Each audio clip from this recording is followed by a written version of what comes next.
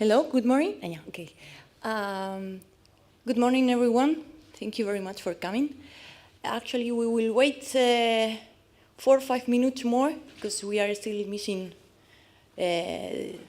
some people. So please be patient, and then we will wait for 5 minutes to start with the session. Okay? Thank you very much.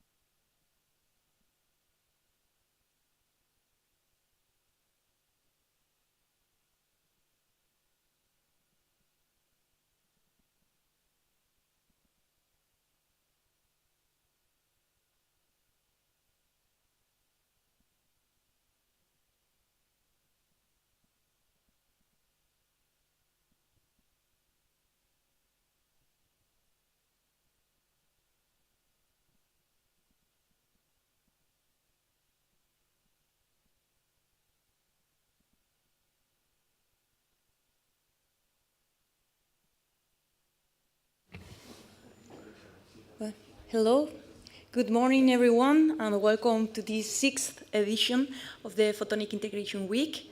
We are glad to have you here. Thank you for coming. Well, I will try to be very briefly. I wasn't supposed to be here. It was supposed to be Sergio Saez here, but he was not feeling very well, so we send you from here. Sergio, well wishes. I hope you get well soon. Well, I just wanted to mention a brief overview of the program of this Photonic Integration Week. So as you know, we will have session number one now. After that, we'll have the coffee break for session 2, and then the lunch. And again, session 3, and for after the session 3, we will have the B2B meetings and the lab and clean room tour. In order to organize those, well, you know that some of you have already sent an email to Silvia or Sergio to ECFO, so we have some meetings already arranged. But if you want to, you are still on time, so if you want to meet someone, just send an email, and then you will have a room meeting and some certain time to talk in private with these people. In order to make the lab and clean room tour, we have there are some signings downstairs, and then we will meet there in order to organize the groups and make the room tour, the clean room tour and lab tour. And tomorrow, Wednesday, we will have the 2 last sessions. And after that, we will have, again, some time for a business-to-business meeting if there is someone that still wants to have some time, some extra time. And, well, that's it. Thank you very much to our sponsors and all the exhibitors. I think this year is the first time that we get the whole sponsor exhibition, the exhibition room complete, so thank you very much for all the exhibitors. And well, I will not take more time, and I will just give floor to the first speaker of the first session, which is Dheeraj Kumar from Rockley Photonics, and his talk is titled "The 3.5 Hybrid Integration with Silicon Photonics." So, please, Dheeraj.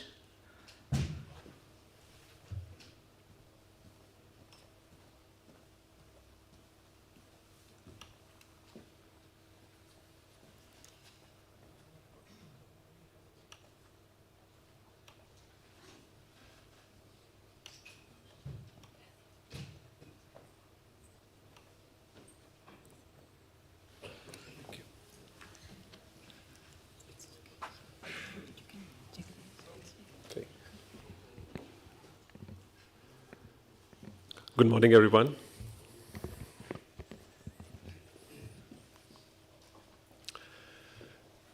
Morning, everyone. My name is Dheeraj Kumar.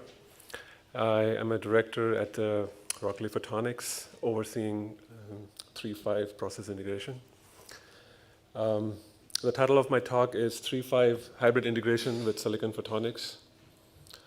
Before I start, I would like to express my gratitude to the meeting committee, especially Pascual and Gloria, for inviting me over and giving me this opportunity to represent Rockley Photonics on this forum.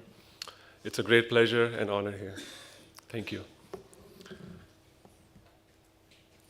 So I've divided my talk into 2 segments. In the first segment, I'll give a brief introduction about Rockley Photonics and talk a little bit about the applications in the healthcare monitoring that we are currently pursuing. The second part of my talk is where I delve into some integrated photonic building blocks that are most relevant to the talk. And one of those 2 integrated photonics building blocks is actually a key component in the applications in healthcare monitoring. And then in the end, I'll summarize with Rockley's fab ecosystem, just to summarize. So Rockley was founded in the year 2013 as an integrated photonics company. And since then, we have innovated not only in the integrated photonics area, but in many other technology spaces around integrated photonics to enable full photonic solutions. So in the semiconductor technology and process space alone, we have designed our own silicon photonic circuits, designed our own 3.5 devices, their integration schemes. We design our own ICs, work with some of the world's largest IC manufacturers in the world. And we have also built a small fab ecosystem. Even though we are fabless, we have built a small fab ecosystem by building collaborations with them to have the entire value stream map for the entire products from end to end. In the product capability space, we design our own hardware, design our own system, and our first photonic-based sensing module is expected to be launched later this year that I will be discussing in the next slide. In the measurement science and cloud analytics space, I'm proud to announce that we have designed algorithms to enable biosensing for healthcare monitoring.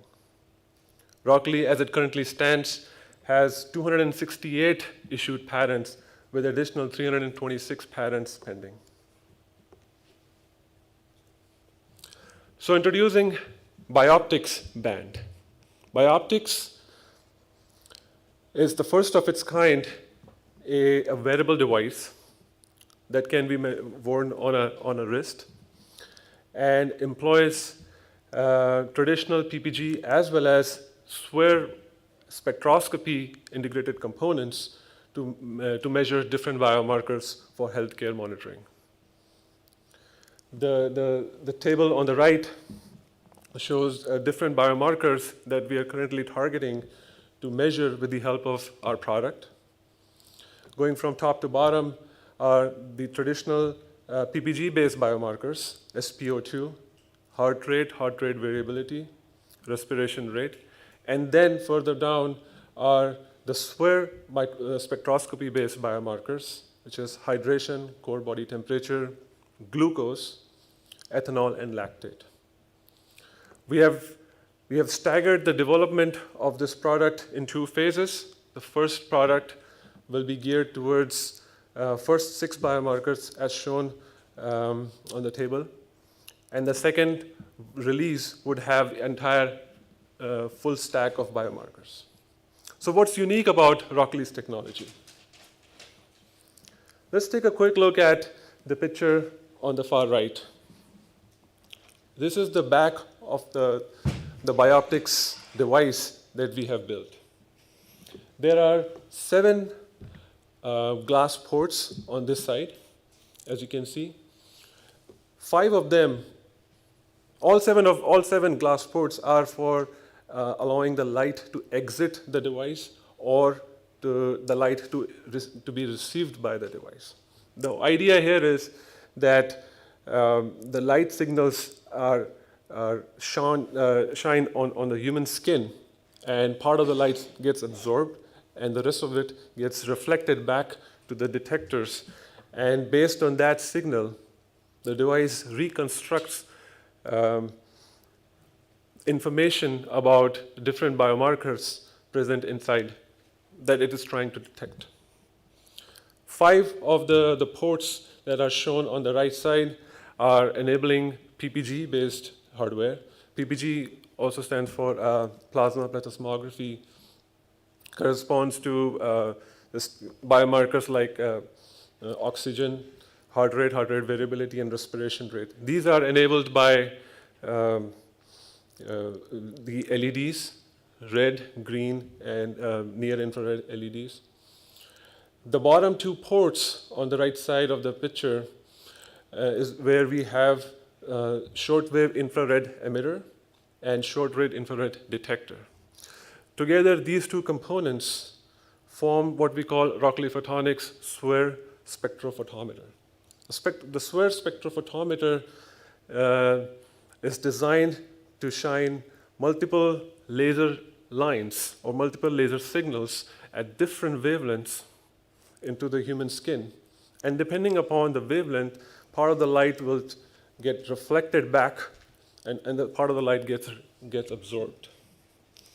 The The graph on the far left, bottom left, shows the absorption pattern of different analytes that are present in a human skin or blood. As you can imagine, you can see from the absorption pattern of different bioanalytes, if we are able to collect all this information from the human skin, we can reconstruct an absorption pattern, and based on any change in the concentration of the analytes, we can detect the quantity of that change. And by that, we'll be able to detect the biomarker. Of course, this is the hardware part of it. The software and the algorithm is a whole another story. So let's take a step back and talk a little bit about the different technology elements that Rockley has used in its entire line of products, including the bioptics band. To start from the top left are integrated lasers and modulators. Integrated lasers is, as I mentioned, is one of the key building block that is used even in the spectroscopy-based biomarker. Modulators are part of our datacom products. Multiplexers, demultiplexers, fiber technologies are part of the silicon photonics circuits that enable us to combine different optical signals into one single waveguide. And then we have many other different passive components, edge couplers, other passives, even germanium photodetectors for different operations of the photonic circuit. For this talk, I'll be focusing on the top left two building blocks, integrated lasers and modulators. At Rockley, integrated lasers is a very common and very key building block that is used across many different photonic solutions. Here, we integrate the lasers using two methodologies, flip chip bonding and MTP printing. Modulators as well, we have U-bend shaped modulators, and we have designed flip chip process as well as MTP process. And depending upon the type of the product that we are building, we use either of the two integration schemes. So before I delve into the two building blocks, let's take a quick look at Rockley's silicon photonics platform itself. Because the integration scheme is quite heavily dependent upon the platform. So Rockley uses so-called multi-micron silicon waveguide platform, where the thickness of the waveguide itself is of the order of 1 to 3 microns. It's a SOI on box. Comparing to standard or traditional CMOS photonics-based silicon photonics platform, where the waveguide size is of the order of 0.2 to 0.3 microns, Rockley's platform is almost an order of magnitude larger than that CMOS photonics. And there are many, many advantages of doing that. And one of the main advantages that I can think of is the mode profile. The mode profile is readily matched with the 3-5 components that we integrate with. Some other key advantages of this platform are very low loss, high power handling capability, broadband performance. There's very little dependence on the wavelengths, low dependence on polarization, and of course, ability to build in fiber edge couplers. Now let's talk about the integration schemes that we have employed within our structure, within our platforms. And so as I mentioned, flip chip bonding and MTP printing are two different hybrid integration schemes that we have used. Flip chip bonding, as the name suggests, 3-5 devices prefabricated and flipped, singulated and flipped within the silicon cavity or silicon platform, silicon photonics platform. MTP is a novel technology. The adaptation of this technology is still quite in the beginning stage, but we worked with partners who have designed or built this technology and started to employ this on our platforms as well. In MTP as well, 3.5 component is prefabricated, and later on, it is, instead of flipping into the silicon photonics, it is picked and placed, sort of like a pick and place station, but not quite the same. There are many advantages of using these two hybrid integration schemes within our platforms. Number one, it allows us to use optimized design of the 3.5 components, as well as silicon photonics.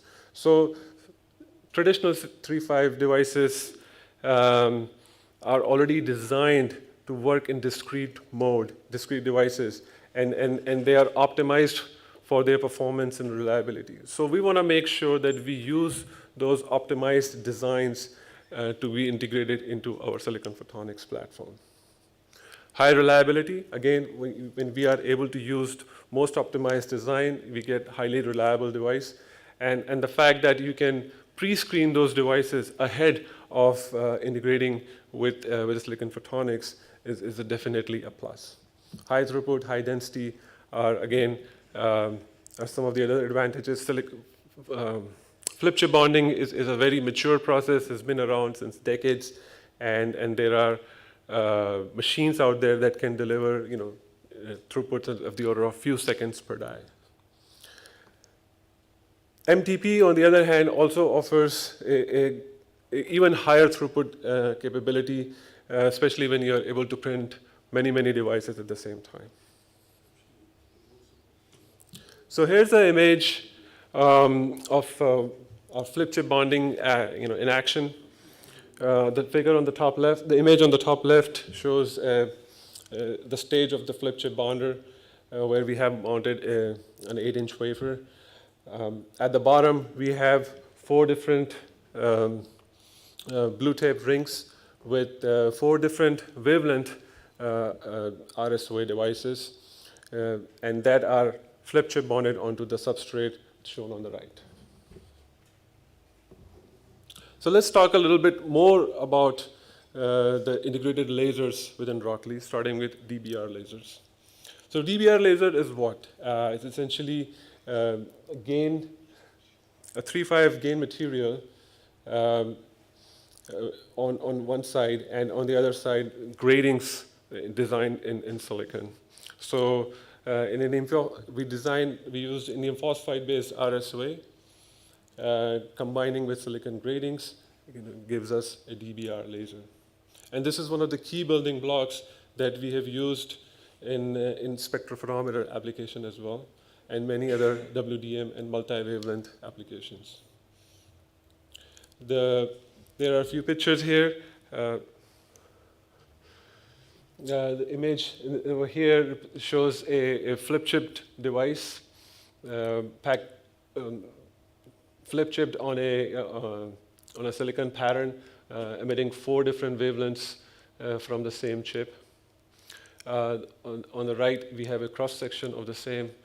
At the bottom is LI performance of one of those channels. You can see that the output power is of the order of 60 milliwatts at the highest current. And these 4 channels are around 1550 nanometer, and you can see the 4 channels nicely lasing. Moving on, the another integrated laser device example is our 400G DR4 integrated DFB and EAM. So this is a silicon photonic circuit of our DR4 transmitter device. We have flip-chipped DFB array right up here. We have a flip-chipped EAM array on the far left. And then also we have some monitor photodiodes on this side. The devices are designed, in this particular case, for 1310 nanometer, but we have different versions of it that operate at 1550 and 1740 nanometer as well. Moving on to MTP bonding. Microtransfer printing, like I said, is a novel process, and it is still very much in the development phase. The idea behind microtransfer printing is you bring in a stamp close to the active devices on a donor wafer, and with the help of van der Waals forces, the active devices get stuck to the stamp, and then you take the stamp over to a new surface, let's call it acceptor surface, and the devices are lowered onto the acceptor surface, and depending upon the kinetic energy or the speed of how the stamp is removed, one can transfer the components from donor to the acceptor. Same principle is applied on 3.5 devices as well. So this is the MTP-based 3.5 process flow. So we start off with a special epi structure. You have the standard PIN structure of the device. And right underneath is a special layer, which is a sacrificial layer, especially used in the MTP process. So we go through the entire process flow for fabricating the device. Towards the end of the process flow, we run a very special process which is called sacrificial layer etch. Once this sacrificial layer is fully etched, you have the active device that is essentially suspended in air. At this point, the device is ready to be picked and printed elsewhere. So, bottom left image here, a stamp comes in, picks up the component, and now moves on to and places on a different substrate. So this is the entire MTP process on silicon. So of course, for this technology, we worked very closely with the Tyndall fab as well as Accelerprint in developing this process. So these are some images. This slide represents our process of microtransfer printing developed at Rockley. So this right here, this is a 4-inch wafer. We have developed the entire MTP fabrication process on a 4-inch line, and all these are individual active components post the release layer etching. On the right, we have a silicon wafer where the 3.5 components has been transferred over and printed, and this is an optical image of the same. At the bottom, we see I'm presenting a LI performance of one of these DBR lasers, and you can again see the light output goes up to nearly 60 milliwatts at 250 milliamps. The next generation of one of our MTP devices is a highly dense laser array. You can see here there are 10 channels on this array, all within the span of 100 microns. And the relative size of the MTP array with respect to a flip chip compatible device. Moving forward, this is our MTP version of EAM device. Again, we have the U-shape EAM devices that are printed onto the silicon substrate with waveguides and everything, and they are modulated. We're getting nice 50 gigabits per second eye diagrams with this particular MTP device. And last, I want to summarize my talk with just showcasing our design and manufacturing flow of our photonics ecosystem. So we work with different ASIC foundries. We supply our own designs and simply have a nice value stream of ASICs for the specific use. And then at the same time, we work with multiple fabs to grow our own 3.5 material, as well as grow our own silicon photonic raw material, SOI wafers, and work with different of those stakeholders for processing, testing, and so on. So thank you. That was the last slide. I would like to acknowledge all the collaborators that Rockley has had the opportunity to work with. So thank you.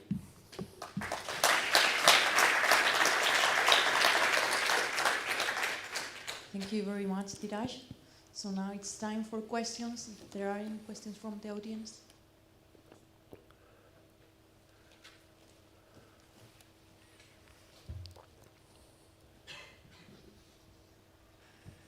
Hi, Dheeraj. Thanks for the nice talk. I'm David from BNC Photonics. I just have one question, or actually it's two.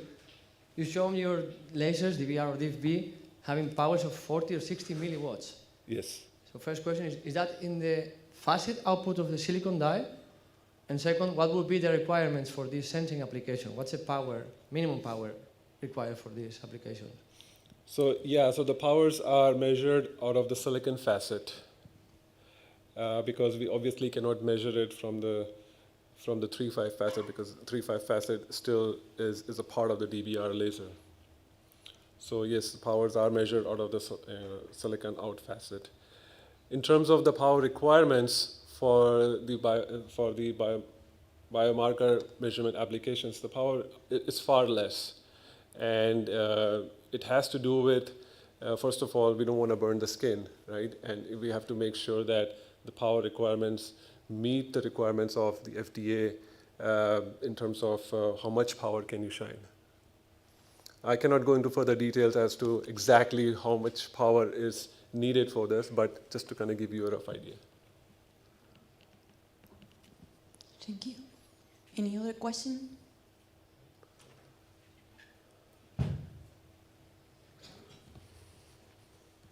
Thank you. In the same slide, why the power fluctuates with the current? So this is a phenomenon of mode hopping. So we have the gratings on the silicon side, and the gain is obviously in the 3.5 side. So as the current increases, the gain shifts, right? And of course, the temperature gradient on the 3.5 side is different as compared to silicon side. So we have the mode hopping as we increase the current. But this is not desired, no? A desired effect, because in the next slide or the two slides, you can see more. No, next one. The other one. Next. Yeah, here. Yeah, this is also the same phenomena of mode hopping. In terms of, you're right, it is not always desired to see mode hopping, especially when you are modulating the lasers.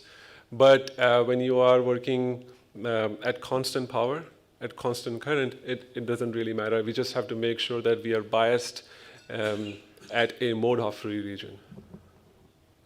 Thank you.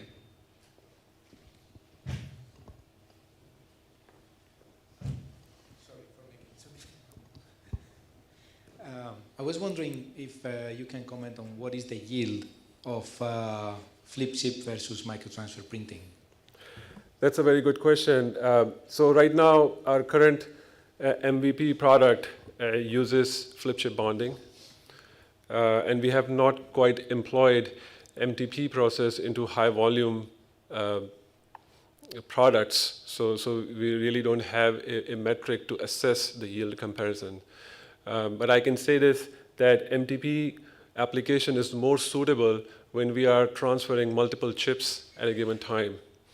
And that's the only way we can have MTP really become more advantageous over flip chip in terms of throughput.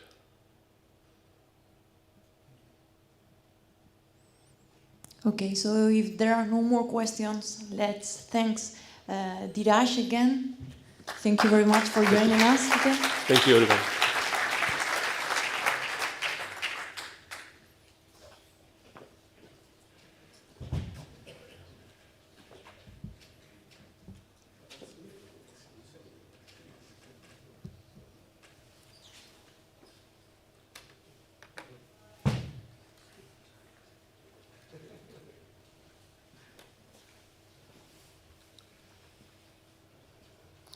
I need a little bit of help for logistic things, but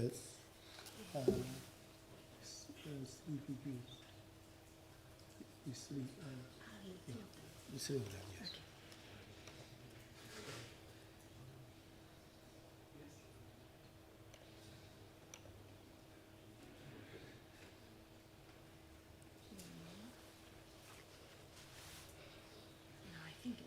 It's okay, I think. Yeah.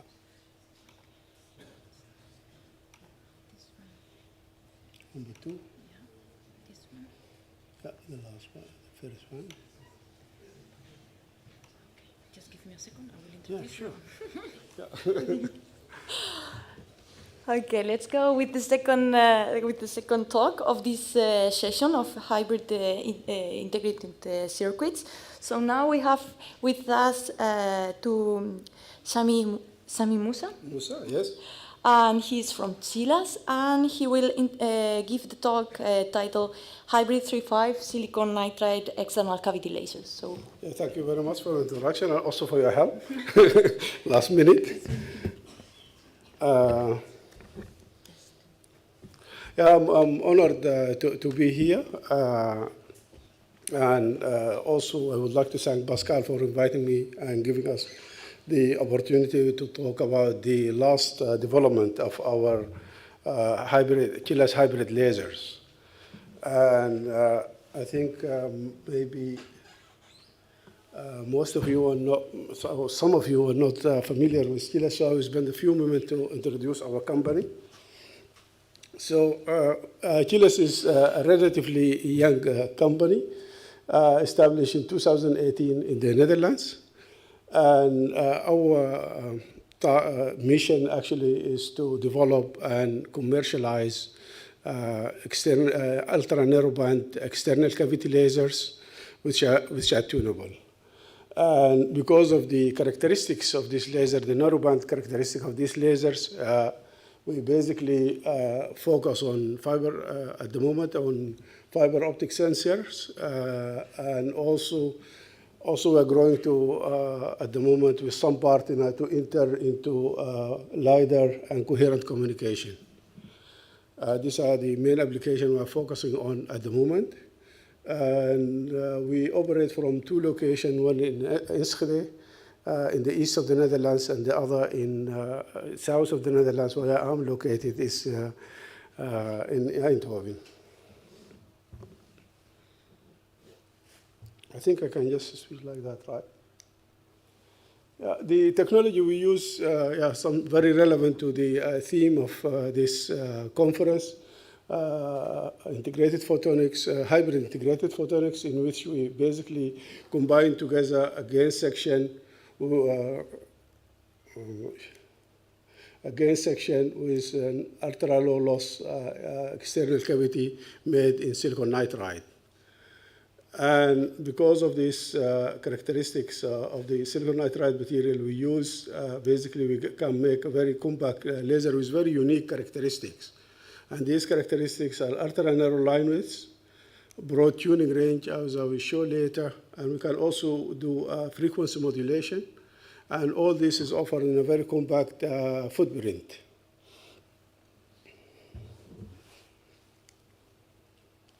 The product we have at the moment, we have different product in different wavelengths, but our main product is in the C-band.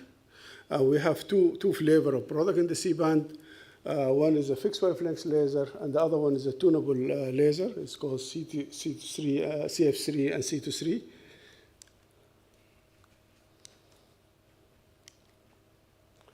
And the C23 has the fixed wavelength laser has a very narrow line width, less than 5 kilohertz, and an output power of larger than 20 milliwatt, and it operates around 1550, and it has a very low frequency noise. The tunable laser has relatively larger line widths, less than 10 kilohertz, and it has an output power of 10 milliwatt, and it can be tuned over 100 nanometer range over the C-band. All these products are offered in a compact footprint in a 14 pins butterfly, which is temperature stabilized and pigtailed with a BM fiber. We also offer an evaluation driver electronics to control this laser together with the software, both for the fixed wavelength laser and the tunable laser.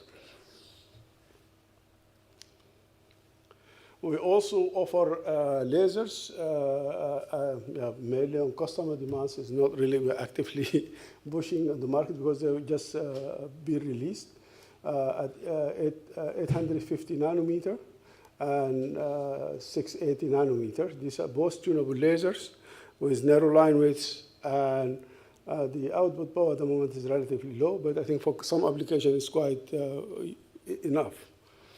These are also offering a very compact footprint. Our development and production of these lasers are actually supported by a very strong ecosystem in the Netherlands. For instance, just to give an example, we design the lasers, we produce our tunable, our external cavity at Lyonics.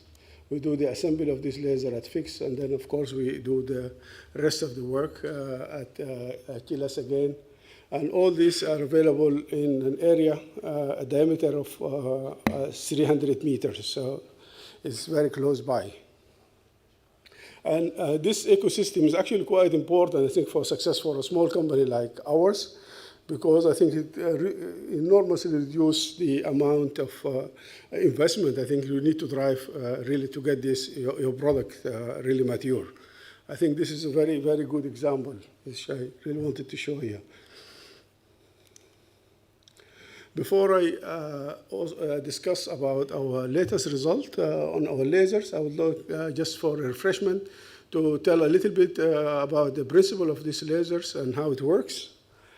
And basically, this laser, as I mentioned earlier, is we use hybrid integration of two chips. We use an RSAWA as the active medium of the laser, and it's coupled to an external cavity in silicon nitride, which act as a tunable mirror. And the gain section has a hard coating on one side, and on the opposite side, the side of the external cavity is an anti-reflection coating, and the light goes from the SAWA into the structure. It goes through two micro rings, resonator, and comes back through a tunable coupler. Part of it goes back to the active medium, and part is coupled out as the output of the laser. And these micro ring resonators basically act as the other side mirror of the cavity, and they're designed in such a way that they have a slight difference in the circumferences of these rings, such that the free spectral range of each resonator is slightly different. So you get like a Vernier effect. So if you can see here, there is only one peak where you have an overlap, and that will work like the hard mirror, reflecting the light back. And by changing the optical path lengths of one of these rings, or both, we can gradually tune this, and I hope I can show this. So this will be the first test that my video works. So.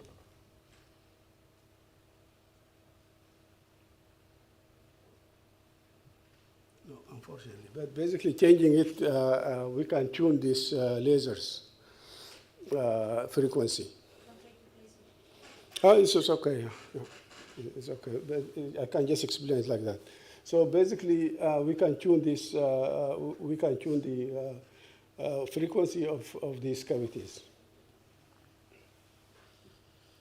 Because of the high, I think very efficient gain section we use, we can get very high output power, as I will show later.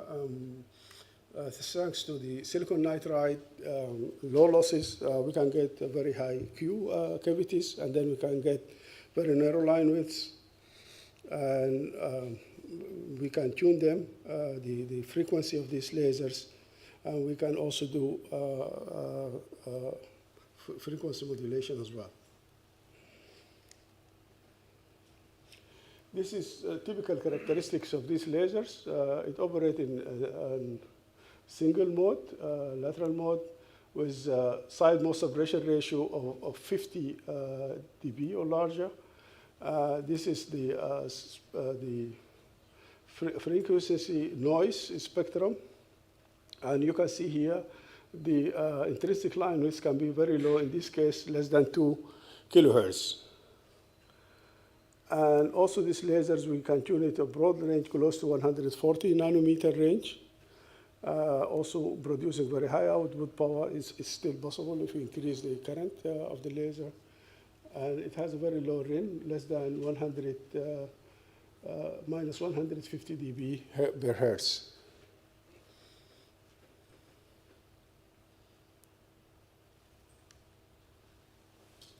Also looking at the stability of the laser, this is just monitoring the output power of the stability of the output power of the laser over 180 hours at room temperature, and you can see the laser is pretty stable. We also put the laser in an oven, and we do temperature cycling, and you can see we monitor the frequency of the output frequency drift of the laser, and we can see that the frequency drift from in a range between room temperature to 70 degrees Celsius, it goes less than 3 gigahertz. I think the latest result is even better than that, but I think because I will spend a little bit time on laser stabilization, because that's for quite some application is quite important. To monitor the stability of our laser, we did a heterodyne measurement where we beat it to free-running lasers of killers, and we monitor the beat frequency in a signal analyzer. Because the lasers, the frequency has always a little bit of jitter, you can see that in the beating signal. For instance, here. We can see that within 1 second, the frequency drift of the beat signal is less than 50 megahertz. That means per laser it is less than 25 megahertz. But also, you see that it increases as a function of time, and that's why we did an experiment for 2 weeks, 12 days. We monitor the maximum. Here you see the max hold of the experiment for after 12 days of continuous measurement, that it is within 270 megahertz. That's the drift. So that per laser is 140 megahertz. That is slightly larger than 1 picometer. But I think for some application, and I'm looking here at Sebastian, I think they might need more, even stable lasers. So we did try to stabilize our laser by doing looking to a waveless reference, and for that we have used an asymmetric Mach-Zehnder. My colleague just put a red light on it to make it a nicely visual. And the arm difference of this AMZI is 2.5 meter, which will correspond to 125 megahertz FSR. And that means we have a grid of 1 picometer where we can lock the laser to. And we have done experiment. This is just on an optical table, where here you see this is the laser splitter here, and this is the AMZI, and the detector goes from each of the arms of the output arms goes into a balance detector. And we have a feedback loop, electrical feedback loop, where it goes back to the gain section of the laser, and where we do the locking of these lasers. You see, this is experiment is done on an optical table, and the idea is that we want to do it in just a module. I think we try to do that in the framework of the Quarta project with Sebastian and Lux Quanta and other partners. So that will be our next mission. These are the result, preliminary result of this experiment. This is the frequency noise of the laser free running without stabilization. And you can see the effective line width is 140 kilohertz. And when we do the stabilization, it goes to 15 kilohertz. It's kind of significant reduction. You can also see here, I think it's more like, when you compare, this is more like 2 decades in the low frequency part of the noise spectrum. Of course, you see also some noise here, but that's really because of all the fibers and cable running around the table loose. And we expect that we get much more smoother signal when we integrate everything in just one small chip. Also, something we are very excited about, we have recently teamed up with one of our LiDAR customers, where we demonstrated range and velocity detection using our laser, using in an FMCW LiDAR. In this experiment, our laser actually was swept linearly to a range of 4.5 gigahertz at a modulation frequency of 4 kilohertz. I think this was a preliminary result, and now I hope this will work.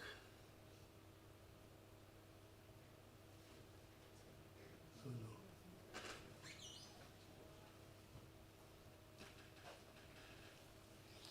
no. If not is working, we can play it in a separate. Yeah, okay, yeah, that's good. Because I only have video after that.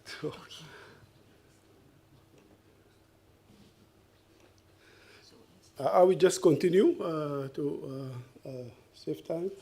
I think.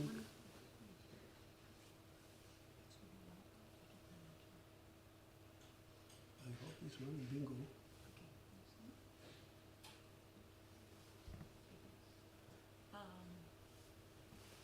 Yeah, basically, I don't know, it's not really clear here.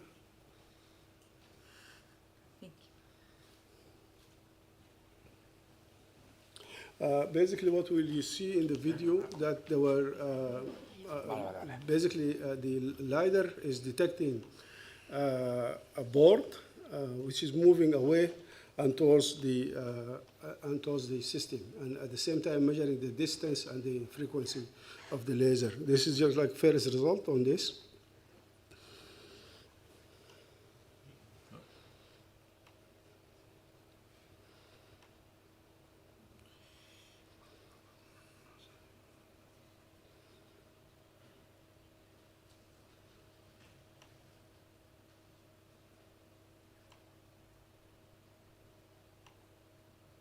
Yeah, very good, thank you.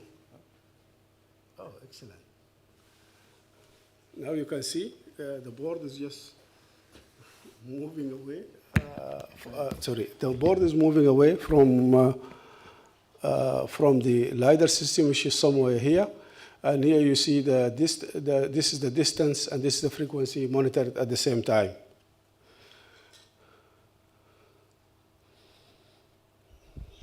So it's just a board on wheel, somebody is just pushing it away and coming back. So that's, and I go to my next slide. It's basically the summary of this presentation. And I will leave you with this video about killers, but I hope the sound will work. GLOS develops and supplies high-end semiconductor external I think I tunable could lasers just with summarize my ultra-narrow whole line width, presentation broad in this wavelength video. tuning range, and compact footprint, ideal for many applications. GLOS lasers are constructed by hybrid integration technology, which integrates an optical gain medium chip with an ultra-low-loss silicon nitride external cavity chip. This technology produces a laser with high output power, ultra-narrow line width, over 100 nanometers wavelength tuning range covering the C-band, and FMCW frequency modulation. A unique set of characteristics never before combined in a compact laser. GLOS lasers can be used in a variety of applications like fiber optic sensing, coherent transceivers, quantum key distribution, and FMCW LiDAR. Exploit your full bandwidth with GLOS external cavity lasers.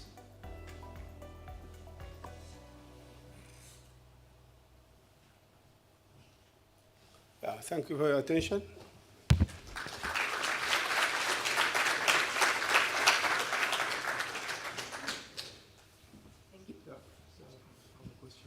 Thank you very much, Musa. If there are any questions from the audience?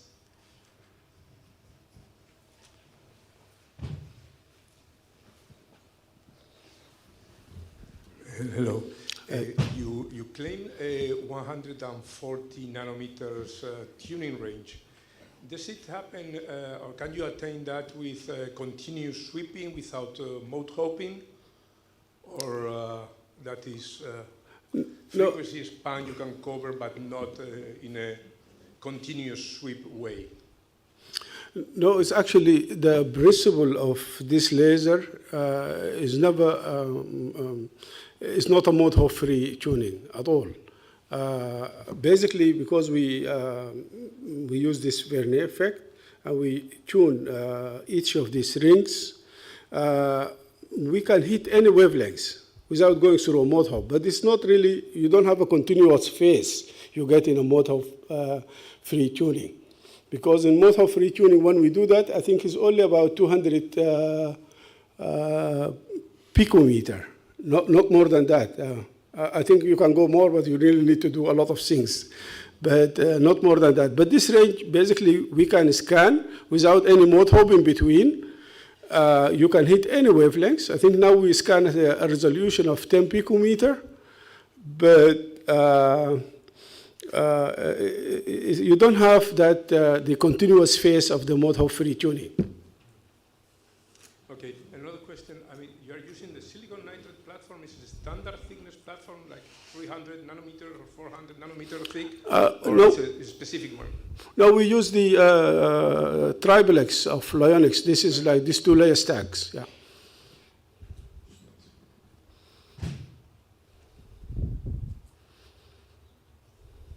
Any other question?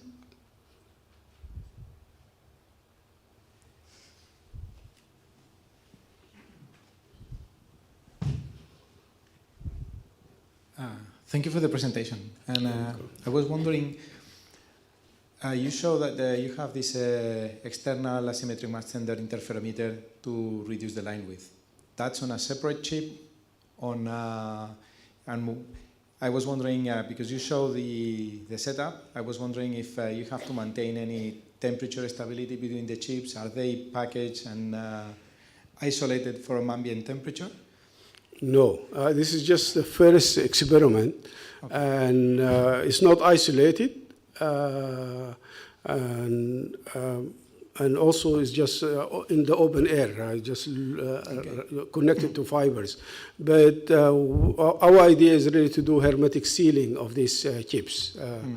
And yeah, we are also working with one partner in France to do that. And actually, maybe it would be nice to have it on the same chip with the laser. And actually, the butterfly package seems quite, doesn't have much space.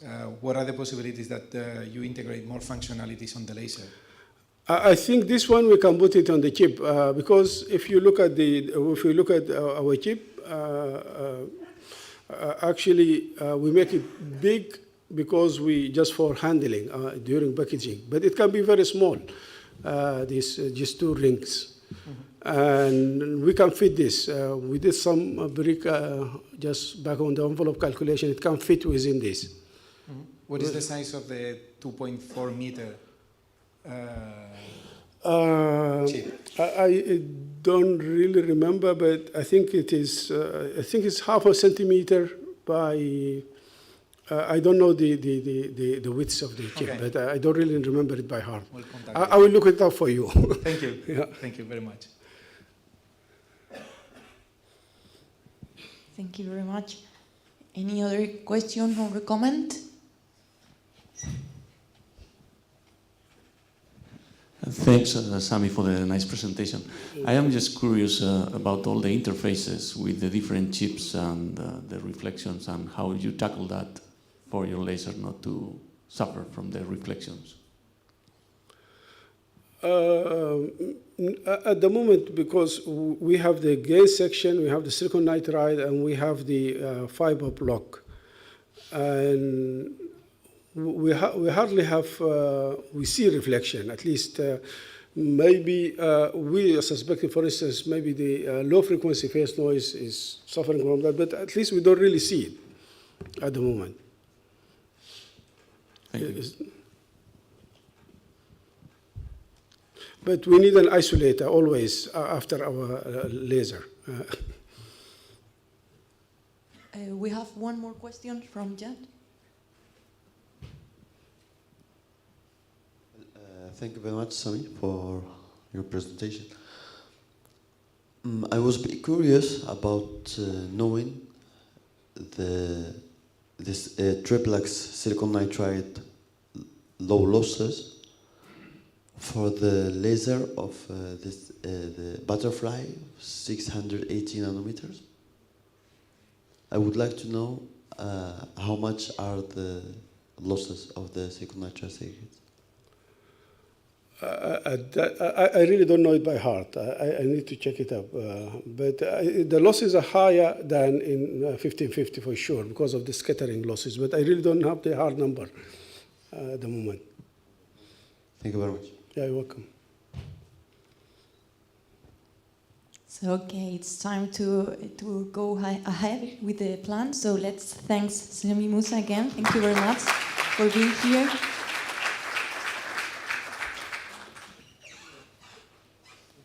And now it's time for our third speaker of the session. It's time for Sebastián Echeverri from LuxQuanta, and he will talk us about continuous variable quantum key distribution systems.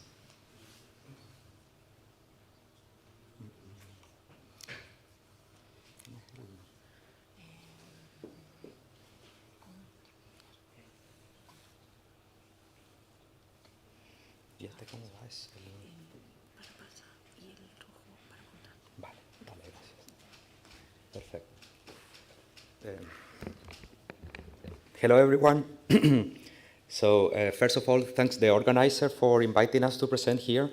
So we are going to present you an application of photonic integration. So this will not be a presentation about the technology, like the photonic integration technology, but it will be nice for you to see this in order to tell us your ideas, actually, that how you can contribute to our application. So we are really open to collaborate. I'm very interested in this field. So, well, my name is Sebastián Echeverri.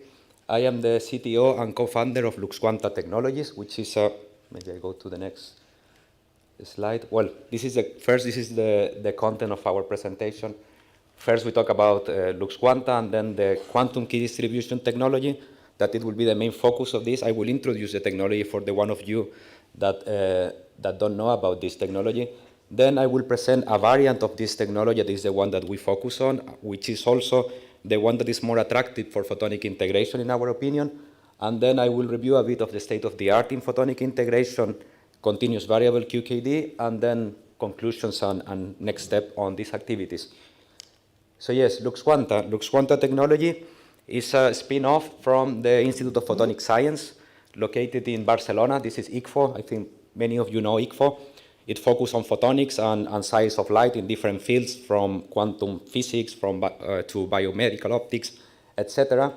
And we started as a company in May 2021, and now we are a team of 18 people with main focus on technical part of telecommunication, software, and electronics, but also we have a commercial unit that is growing, led by our CEO, Vanessa, plus commercial and administration people that are part of the company as well. So we are located in Barcelona, next to ICFO in Castelldefels. And we are a growing team, and we expect actually to increase the number of people very soon. So this is LuxQuanta, and well, just to introduce quantum key distribution, which is the main technology and the main focus of our company, I always, or typically everyone starts by introducing the problem. And the problem that we want to solve with quantum key distribution is a problem that can be caused by quantum computers, which is a completely different technology. They have nothing to do But quantum computers are a technology that is being developed by large companies like Google, Microsoft, which has the potential in the near future, let's say 10 years or 15 years, to break the encryption as we use it now. So basically now for encrypting data in communication, on telecommunication networks, you use mathematics. We use algorithms that are based on some problems that are difficult to solve by normal computers, such as factorizing large prime numbers. So a standard computer cannot do that. A quantum computer, by implementing some quantum algorithm, could do that very efficiently, meaning that, for instance, RSA, which is what we use every day for digital signatures, if we start breaking RSA with a normal computer, it would take millions of years. If we have a sufficiently large quantum computer, it can take minutes. So data transmission and communication, let's say, is at risk, not because also the quantum computer is coming, but also because current data can be stored and then can be decrypted later when we have a quantum computer, which means that data that needs to be secure for many years, 20 years, 30 years, we have a problem with that now. So then, and this is a problem that we all know, a government know, and there are solutions that companies are proposing to solve this problem, and quantum key distribution is one of them. So quantum key distribution proposes to stop using mathematical algorithms, but to move the security to the physical layer by using photonics, by using quantum signals that are propagated in optical fibers. So those quantum signals, they have properties that can allow for secure distribution of cryptographic keys between remote locations, and the security is really independent of quantum computer. It's proven by theory and not assuming any computational capability in an adversary. So I would say that if it's implemented correctly, the security is permanent. So, well, I think I said all of this. So, well, for the one of you that don't know about quantum key distribution, I will briefly introduce the technology. Basically, you can think of telecommunication hardware, like a transceiver or any type of unit preparing light with some encoded information, and a unit that is a receiver that is actually measuring that light. In security, we always use the terms or the names Alice and Bob for the communicating parties that want to perform a cryptographic application, which is in this case the distribution of cryptographic keys between the two remote locations. So basically, Alice in a QKD system is a transmitter of quantum signals. Quantum signals are like pulses of light, but then you decrease the amplitude or intensity to those pulses of light to the single photon level. Basically, you send 1 photon or 2 photons per pulse. And those photons are encoded with some random information, okay? So you prepare those in Alice, and then there is a quantum channel communicating Alice and Bob. This quantum channel is basically an optical fiber, or if you go more ambitious, can be a free space link in satellites, but for us, at this moment, it's an optical fiber. And then the receiver is let's say, a telecommunication receiver that is capable of measuring these single photons and retrieve the information that has been encoded in those photons. So basically, you have random information that is prepared in Alice, and this information is recovered in Bob. So the main problem here is that we're in the quantum limit. So basically, we are embedded in noise. So basically, the signals are very weak and difficult to recover. So the data here on Bob and Alice is not error-free. It's a partially correlated data, so it has a lot of noise. But that noise is quantum, and then we can estimate the noise by using an external standard channel. We can estimate this noise, and what happened? Quantum physics, quantum properties of light, in general say if you have a quantum signal, you cannot look at it without modifying the state. This is based on non-cloning and uncertainty principle that is on the foundation of quantum physics. So basically, if you have this photon and you have an spy or an eavesdropper that tries to look into the photon, it will modify the state. That is proven by theory, not by mathematics. And basically, when the two parties, they estimate the noise, they can identify the presence of an intruder in the channel. So this is the only technology that can do that. You can actually tell when someone is looking into the communication channel, so you can make sure that if you get to measure a noise below some threshold, you can make sure that there is no eavesdropper in the channel. And then what you do that after that, you take the data that you have, and then you run some high-performance computing and post-processing, and from that noisy data, you recover identical secret keys on both locations, that you are sure that those keys are secret. And then that is our part. I mean, this is what we do in LuxQuanta. After this, we don't care. We can give the keys to some encryptor modules that basically can take a plain message and encode it, and then you communicate it in a network. So this is just what we do every day. But then what we change is the source of the key from a mathematical algorithm that uses these public keys or private keys to something that relies on the laws of quantum physics. Okay? So this is quantum key distribution. And this is not a technology that is new. I mean, this technology has been around for a while. And it's really becoming widely deployed, mostly in Europe also during the latest years, actually. But just to have a review of what has happened, we can say that, for instance, the first QKD network, which was deploying several nodes in fiber networks in the US, was the DARPA in 2004. Then Europe was working on the field by an important project that was coordinated by Austria, but involving several member states. That this was the SICOC network in 2008. And now the leadership on all this field is China, for sure. They have now a QKD network in China of 700 links to satellites. And actually, well, they have around 200 users of this network, and they are launching more satellites, and they are increasing the size of their QKD network. So China is very, very much ahead of the rest of the world on deploying QKD networks. And then there are some other projects in South Korea and Japan that have been deployed QKD networks. So this is more like what happened during the last years. But what is happening in Europe now? Europe is putting a lot of resources in this technology, in quantum communication technologies, specifically quantum key distribution. And it has done it through a series of projects that was part of the quantum flagship that some of you might have heard of, that there were projects on developing components for quantum key distribution, developing systems, deploying those systems as well, like the OpenQKD of deploying system and carry out some test bed with banks or financial institutions or healthcare, etc. There was this particular project that is the civic project that we can say that LuxQuanta as a company came out of the research conducted in this project.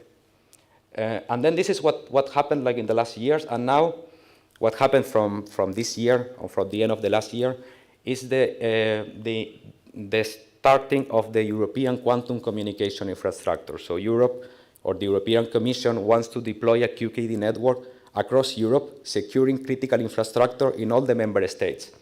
So what has done during this year, each member state, the 27 member states, got around 5 million to deploy initial QKD networks, and QKD manufacturers like us got their projects to further develop their technology. So there are the two lines in parallel, the industrialization of QKD devices and also the deployment and initial use cases demonstration in Europe. So Europe actually is putting a lot of effort on deploying this QKD and is betting for this solution as the solution that could provide this security against quantum computer in 10 years. Okay, so what is happening now in Europe? These are just some examples of what I consider the networks that are more advanced. But in any case, all the European countries are, through this EuroQCI, are starting the deployment of networks. Some of them have already worked on this for some years, and some of them are starting now with this project, but the idea is that in the coming years, there will be networks in all the member states, but also cross borders, hopefully within 5 years, satellite links on QKD. That is another line of project that is pushed by the European Spatial Agency. I would like to point out that there are many networks in Italy and the Netherlands. The one in Spain is particularly interested because it's in Madrid, and I would say that the focus of this is different than the others at this moment. It's led by Telefonica and the UPM, and they don't want a QKD network. They want their network, telecommunication network, that integrates QKD as any other device. They don't want to make an ad hoc network because it's too expensive for them. So they just want to have their network, and then they want to put QKD in the same optical fibers, co-propagating with their data. They don't want to have dedicated fiber, so they don't want an ad hoc solution like, for instance, the network in China that is pure QKD. They want a network that is classical and quantum, and to manage the classical and quantum by the same interfaces, by the same controller. So this is part of what was done in this CIVIC project, and also we follow the same ideas in our company. Okay, just on a more technical detail, there will be two variants of QKD, mainly, but it's all depending on the technology that you use. You have the discrete variable QKD that is probably the one that started before. I mean, it started before, but it's the one that is more mature, let's say. Where you prepare this, the transmitter part is more or less the same. You have a laser or a source of photons, and then you have a modulation unit, modulators, electro-optic modulators, IQ modulators. And then you have your optical fiber, and you send photons, one after the other. And then your detection is a direct detection scheme where you use a single photon detector. Typically have been used APDs, avalanche photodiodes, but now people are working with these superconducting ion wires that then you can reach 400 kilometers in this fiber link in some experiments. And also for satellite communication, then you can use this type of technology because it can tolerate losses because you are using this single photon detector that have very low noise, and then you can increase the efficiency. Okay, but these detectors, they have a problem, that is that they are high bandwidth. So basically, you cannot really co-propagate easily in the same fiber, because if you have, these are photons, and if you put your data in the C-band in another wavelength, then it will be seen by these single photon detectors. But also, you need to cool them down. I mean, the APDs will be in -40. If you work with superconducting, -40 Celsius. If you work with superconducting detectors, then you need cryogenic temperature. So it has some limitation. And this technology is for telecommunication. The InGaAs is quite expensive, the single photon detector. So continuous variable, this technology started as a proposal in '84. Continuous variable QKD started as a paper in 2002. So it's a newer technology. And then what changes is mainly on the receiver side. Instead of using a single photon detector, we do coherent detection. Basically, we have another laser here, and we interfere our signals, and we amplify it. And then we use classical detectors. This is good because this is room temperature. Coherent detection is always narrow linewidth, so basically you can co-propagate the quantum signals with classical light without any effort. There are some limitations of course, on the communication distance, because this type of detection is more noisy than the one that is here. In any case, these are the two variants of QKD, and I will focus more on the continuous variable QKD. That is the one that we work in the company. So basically, this is a QKD transmitter, and this is a receiver. This is very simplified because you need a lot of other components and electronics to do the stabilization and to allow for the long-term operation. But the most important ones are, you need a source of randomness, ideally a quantum random number generator. You need an FPGA, that is the one that creates your signals and drive all the components. You need a laser that has to be narrow linewidth, tunable in the C-band, high power also in some cases, so more or less what Sami was saying in the Chilas laser. Then you need the modulation unit that you can have. In this type of continuous variable, you need to modulate the quadratures of the field, so basically the phase and the amplitude in continuous distribution. So basically you need an amplitude and a phase modulator, or you can use IQ modulators as well. And then this is still classical. When it becomes quantum is when you add the variable optical attenuator. So this one will take the light that is classical to the single photon level. So until here is classical, here you make it quantum. But of course, the possibility of recovering the data put some requirements in the lasers and in all the components that we have in the transmitter. And the receiver is basically, as I said, a coherent receiver. It has to be shot noise limited. So basically you need a laser that is high power, 15 dBm for instance. You have sort of an interference system, could be a coupler, in our case we use 90-degree hybrids with balanced detectors. And then you need to keep these two lasers locked in frequency. So that's why the lasers need to be very stable in frequency, within 2 megahertz, for instance. This one needs to have high power, You need to recover the phase information, so then the laser should have low phase noise, so that turns into a narrow linewidth. So, and as I said, it becomes an interesting problem for photonic integration now, because what we see is that the building blocks in this technology are all in foundries, so are present in foundries. Some of them in one platform, some of them in another. So then hybrid integration could be a way to go, or developing further components in some platform. But here there is a problem, how to make this into a chip. And why we want to do that? Because QKD is very expensive. So basically a QKD system is 200K. If you want to buy a QKD system from Luxquanta, it's 200K, or 150, because we are trying to push the deployment of our system since it's a new product. In any case, if you want to have the private market getting into QKD, companies like Telefonica, Deutsche Telekom, to put really money into this, they want to deploy it in the whole telecommunication network, and then you need thousands of units, because you need one per node, a pair per node, because you need to have direct links. So basically, you need to make it scalable, and photonic integration is the only way to do that. Okay, so then this is on the protocol. This is more what I already said. So you have Alice and Bob preparing these Gaussian modulated quadratures, and then they measure the noise to see the presence of an eavesdropper. And then if they don't see any eavesdropper, they run some error correction and key reconciliation algorithm. This is high data processing. It's nothing fancy. Okay, just to summarize the two technologies, and then I don't know if I'm good with time or, okay, perfect. So just to summarize the two technologies, yes, discrete variable, single photon detection, limited optical co-propagation. So basically it's tough to put, not to use dedicated fibers. There are tricks to do it, but it's not direct. The high system and implementation cost comes from the single photon detectors. The other components are more or less the same.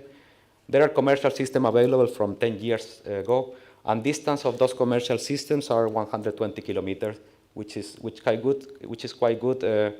Even though metropolitan networks, in most of the cases, are within the 40 kilometers or 30 kilometers, with this technology, you could have long-haul communication, for instance, between cities, that there are fibers that are 100 kilometers, or you can use it for satellite communication, because it tolerates losses better at this moment, and this is current technology. So coherent continuous variable is coherent detection. It's all built with mature telecommunication components, more or less. Let's say there are no single photon detector, but we are using state-of-the-art lasers or state-of-the-art components. Let's say more mature telecommunication components. High co-propagation capabilities is what I mentioned. The system and implementation cost, because not using the single photon components, it's reduced.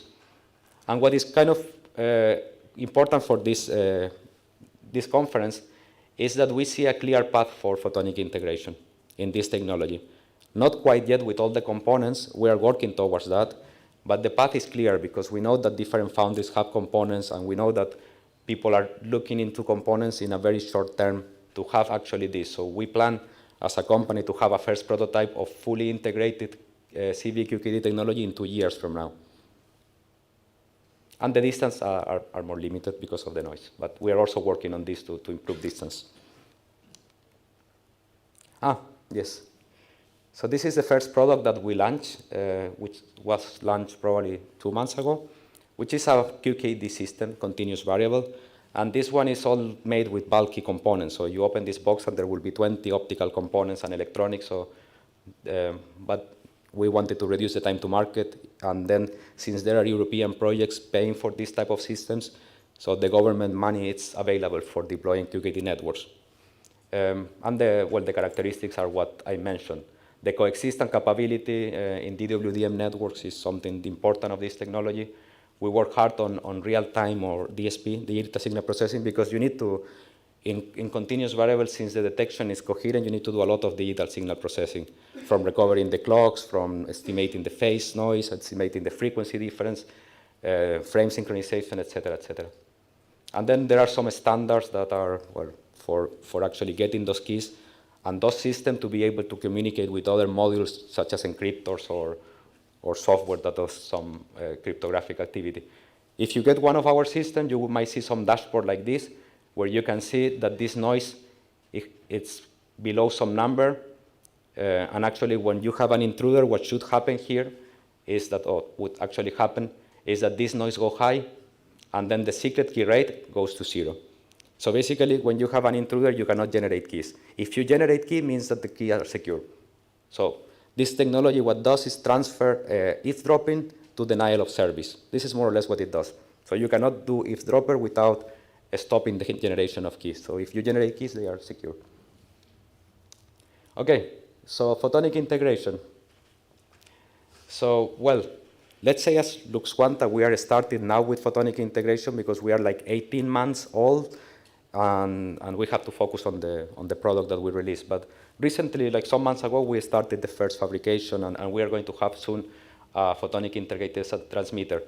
But at ICFO, before being a spin-off, myself and some members of Lux Quanta, current members of Lux Quanta, were involved in some projects on photonic integration of CVQKD, mainly the CIVIC project that was also with VLC, that they are here. So, but as a state-of-the-art, what we have found that as most relevant papers and activities on photonic integration of CVQKD could be this work from Singapore on silicon, that they do the transmitter and the receiver integrated. However, they do not integrate the lasers. That is an important component, and actually the one that has a lot of requirements in terms of line width and stability, but they integrate the modulators.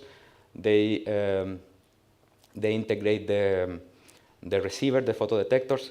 And one main limitation of this is that you have one laser here, and then you send the same laser as the local oscillator that you need in coherent detection, which this is an obsolete scheme. You have to have 2 lasers, because then you have some side channel attack. So you need to have a laser here and one laser here, and they need to be locked. You cannot really use the same laser. I mean, in the early implementation, this was the way, but now it's not this way in the let's say new CVQKD systems. Then you have the work of IMEC on the receiver side. So they develop a balanced receiver for CVQKD that have 20 gigs of bandwidth. But the main challenge with the receiver side is that you need to have shot noise limited detection. So that means that you need to have your shot noise around 15 dBs higher than the electronic noise. So that means that you need detectors that can tolerate a lot of local, a lot of power, that they do not saturate, they are low noise, and you need to keep that clearance in the whole bandwidth if you want to use it to 20 gigs. So basically, typically you need to limit the bandwidth to get this clearance. So these are a limitation of the detectors. And also, you need low losses. In the transmitter, you don't care about the losses because you have a variable attenuator in the end that anyway it will take that to the single photon. But in the receiver, the more the losses, the less the distance that you can have. There is the work of that, this is what ICFO was working together with VLC and HHI as part of the CIVIC project, that we were also members of Lux Quanta were involved in this project as well, not as Lux Quanta, but as ICFO at the time. And this was presented on OFC, that this was, that I will go more in detail on this activity, so I will skip this now. And then there is the work of Sorbonne University in France that they did the silicon receiver as well, which was presented some months ago, or maybe 1 month ago or less, in OFC. So then I will go a bit more into detail on what ICFO was doing together with VLC. And so this was part of the CIVIC project where we came up at this time. I was at ICFO when we started. We came up with the building blocks, and then VLC designed the chip, and then it was fabricated by HHI in Germany. And this is a transmitter. It is the first transmitter, let's say, that is done in indium phosphide for this application.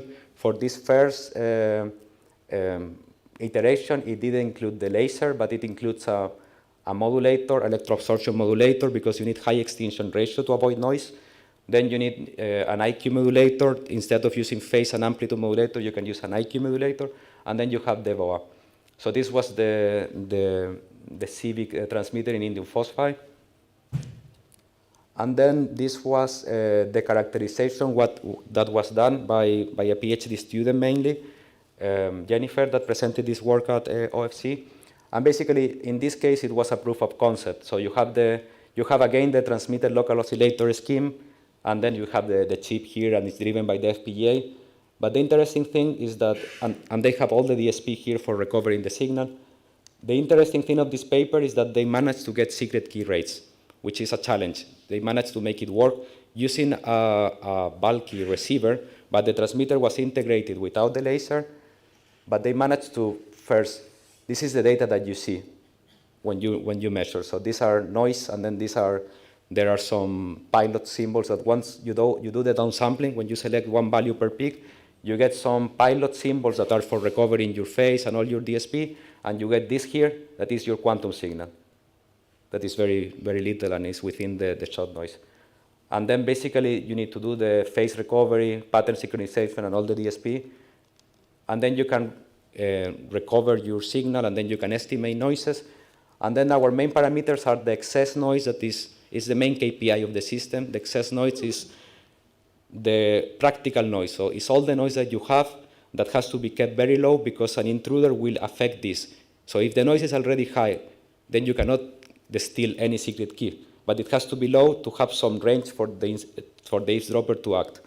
So, and then you have some thresholds, and then in this case they managed to get below those thresholds and then to get the secret key. So it's a very interesting work, and it's the first one in indium phosphide. But the challenge of this is that this work on indium phosphide, for instance, didn't integrate the laser. The receiver needs to integrate it as well. So there are different, as I was saying, there are different platforms and different ways of doing this. Indium phosphide is very interesting. We need linewidth that are less than 50 kilohertz, so there is a challenge for them. We need C-band tunability if we want to exploit the co-propagation in telecommunication network and not to have dedicated QKD networks. We need the local oscillator laser with the same power, the same linewidth, and both need to be stable in frequency because they need to interfere. And since we are working in quantum signals, the noise is critical, so it's not enough with recovering the signal. You need to really go to the minimum noise as possible. So then you really need to have the lasers in the same frequency and to do very advanced phase recovery schemes. So in our company, we are working towards that. So we are working with the transmitter, the receiver. We are setting up a unit on photonic integration that is working with VLC and other companies to actually demonstrate a fully integrated CVQKD system. And then what is the main goal of this? Is basically this photonic integration will allow for the commercial viability of this technology. So we believe that in 5 years, without reducing the price of QKD, removing 1 zero, let's say, 20K per unit, the private market will not invest into this. Because for the governments, yes, the government could pay a price because if you lose some governmental data, the damage can be really to people's life. But in companies in the private sector, in finances, it's basically always a trade-off on what is the cost of losing this money and what is the cost of protecting this money. So you have to get that balance right. So at this moment, we need to reduce the price of the system if we want the private market to really invest. And yeah, thank you very much.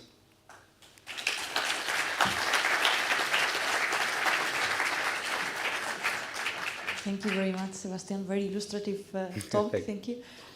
Any question from the audience?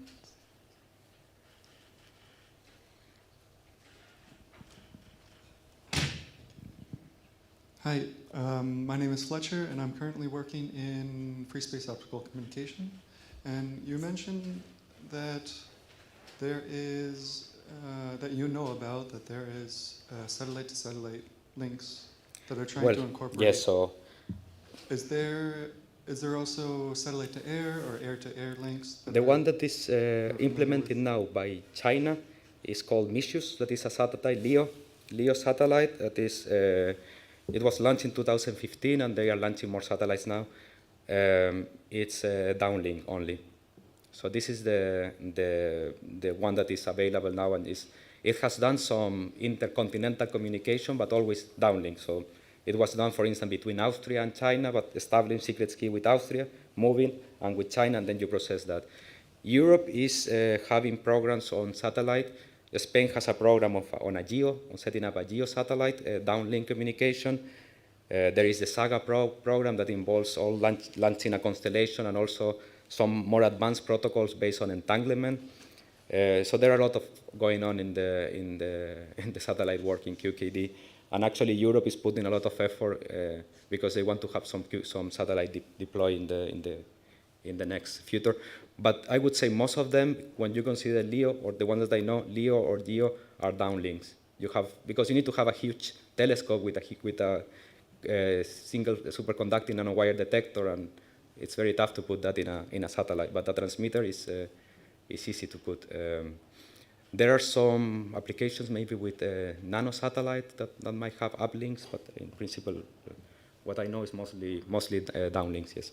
Okay, thank you. And so, are you familiar with any European project that considers aircraft to aircraft, or includes aircraft to any type of link? No, I know that Singapore is doing some interesting things on that, maybe also using drones, aircraft drones, but in Europe, I don't know. Maybe at some country level there are, but I'm not aware of. Great, thank you for the information.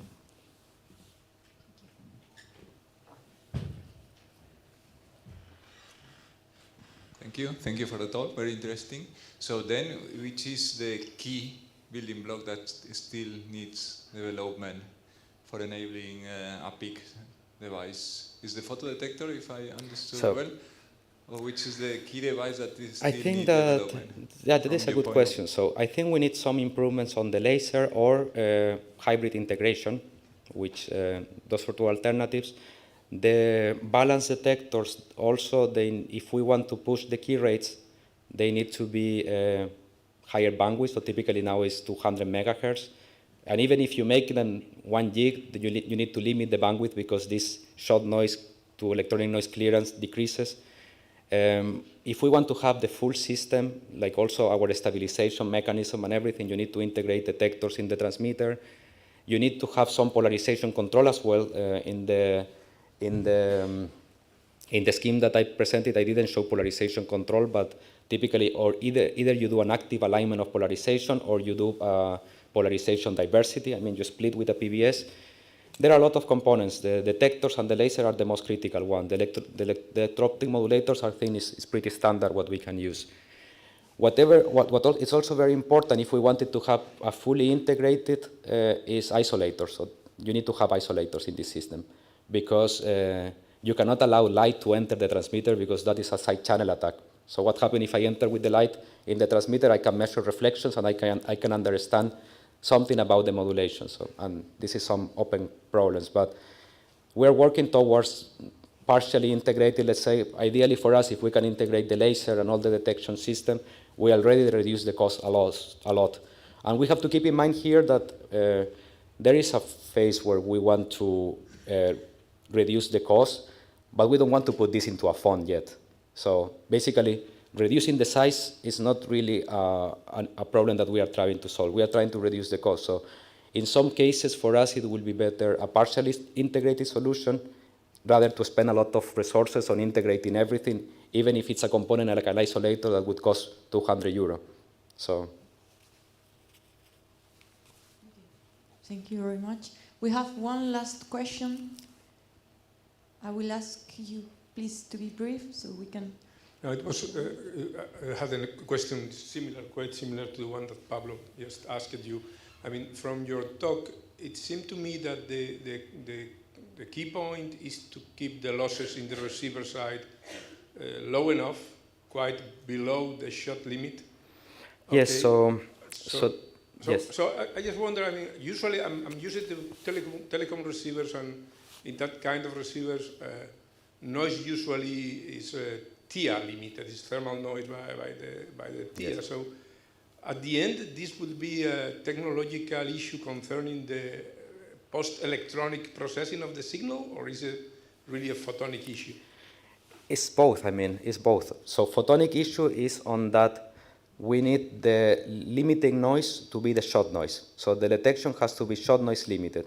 That means that from the photonic and you need, well, in general, you need the photodetector not to saturate. That is probably involves the detector, but also the electronics, depending what saturates in that case. You need the losses to be as low as possible, which is meaning, for instance, if you have a coupler with 3 dB losses, the total loss of your receiver should be around 3.5 dB. 4 dB then will start being a limitation in distance. A lot has to be done on electronics, of course, if we want to keep the bandwidth ideally above 1 gig in the first iterations, but then to push that to 20 gigs or more, then has to do a lot with the TIA design and with the electronics. So it's a combination of everything. There are some components that might need to be developed, for instance, polarization components that is not in the same platform as the detectors. I'm not an expert on photonic integration, so this is that have to tell us what to do actually. But there are many components in different platforms, and then we need to combine them or to further develop components in what platform that has already the critical one. So yes. Okay, thanks. Okay, thank you very much, Okay. Sebastian. Let's thank the speaker again, and then we can go ahead with the last speaker of the session. Now we have with us to Carla Rodriguez from PIC Advanced, and she will present the talk titled Photonic Transceivers for Telecom Network. Thank you very much for joining us.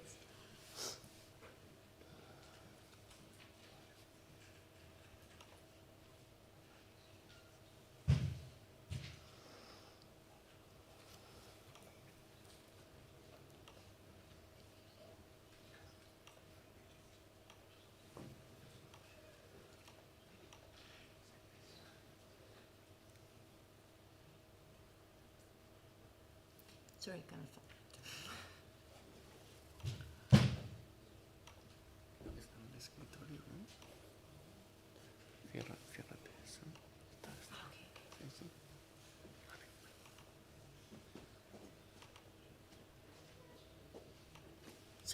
Thank you. So, good morning, everyone. I'm Carla Rodrigues, and I'm here to present photonic transceivers for telecom networks. I'm the team manager at PIC, and we have been working towards the photonic integration since the very beginning. So we are a company which develops optical electronic solutions for access networks. We are based in Portugal, in Aveiro, a very beautiful city close to Porto, which is close to the beach and surrounded by the canals. And we are based in a creative science park at the Aveiro region, very close to the Institute of Telecommunication and the University of Aveiro, which creates a strong interconnection and a strong ecosystem on the telecommunication. So we are founded in 2014, and we are about 50 people working towards the photonics, firmware, software, hardware, and so on.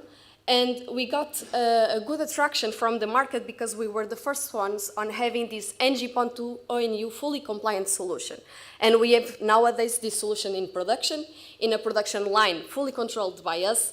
And because of that, we have received a funding from Verizon Ventures in 2020. And we have constant and good growth throughout these years. So just for you to have a brief overview of the PON networks, passive optical networks. So given the high demand for higher data rates, that was created this network, which we have the OLT on the central office side, and then we have the fiber in between that splits then the signal throughout the end users, which are the ONUs or ONTs. So we have started with GPON technology, which was 2.5 gigabit per second maximum on the downstream data rates. Then we have moved for the XGS PON technology that can give to you up to 10 gigabit symmetrical upstream and downstream bandwidths. And nowadays we have the NG.2 standard solution, which is not only a TDM solution, but also a wavelength division multiplexing solution, which means that you have 4 wavelengths spaced by 100 gigahertz between them, and in aggregation you can achieve up to 40 gigabits per second solution. So this NG.2, it's as I was explaining, is a wavelength division and time wavelength division multiplexing technology, which give you a flexible platform, a higher capacity per customer, and with this solution we have patented two parts of our system based on the transmitter burst mode control and the receiver fast tuning, because we need to have a fast tuning between the 4 channels to commute between themselves. So the principal features for this NG-PON2 solution is that it's based on a DML laser diode, which means that we can achieve the 20 kilometers by doing the direct modulation, meaning that we have a tight control on the sharp and temperature of the laser. We have the high sensitivity APD TIA. It is fully compliant with all the standards from NG-PON2. It can achieve both commercial and industrial temperature, which means that can go up to from minus 40 degrees Celsius up to 85 degrees Celsius, and it has a tuning time for class 2 up to 25 milliseconds, or if it is class 3 up to 1 second. Then we have developed a second generation from this NG-PON2 ONU, which is the stick. And in this product, we have involved by integrating a processor inside, a Mac processor inside, which means that we have the ONT and XFP pluggable in a single SFP plus standard format. So in this way, we enable and we ease the implementation of this stick product to the 5G, because they have already, the base stations has already these SFP plus interfaces in there. But moving now for the photonic integration, because that's why we are here talking about. So we do see that there is a constant growth on the demand for higher bandwidths. So as I was explaining, we have the GPON, the XGS-PON, and then highlighted in red we have the new standards, which is the NG-PON2 and the Super PONs, which goes up to 50 gigabits per second of data transmission. So the question here is, can photonic integration play a role in PONs, since the market is very tight and very difficult to enter? So for the GPON and XGS-PON, PIC is not a competitive solution, because in there we have a simple biasing. We have wide wavelength tuning as a requirement. So the discrete and bulky structures that we have nowadays can be a good solution for that with low price already. But for the next generation PONs, which means by having the NG-PON2, 25G, 50G, and so on, in here we are going to have programmed biasing with high feedback, high complexity DSP and control interfaces, fine wavelength tuning. For the NG-PON2, as I was saying, we had to tune between 100 giga per wavelength, and more port density through lower footprint. And that cannot be achieved by using the discrete optics. So this is the revolution that we are working towards these years. So we have this on the left, the XFP solution that we have nowadays based on the bulky structure, which is a BOSA, bidirectional optical subassembly. And you can see the space and the mass production enabled and cost advantages that we can get by having a photonic integration inside of an XFP case. We can even lower the size of the case, going to footprints as SFP and so on. So with this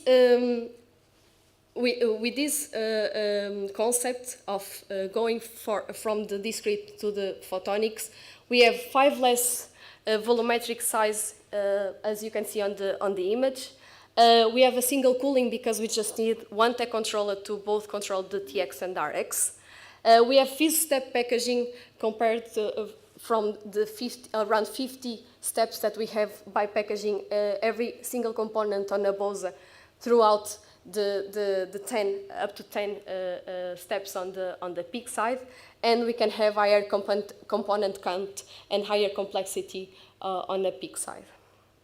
So at Peak Advanced, we have this team fully devoted on the photonic integration.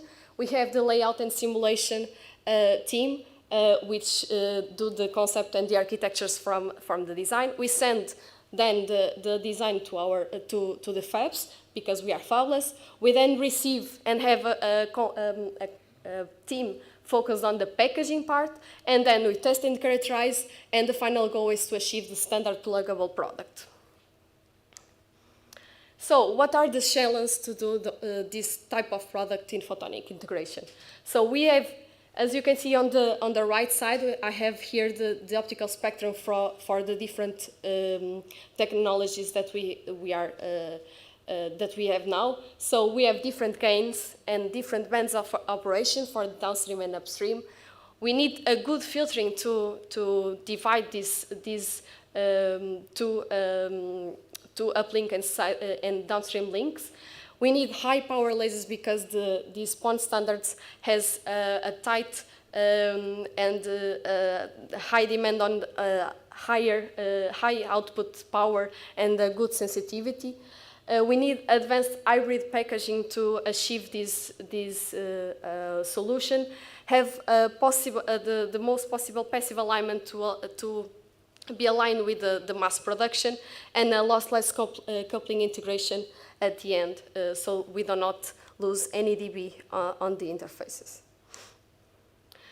So on the hosting part, we have our own platform developed by us, which is based in silicon. This hosting platform, it has the electrical interconnection, DC and RF up to 40 gigahertz. It has an integrated thermal management. It is the optical alignment by using the V-grooves technique. And it has a multi-pocket approach, so we can integrate different dies in the same hosting platform. As you can see on the image at the top, we have the PIC, we have an ASIC, and we have the V-grooves as well. So the concept and the system that we have developed to achieve this transceiver for the PON network is that we have developed an architecture which is based in quasi-coherent reception. Why? Because we don't have APDs on the PDKs nowadays to give the necessary sensitivity to target the standards. So we have developed this fully integrated quasi-coherent receiver, which is based on two photo detectors, and it has the polarization independence. It has the feature of the continuous and burst mode operation at 10G. It has the intrinsic tunability and the intrinsic gain because we are using the intrinsic local oscillator to tune and to give more power and more sensitivity at the end.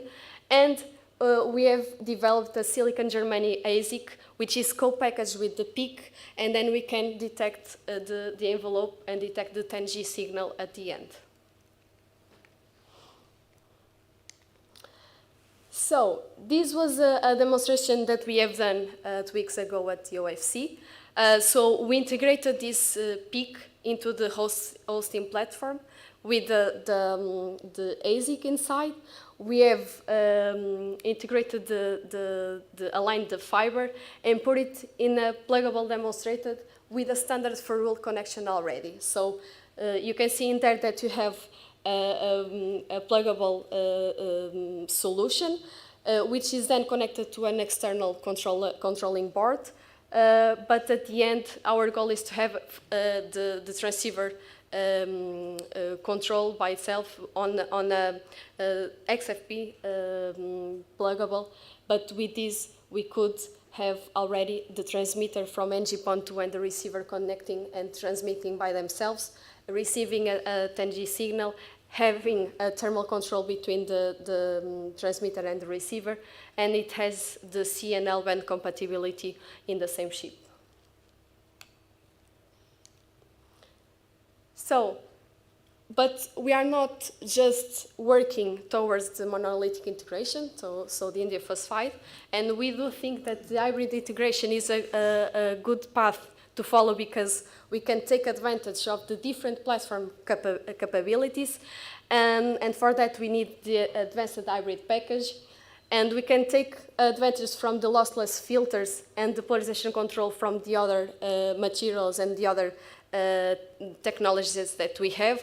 So we have been working towards the silicon nitride, lithium niobate to achieve the best transceiver that we can get to enable the mass production and to enable a fully compliant solution for NG-PON2 and the upcoming networks standards as well.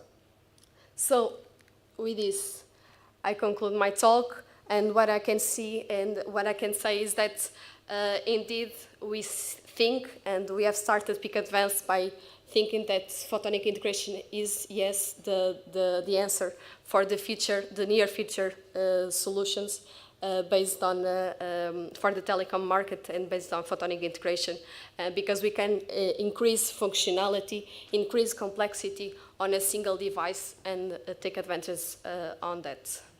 Thank you.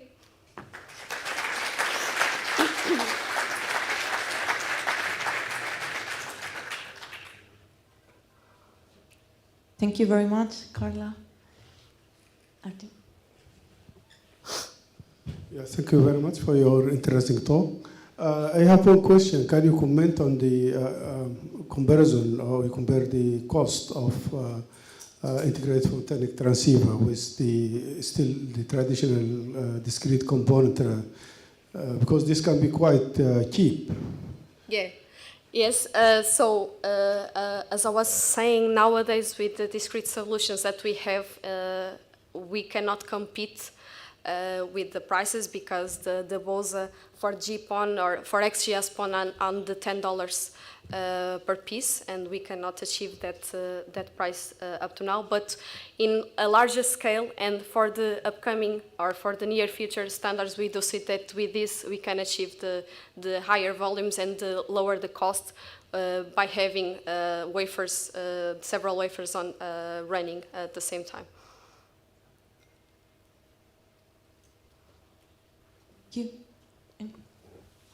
Yes, just two quick questions. Is it possible to know where do you fabricate your silicon chip, and how many transceivers, the standard ones, do you sell per year with the discrete component? So right now we are producing 1,000 units per month on the discrete components. On the silicon parts that you have asked, so we have been exploring several different fabs from AMF, Cornerstone, Ligentech on the silicon nitride, and yeah, and so on.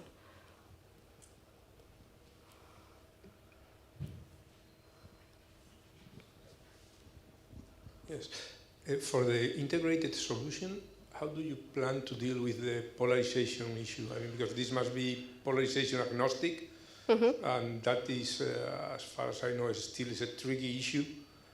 Yes. So in our quasi-coherent receiver, we deal with the polarization already. So we have a quasi-coherent architecture which is polarization independent, and by doing this kind of architecture, you deal with the polarization, and you also have the advantage of having the intrinsic gain and achieve the necessary sensitivity to perform or to have a compatible solution for the NG-PON2, for example. But this we have done this for NG-PON2, but we can translate them to others standards. But are you using a standard platform? 220 nanometer thickness in silicon or something like that? No, on this, our quasi-coherent receiver, we have done indium phosphide. Okay. Thank you very much. Any other question from the audience? If not, I think we can thanks Carla again, our speaker, and all the speakers of this session.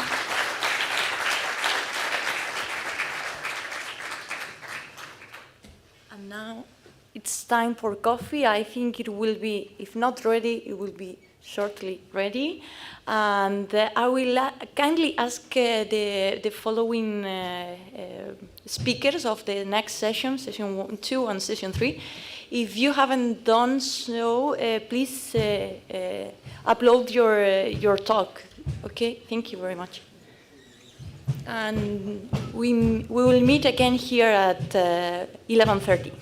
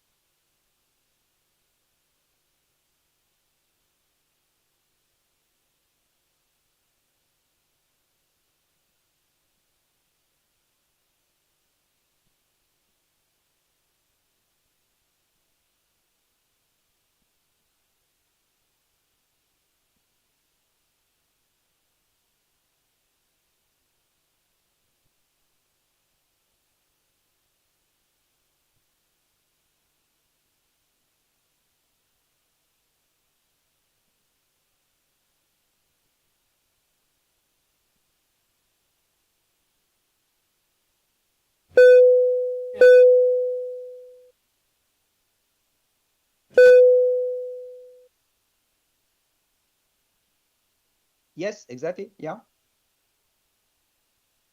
Yeah, go.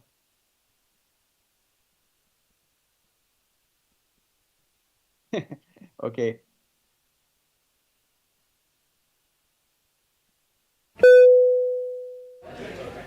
Hola, sí. Hello, welcome back from the coffee time. My name is Pascual Muñoz, and I'm going to chair this session.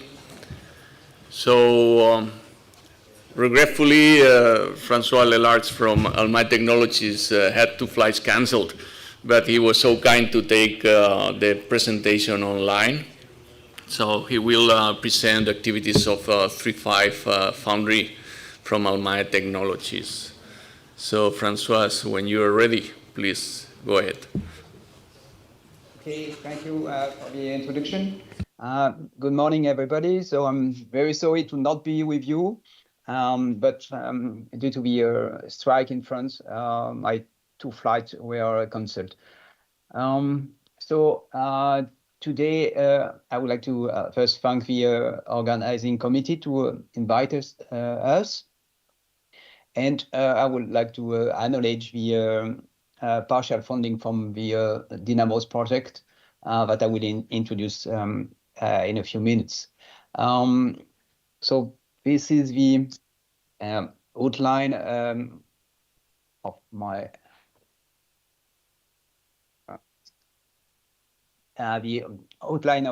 talk. First, I would like to okay.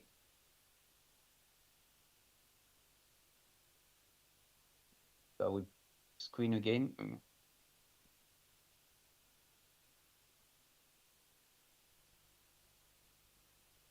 Okay. Okay, thank you.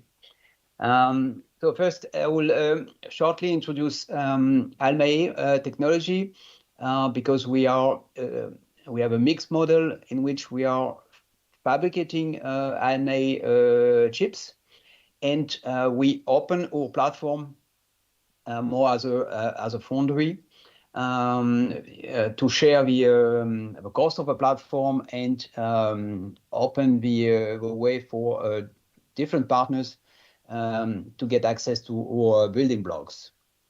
Then I will introduce a different partnership we are actually building towards the opto and microelectronic convergence. In particular, all the topics of interest that combine 3.5 on silicon. Then I will introduce our core technology, which is a buried semi-isolating technology. I will illustrate that mostly on our EML product. And I will describe very rapidly our existing product. Then I will focus the discussion and the presentation on a few illustrations of actual ALMA partnership. It could be both on chips development for customer. In some case, we are simply part of a supply chain, like a standard foundry. And in some others, we are also contributing to some European project, like Dynamos. And then I will conclude, and we can discuss if you have questions.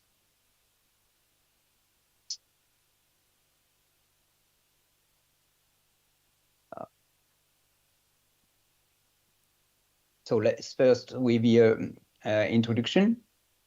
ALMA was founded in end of 2015. We are basically a spin-off of 3.5 Lab. So 3.5 Lab was a research institute, a private research institute. We were mostly working with Alcatel-Lucent, and then we built ALMA to put some of the product and technology that was developed within Alcatel and Nokia to put that products on the market.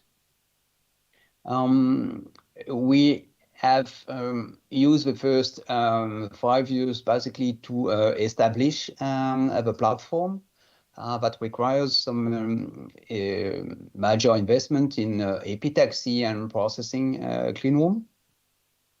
And we are now delivering, shipping every day some 10G and 25G EML, mostly for metro application. So basically, we are still a young company, but we have a strong indium phosphide technology background coming from Alcatel Nokia, then was, let's say, valorized within Prefab Lab and put on the market within Almae.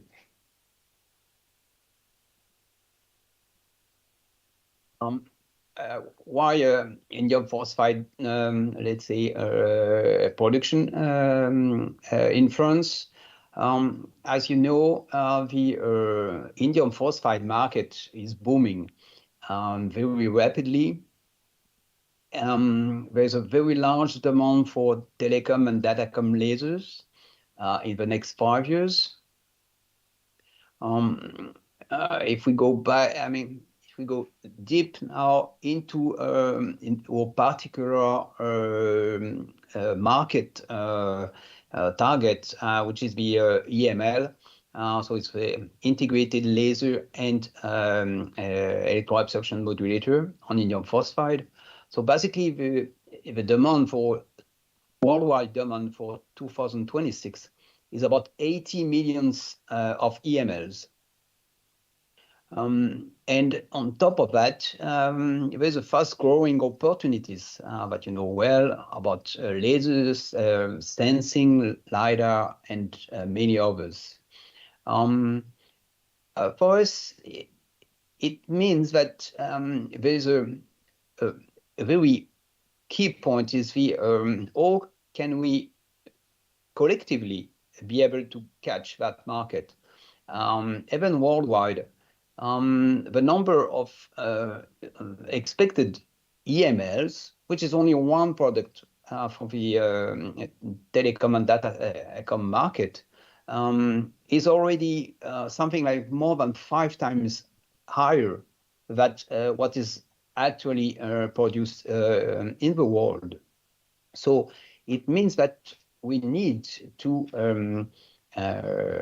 be able to scale on the industrial size, and in some cases it will not be enough. We will need some technological breakthrough to be able to deliver such high volume. So this is worldwide, and of course in Europe we need to see how we will be able to catch part of this market, not only for R&D but also to produce chips and eventually transceivers. So this is why we have built a small indium phosphide fab in the south of Paris. With about 40 people, experts in R&D and in production. Our typical product is a 3-inch indium phosphide fully processed wafer. So you can see here on the right-hand side a 3-inch indium phosphide EML wafers that include something like 20,000 EMLs. And in our actual model, in production, what we do is that we fully process the wafer and we partially validate the wafers using a few chips in which we test everything, and we ship the validated wafers to our customer. Because most of our customers already have their own back-end line, so they can dice, coat, cleave, mount, do all burning and packaging solution by their own. Of course, if we are working with customer who does not have their own backend line, we can do it for small volume and for validating wafers, and we can partner with other foundry to be able to deliver EML chips at the chips level, bar die, and there is different possibility, of course, if we have to go to a package, then we have to partner, and we can partner with our affiliates in China if needed. Maybe a little more about what we are planning and what is, let's say, the different objective of Almaï. As I said, we have built a full platform with E-beam, gas source MBE, MOCVD reactor, all the processing steps. And in the first stage, of course, because we have to go to the market, we have to develop revenue, we focus our business on EML chips for pluggable optics. This is mostly used for telecom and datacom application. The second step that we are starting now is to work and partner with key people who can help us to fabricate or to go to assemble discrete elements or discrete chips in a more interposer or already coupled with silicon photonic chips. And the third step, of course, will be to go to the wafer level solution. So here you have an illustration of multi-transfer printing, but it could also be on the wafer bonding approach. Or even the direct epitaxy of 3.5 on silicon. But basically, Almaï is interested to go in this direction.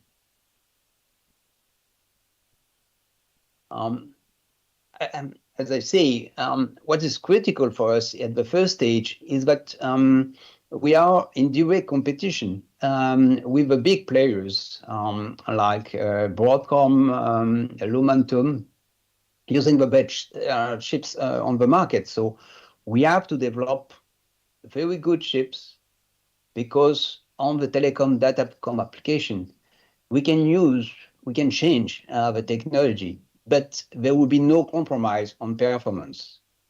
So a high extinction ratio, long distance, low power consumption, everything has to be as good as our competitor.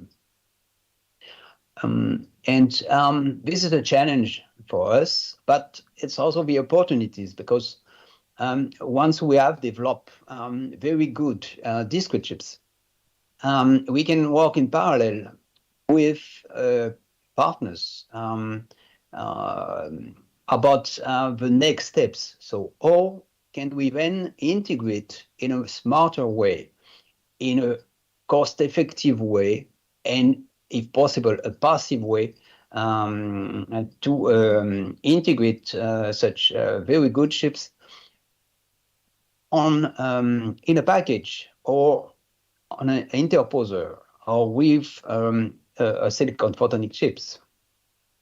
So this is why we are actually partnering with all customers, could be SMEs, large research institute, end user, or even academic partners about the different possibility to integrate 3.5 chips with silicon.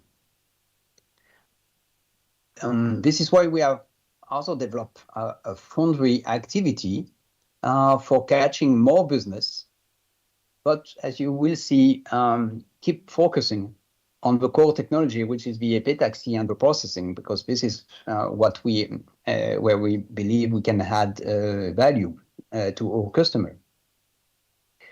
A key point is to understand that it's a complementary offer as compared to pure play foundries. If we have to scale up and to ramp up, we may at some point, let's say, couple with pure play foundry if at some point RNA capacity may be limited by epitaxy by design or at the processing step.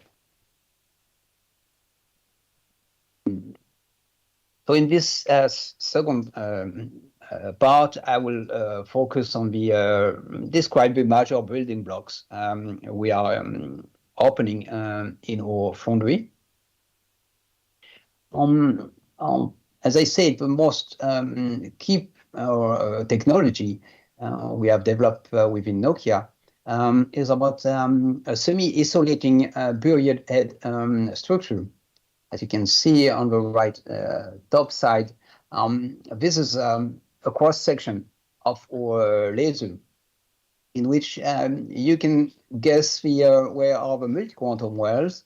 So the active layer, which is buried in a semi-isolating indium phosphide a layer that prevents any leakage on the side, and is surrounded by a final indium P-cladding indium phosphide a layer. A key point here is that, of course, it gives high modulation bandwidth due to the semi-isolating low capacitance technology. Another key point is that the active layer is fully surrounded by indium phosphide, so it gives already a circular far field. And if you apply a spot size converter just by reducing the width at the output, you can really keep the enlarge your optical mode for higher coupling efficiency, but keeping a circular far field. And of course, it comes with a very efficient heat dissipation because your active layer is already fully surrounded by indium phosphide. So this is one key. Another key point of our platform is that we have developed a dual expertise both in MOCVD and in MBE epitaxy. So this is why we master both technique, and depending on what we want to do, we can use either the MOCVD or the MBE, depending on which technique is the most appropriate. So in particular, using MBE, we have a budget regrowth technology in which you can do independently the optimization of your laser and modulator vertical structure. There is no compromise there as compared to some, let's say, platform in which your active layer has to be defined once, has to be a compromise between your laser and the modulator. For the SCBH regrowth, of course, in that case, the MOCVD is clearly the most adapted and maybe the only solution. At the opposite, for the final P regrowth, MBE is clearly better because we are using for the P dopant, we are using beryllium instead of zinc when you do MOCVD regrowth. And what is illustrated here is that the EIM response can be clearly deeper using MBE regrowth because you get rid of any zinc diffusion in your active layer that basically smoothing down the response of your EIM. For the active layer, depending if you use aluminum-based or aluminum-free material, we use MOCVD or MBE. But for most of our products, we focus on the MBE, aluminum-free material, in particular because we have developed a design which is close to the aluminum band gap structure, but without any aluminum. So it helps a lot for all product availability, in particular for non-hermetic solution that we have to develop for datacom application. The third, key point of our platform is that we use E-beam for the grating definition. It allows to define, of course, to code arrays of DFBs. We have a very good control over the full waveform of all wavelength. We can code different wavelengths on the same wafer, and we have very good uniformity. And the E-beam writing is very nice with very, coherent grating that gives a very high side mode suppression ratio and a very high yield at the, static test criteria.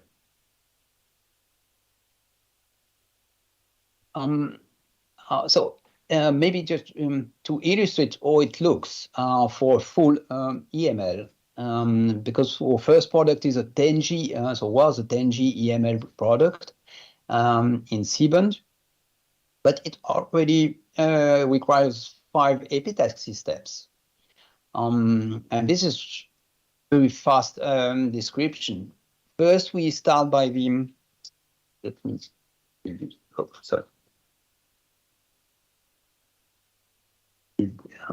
pointer, but okay.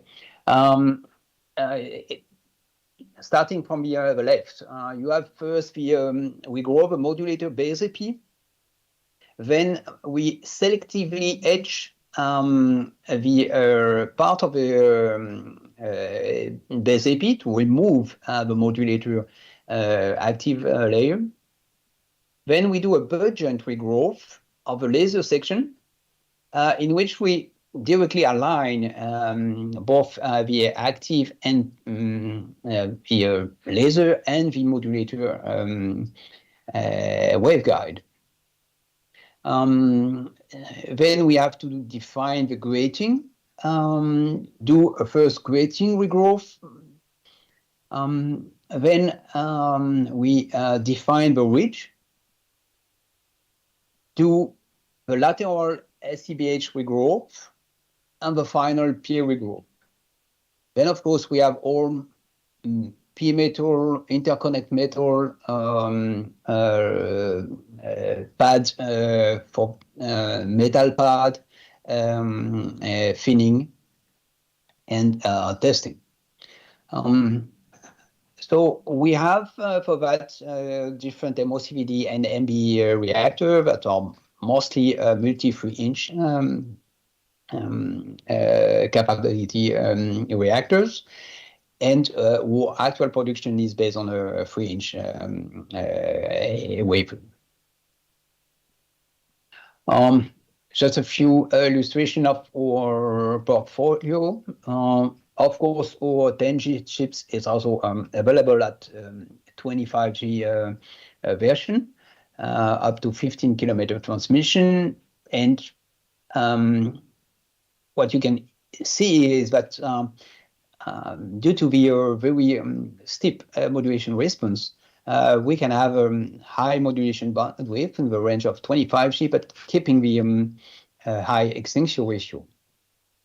And because of the E-beam, we can do very rapidly a full DWDM coverage. Another advantage of our platform is that the low capacitance of the SCBH is really important for high speed, so it can scale from 10G to 50G EML This is why we have developed an uncooled EML for datacom. We have also a high power EML for PON. But maybe go to a few illustrations of what we are doing with our partner in our platform. We have developed a specific SCBH laser, including a spot size converter for optimum alignment procedure. And we are working with partners to, let's say, flip chip such DFBs in front of a silicon or silicon nitride waveguide. There's a lot of potential application because, as you can see here, the lasers can be operated uncooled. They have high output power, so we are in the range of 100 milliwatts at 25 degrees C, and we keep 70 milliwatts up to 75 degrees C. And we are co-designing with our customer or with our partner all the alignment marks required to flip chip our chips. And it includes mechanical stops for fully passive alignment. And as I mentioned before, by playing on the ridge width, we can tail our optical mode in a very efficient and way.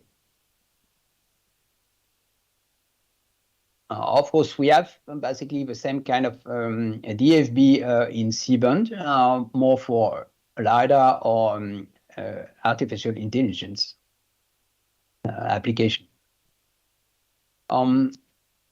Here, another example is of this technology is to use it for fabricating SOA, so semiconductor amplifier. Once again, you can find here on the done to the other lower part of the slide, an illustration of how the optical mode can be tuned by just changing the reach width. So we can move from a high gain SOA, in which most of the optical mode is on the active layer. And when we reduce the ridge width, we can put the mode even out of the active layer and just probe a very thick underneath cladding below the active layer. Another example is that we have, let's say, demonstrated recently is a fabrication of a high power EML for access network. So the next generation of access network will be based on the 50G EML. So here it's very challenging because the requirements in output power is huge. It's about 13 dBm output power. And you have to find a very smart compromise between the modulation bandwidth, the peak-to-peak voltage, the extinction ratio, and you have to avoid the modulator saturation. But this is another demonstration that we have performed, in particular in collaboration with Huawei, and how we can play with the detuning of the EML to manage to find a very good compromise.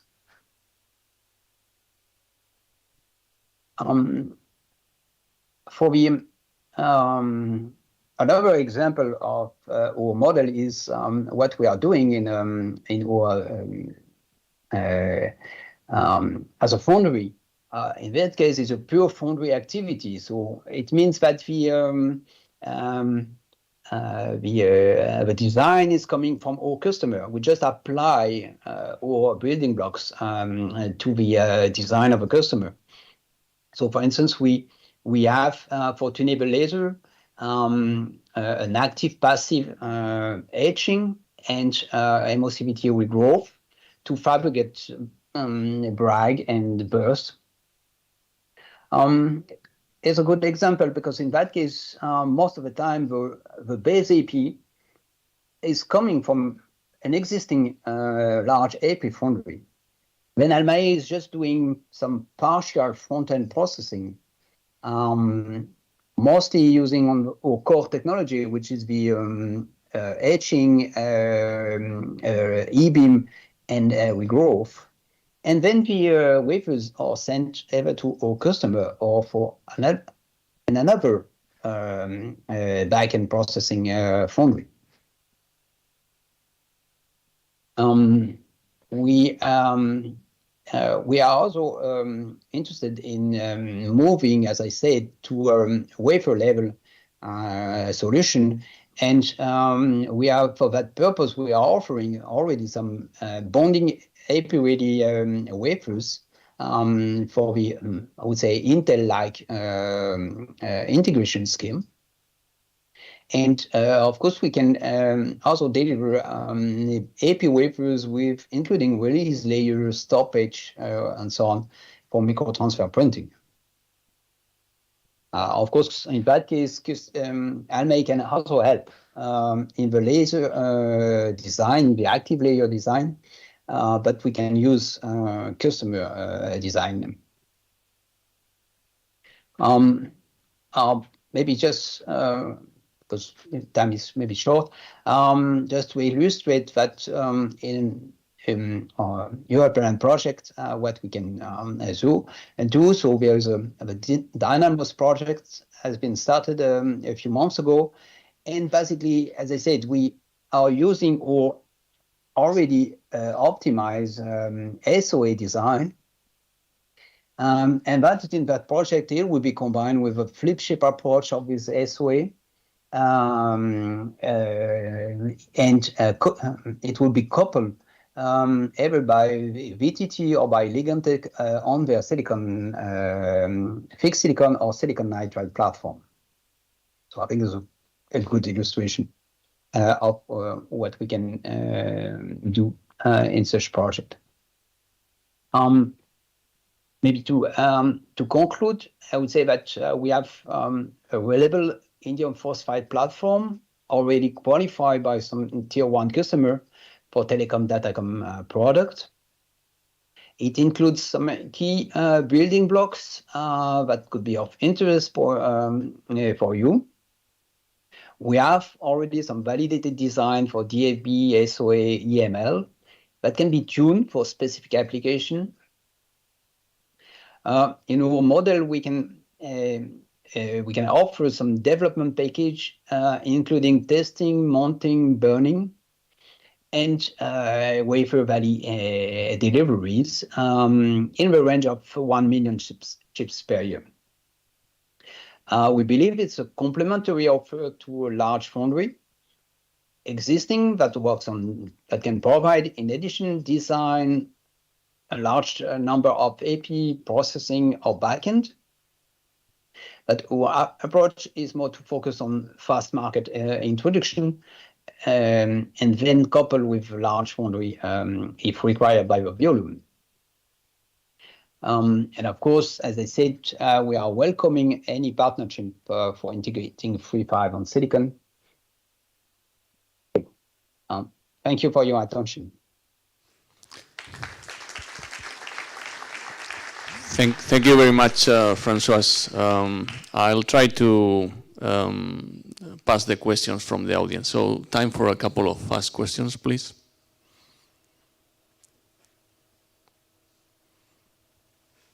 Yes, over there. Thank you, François. This is Guillermo Carpintero from Madrid.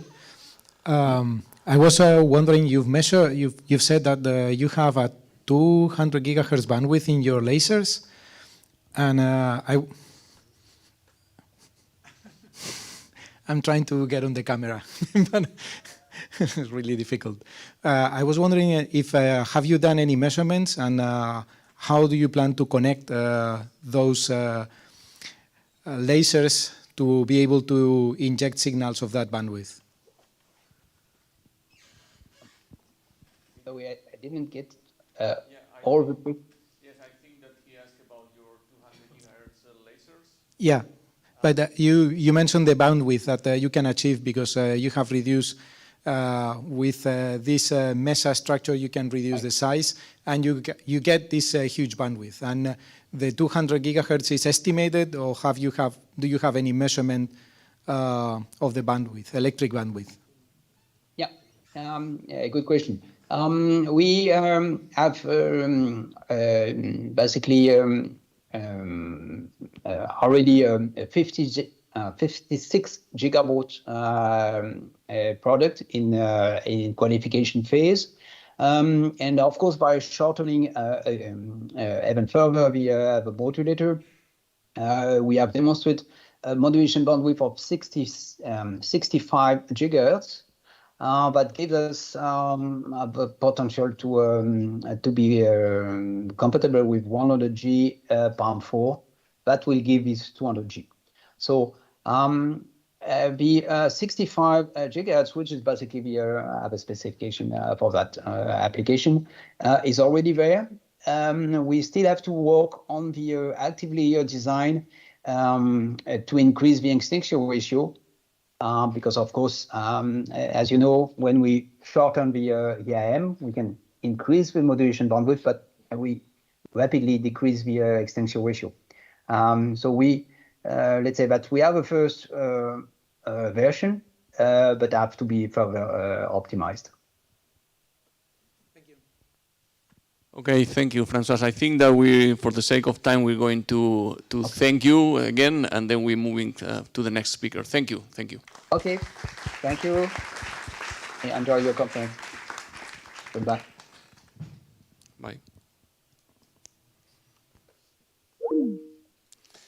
Vale. So, vale, vamos.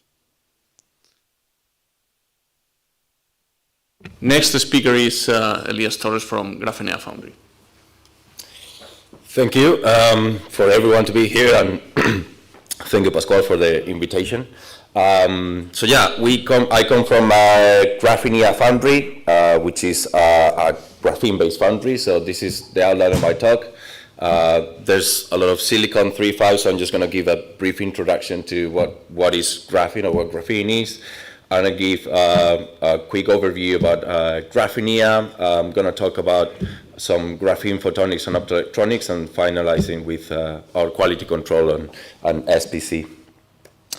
So yeah, what is graphene, right? These two Russians, they won the 2010 Nobel Prize in Manchester for exfoliating graphene, or finding graphene, a material that was thought to be impossible. So graphene, is carbon allotropes. You have graphite, diamond, which vary in their crystal structure. So graphene is just a single atom layer of graphite. And this material has impressive properties. It's the most conductor. It is the strongest material as well.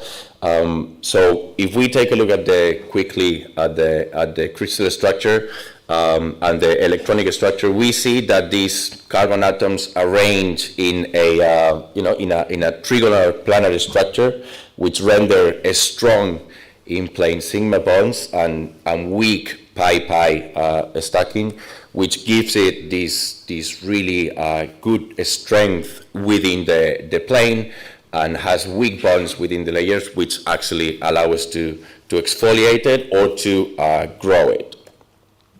So this is the energy dispersion in graphene. You can see that is what is called a gapless semiconductor. So it is a semiconductor with holes and electrons, but it doesn't have a band gap. And where those two bands touch, that is what is called the Dirac point. So that's some interesting features, such as a low density of states, which enables a fast and energy efficient Fermi level tuning, which is behind everything that you can do with graphene, and you can change this conductivity very efficiently. Thanks to you can change its carrier density with a simple FET structure. So it's very easy to implement and to change the properties of this graphene. In terms of optoelectronics, it has quantized transparency. So you can see here that the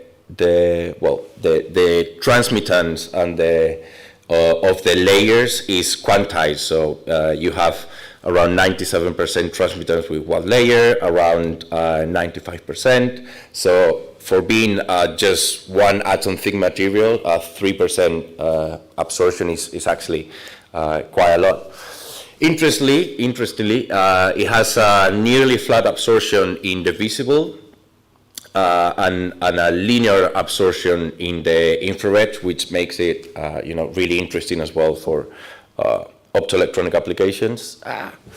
I'll speak about this a bit more in detail, but this absorption is actually tunable. So if you tune this Fermi level with a voltage, you can tune the absorption profile of this material. So talking about Graphene, we're in the beautiful city of Donosti or San Sebastian, whatever you prefer, and we are in the technological park of Miramon, where we have our headquarters. We have 400 square meters of clean room space, and we have a pilot line of 4 and 6 inch substrates. We also have a commercial branch at the MIT campus to support our US customers, which are most of our portfolio of clients. And our motto is really taking this material from the labs to the fabs. And to achieve this, we believe that it is critical to have a scalable wafer manufacturing process.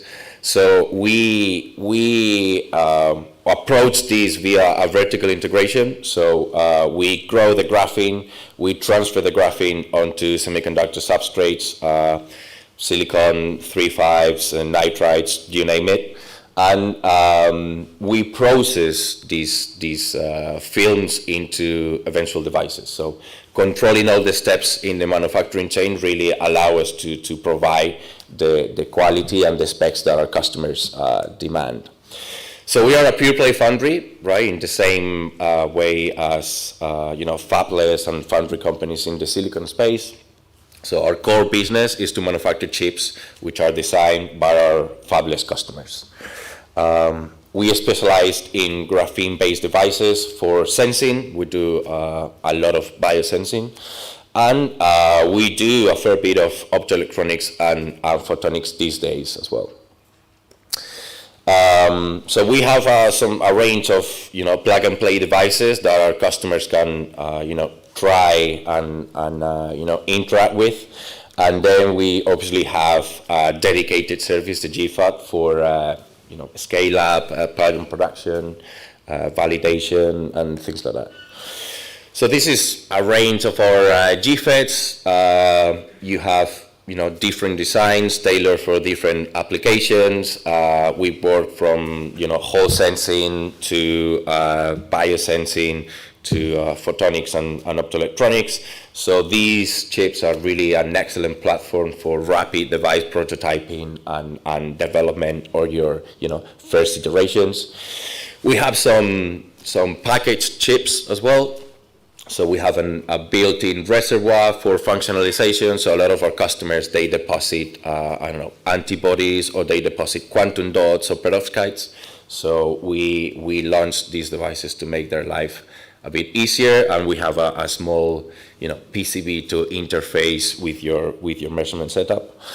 And I wanted to focus a little bit on this range of products, because these GFET S30s, they have a high-K metal gate process, which enables local gating of these devices. and allow low power operation as well, which is ideal for photonics, optoelectronics, and radio frequency applications.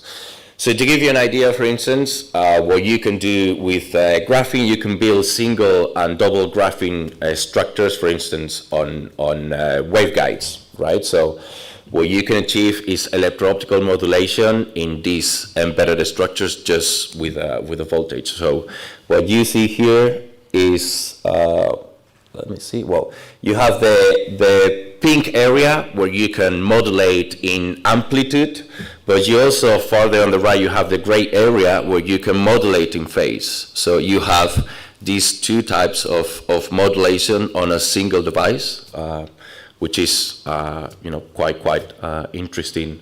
So yeah, we can build these these structures on several platforms. We also produce graphene photodetectors, so hybrid photodetectors with graphene. In this case, for instance, you can use quantum dots, but you can use any material really to tailor your wavelength of absorption. So there's people that use quantum dots, there's people that use perovskites, self-assembled monolayers, oxides, to give it this specific tail on the wavelength that you need.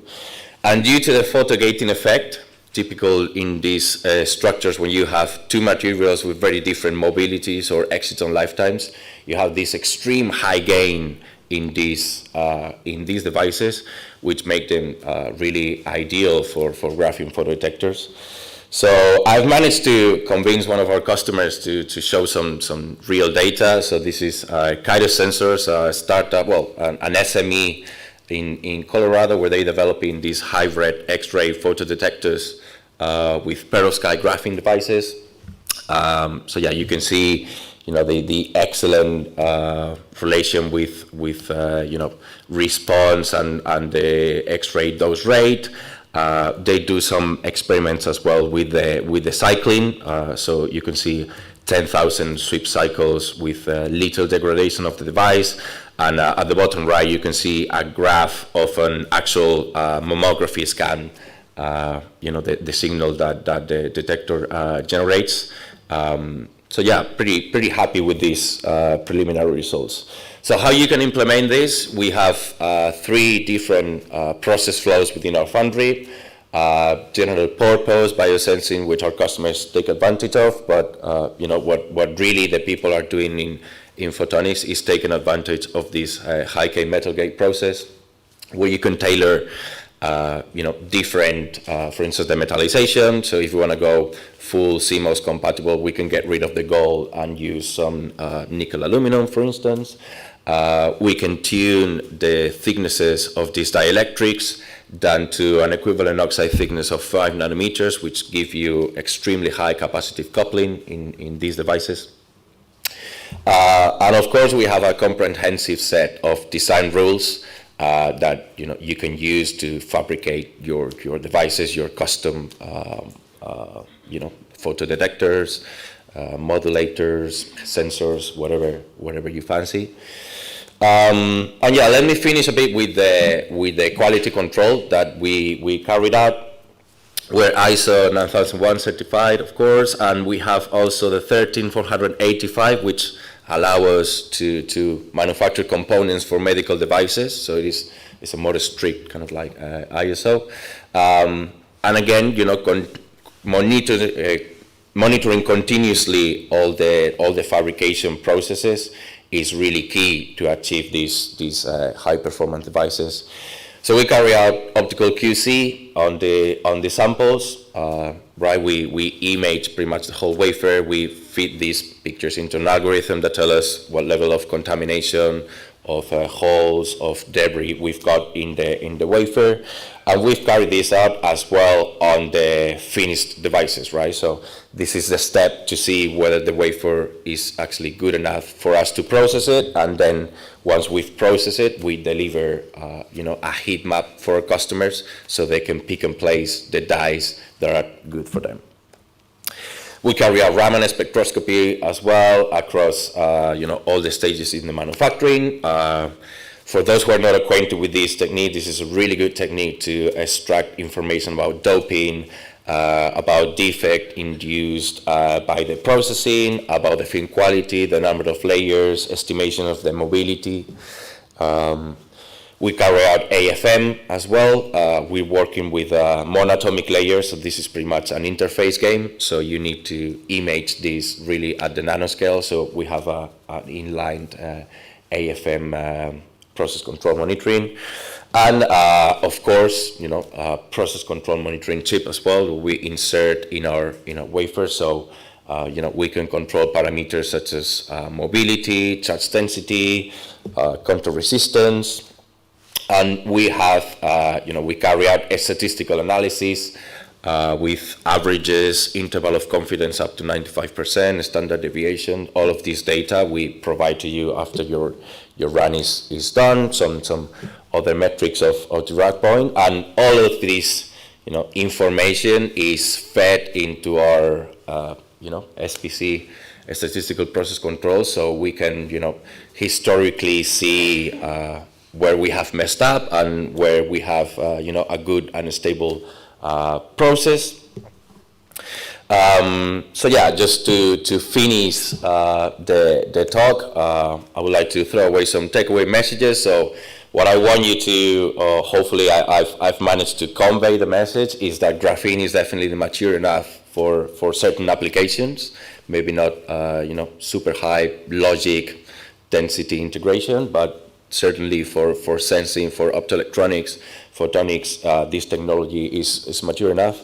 In our experience, an exhaustive quality control and statistical process control is key, really, to get into the market. On a more technological side, we, hopefully I've shown as well that this is a very versatile material. We have people detecting antibodies with our chips, but also detecting photons with it, and also modulating these photons. So it is very, very versatile material with tailored photodetectors in optoelectronics, for instance, thanks to these hybrid structures, and also electro-optical modulation in amplitude and phase with these graphene FET structures. So with this, I would like to thank you for your attention. I welcome any comments, questions, threats that you might have. Thank you. Thank you, Elias, for helping me with the time of the session. Thank you very much. So we have time for questions.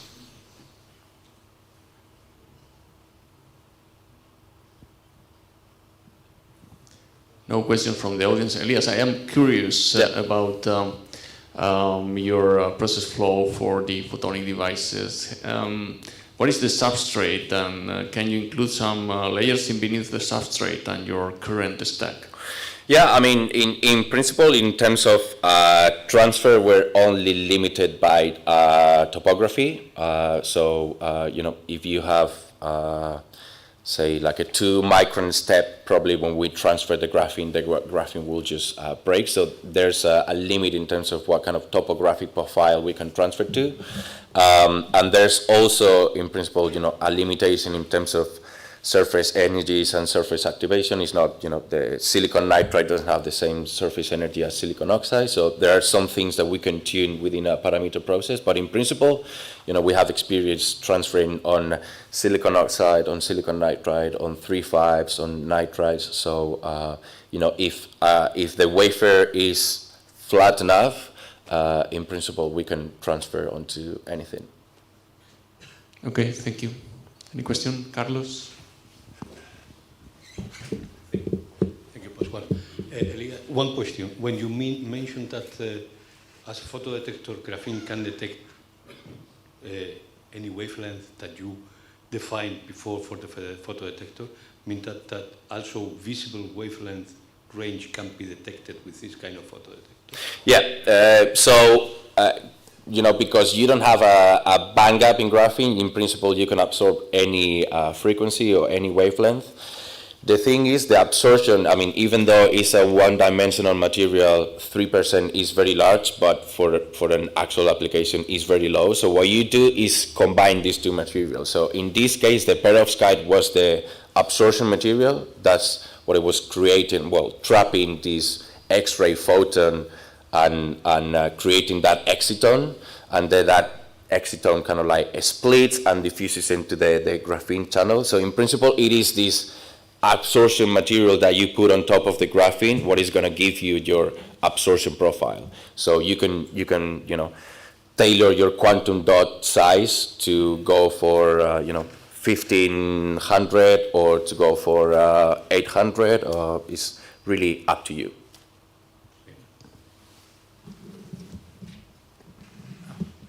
Thank you very much. And actually, I was wondering because what I still recall from the graphene was that it's a superconductor, so you have the possibility to do high frequency components. And I was wondering if that's still in your roadmap. You've shown some modulators, and does the structure of the surrounding components currently limit your bandwidth? Do you have any idea to make traveling wave structures, or what is the current state of exploiting the wide bandwidth of graphene? Yeah, there is a very good question. I didn't show any data because it is something that we are working on.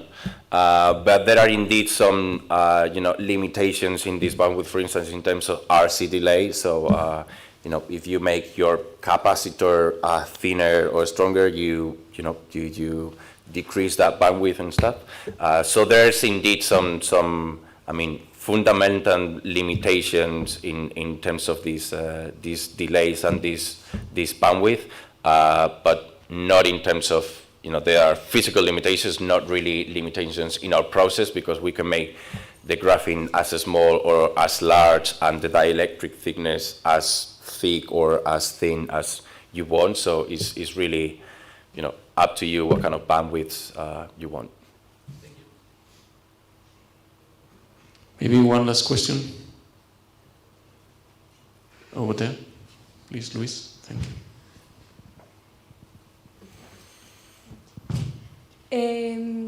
My question is, do you have any specs about the phase modulators? I mean, optical losses, power consumption, speed? No, because, we are a graphene foundry, so we integrate those into our customers. So it is our customers who really have those figures. We don't do, so we only do the graphene bit, all the 3.5, all the silicon nitride. It comes from us, from our customers. Then we integrate it. We have some process control monitoring dice where we can control how our process goes, but all these metrics are really taken by our customers. I can send you some figures in the literature, for instance, that have been in papers for your reference, if you want. But yeah, we don't have those metrics per se. Okay, let's thank Elias Torres again. Cheers.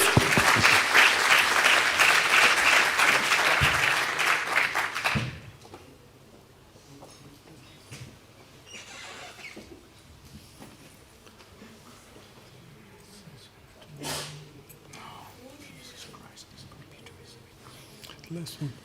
Yeah.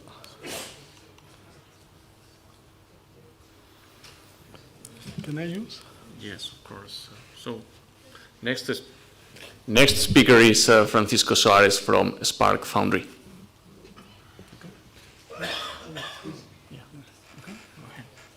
Hello, my name is Francisco Soares, and I'm living now in the city of Vigo, and we're planning to start a foundry there for 3.5 semiconductors.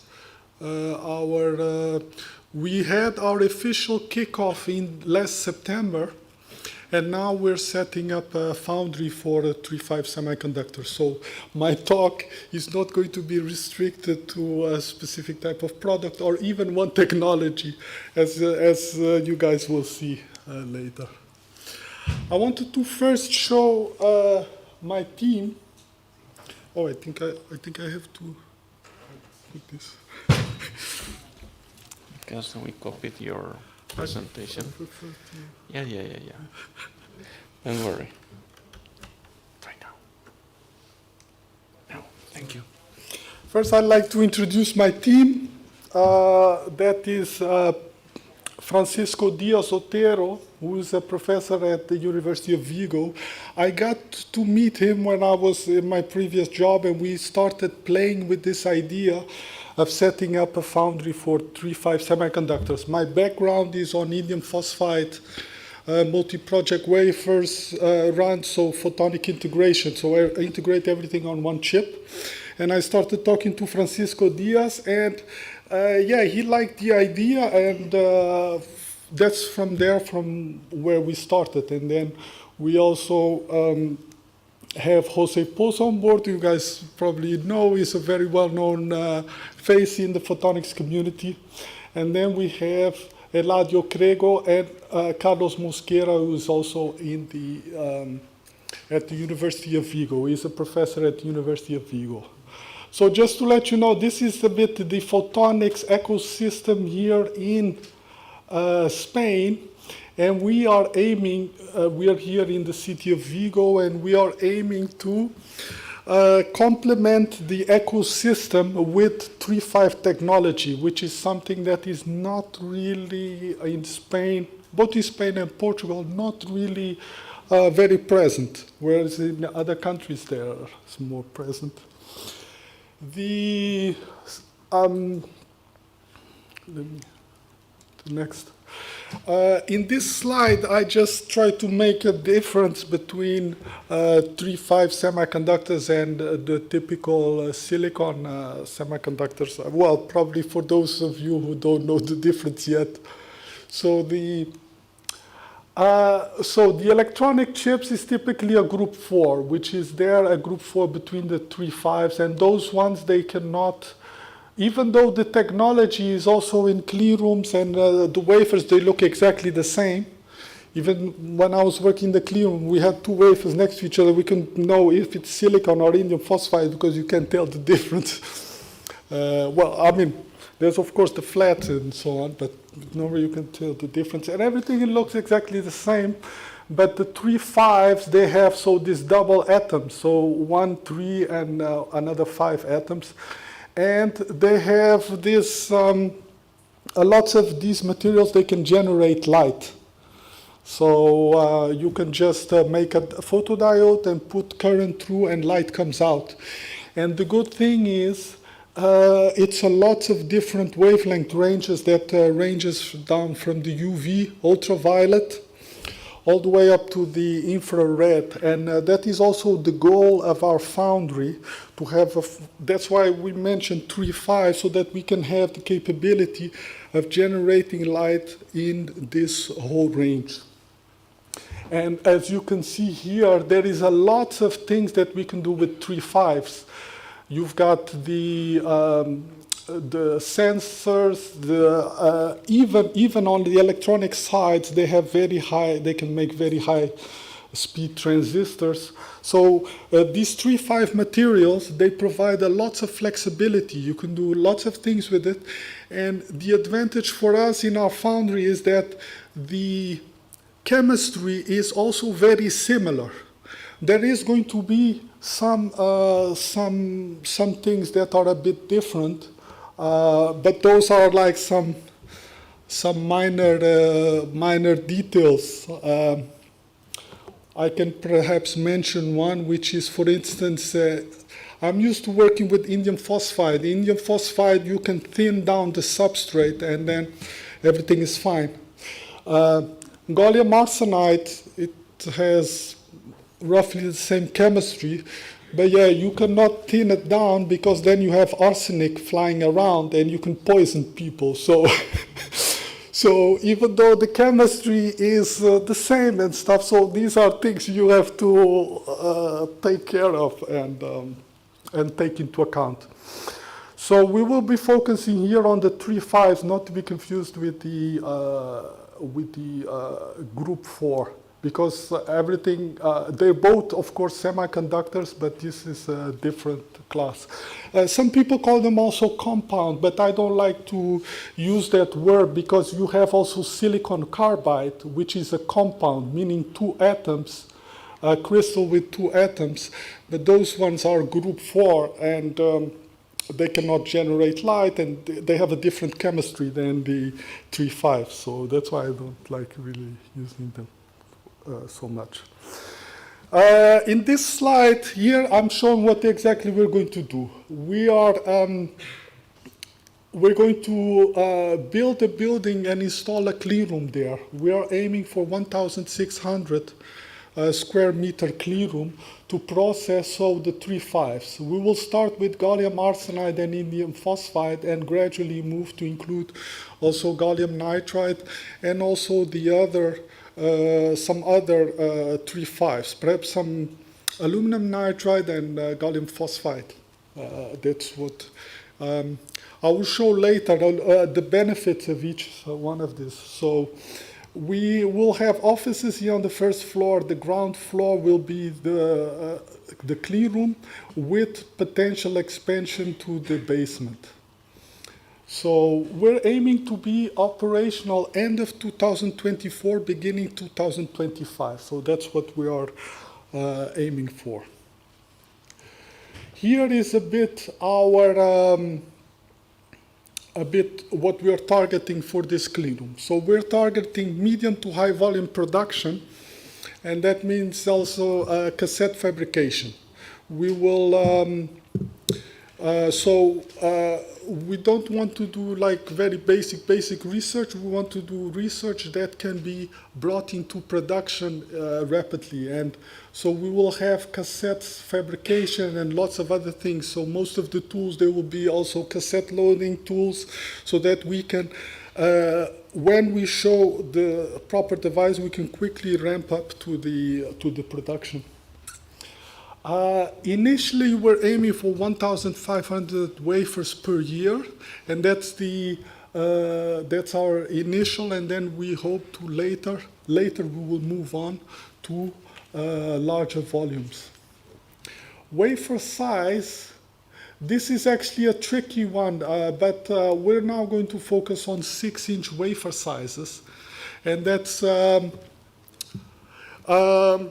This is a trade-off between what type of tools we can get and how we can switch the wafer size of the tool, and then also which wafer sizes are available. For instance, indium phosphide is now barely transitioning to 4-inch. So that's then that's going to be then for the indium phosphide technology the wafer size. Even though in 2 years I'm hoping that we can do 6-inch indium phosphide.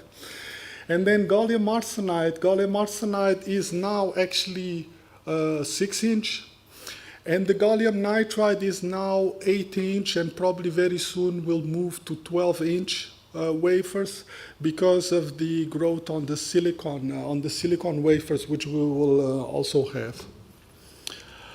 I'm showing here a slide showing the different markets that we can address.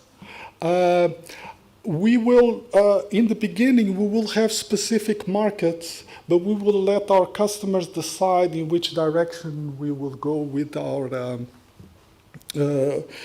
with the production later on.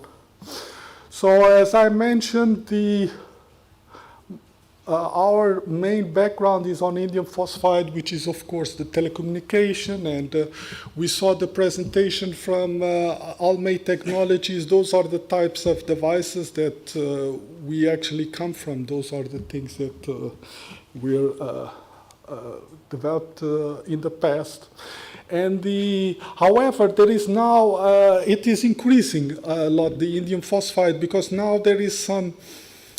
They found out that in the cell phones they can use this infrared light to shine through the displays and so on. So we think that there's going to be an increase in demand for indium phosphide coming up to the next years. The gallium arsenide, Those ones, they're also, it's actually a larger market because already all the cell phones, all the LiDARs on the cell phones, face recognition, those are all gallium arsenide VCSELs and LEDs. So those are the types of markets that we will target there, and also high power lasers. They have potential to have lots of light coming out, and so on. And then an even bigger market is, of course, the gallium nitride, which where, of course, you have all the light bulbs now that are being used now. That's typically gallium nitride. And there is also a lot of effort going on for the fast chargers. So you have there also the high power amplifiers that's used in cell towers, for instance, for fast charging for automotive vehicles. And then there's also, as I mentioned, the lighting. So this, I think this is the huge market. And there is even an even bigger market coming, which is on the UV. Gallium nitride technology, we can also do on the UV side light sources. So, I mean, it's not really the full range of UV. It goes down to, let's say, 300 nanometers or something like that. And there are some applications there in the UV, for instance, for sterilization. I can give an example. I have a friend of mine. He lives in this medieval town where the piping is all very old and it smells a bit. So he uses UV light to kill the bacteria and reduce smell. So those are the types of examples that we can do. And if we want even lower than UV, we can also use aluminum nitride technology. That one can go down to 200 nanometers, 250, and things like that, and so on. So our goal is actually to address the whole, to have a technology that can address this whole range. And also we've got here these, this is the visible light spectrum. And here, this can all be indium phosphide, gallium arsenide. We can go from 1.1 down to 600 if you stretch a bit. And then here in the visible range, it gets very complicated. And especially green light is a difficult one. And there is now lots of efforts on doing this, what they call micro LED, where you have a cell phone where that has red, green, and blue light all grown on one technology, which is gallium nitride. So there is also lots of research going on there.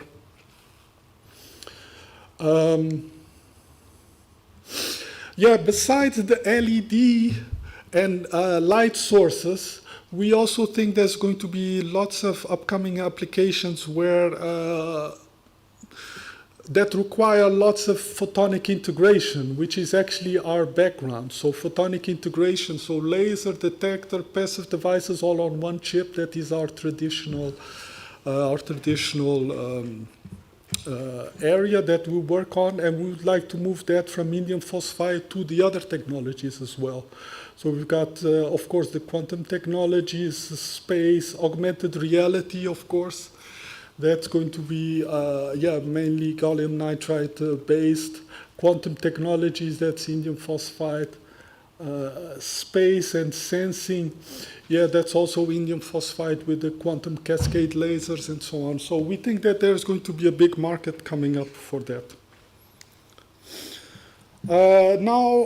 This slide shows what type of services we will be offering. So we are targeting pure play wafer production. That is our biggest resource, our biggest source of revenue that we are targeting. And here, then, that is where you have in one wafer a single device and you replicate it. And you have, of course, the lasers, LEDs, VCSELs, photodiode arrays, and but also transistors, let's say gallium nitride transistors and things like that. So pure play wafer production. well, we believe it's a smaller source of resource, but very important is also the multi-project wafer production. And this is going to be very important for us because with this we'll be able to show our technology to other customers, and we can also stimulate markets, new markets for new applications, new products, and so on. So in here, we as Spark, we need to develop a standardized fabrication that we can then later offer to SMEs that want to have a low-cost prototyping for low-cost prototypes and things like that. So we believe this part is very important. That can later also feed this pure play wafer production, where we can very quickly move from prototyping into production. And then, of course, the European projects, and we have some venturing support from the local government. We can also offer that to companies that also want to use our foundry to develop prototypes and also production, and then also some trainings and courses.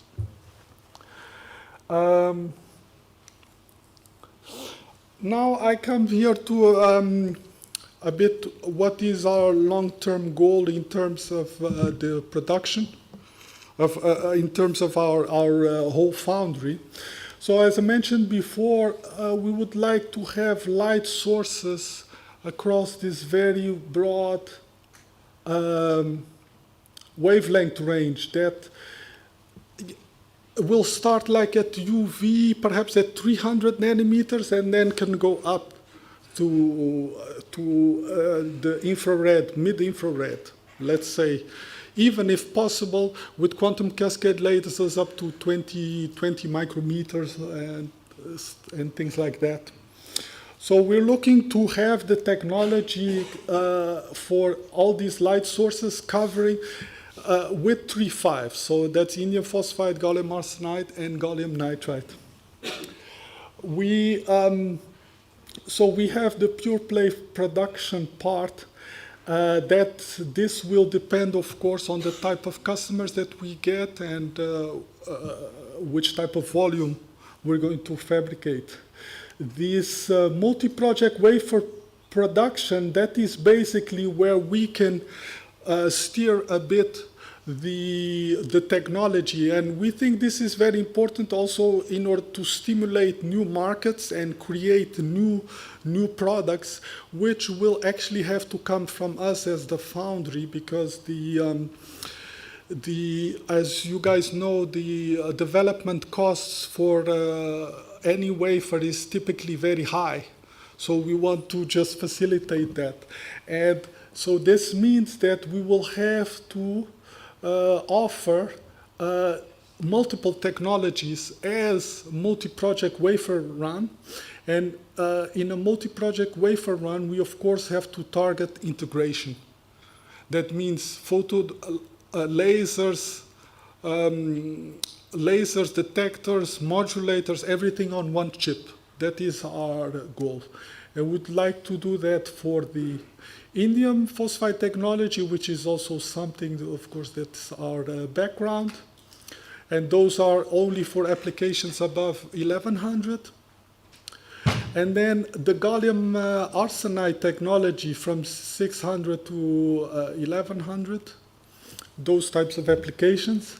And then there is the aluminum nitride technology. This is an interesting one. We cannot have light sources. However, it is transparent from 230 all the way up to 13 micrometers. So if we have a platform here on this technology, we can offer a huge range to all customers, ranging from UV applications all the way up to mid-infrared, where there's the telecommunication, the visible wavelength range. So this one is very important. And then there is the gallium nitride on silicon, which we initially would like to have it for this power transistors. Well, we also have an even longer term goal is to, of course, integrate multiple applications on on one chip, where we have here, for instance, visible light applications, we have here the telecom applications, and even with photodetectors and antennas, the RF application. And this, with the aluminum nitride material, this, in my view, it should be possible as something that we can, in the long term, aspire to achieve. Of course, here, the light sources will have to be placed on top. Even though on aluminum nitride, you can also grow blue light, but the green and the red is a bit more challenging. But I think this is something that many companies, actually big companies, they're looking into this micro LED technology. So that's going to be something that we believe that very soon is going to be available. So yeah, this is the end of the talk.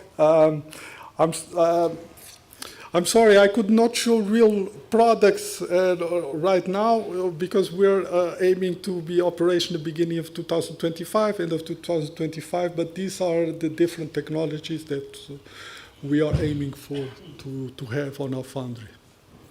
Thank you, Francisco. Thanks also for the timing. So we have now time for questions.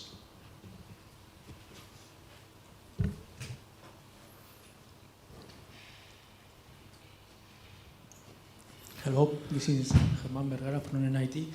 You mentioned that you will be able to process different size of wafers from 4, 6, 8, and also 12 inches. No, 12 inches, no, that's after 8. From 8 to 12, there is a big change. Actually, initially, my idea was to be on 8. And why is that? It's because on 8, you have this Smith and Fuchs. And that means the wafers are all the time in a controlled environment. So your electricity bill for the whole clean room ventilation is going to be way less. However, the indium phosphide technology, it is not for 8-inch.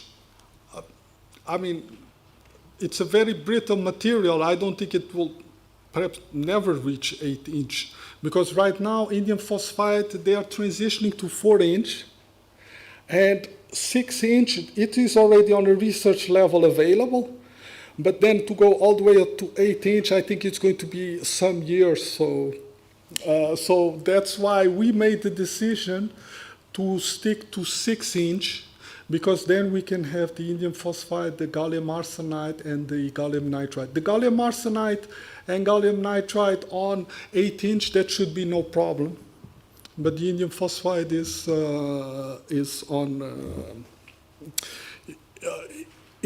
a problem to get. But your initial setup will be for 6 inches. Or? Yes, we are now aiming 6-inch, because 6-inch gallium arsenide is on 6-inch. Gallium nitride growth on silicon, we can have 6-inch. And then the indium phosphide, which is currently on 5-inch, to bring that to 6-inch so that we can have a full line for a 6-inch. There will, of course, be some tools that you can use 4 and 6-inch, but there are some other tools like the plasma etching tools.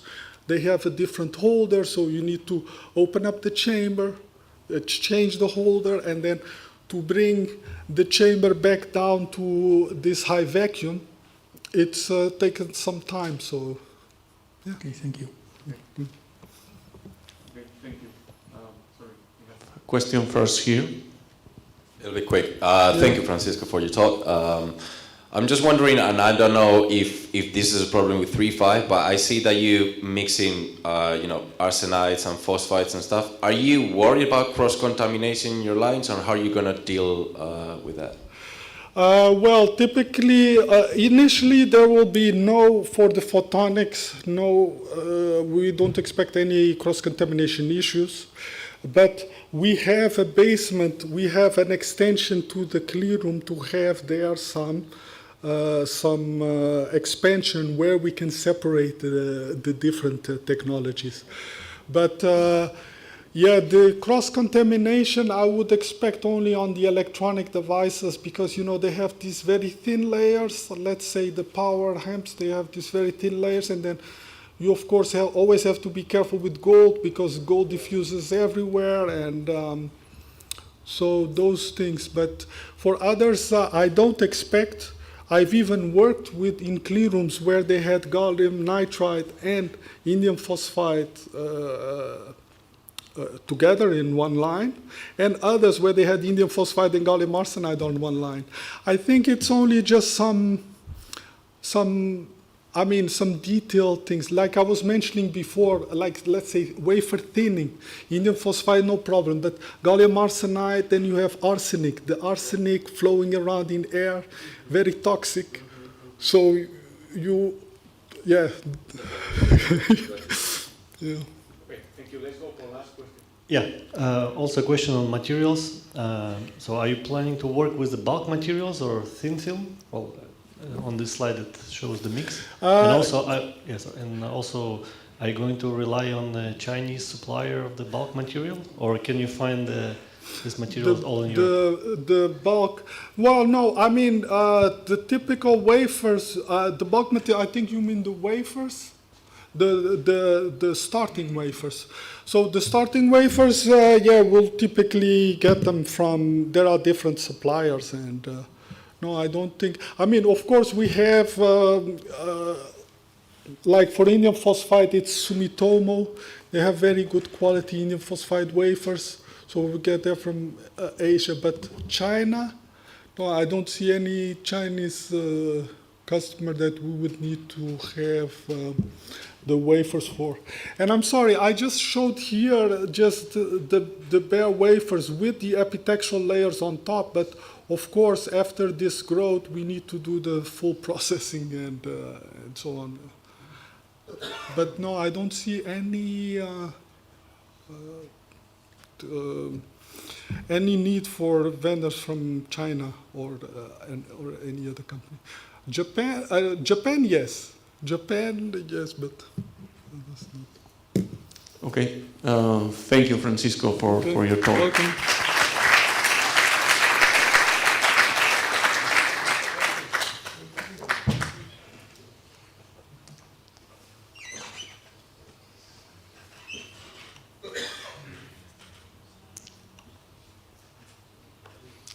Okay, so now we're moving to the last speaker of the session, which is Jaime Martorell, comisionado del PERTE-CHIP, who is presenting this flagship program for semiconductors in Spain. Thank you. Thank you for inviting me and having me here. I might disappoint some people. It's not going to be a technical presentation. It's actually going to be more geared towards business. I think you're all familiar with the PERTE-CHIP. I think we've had enough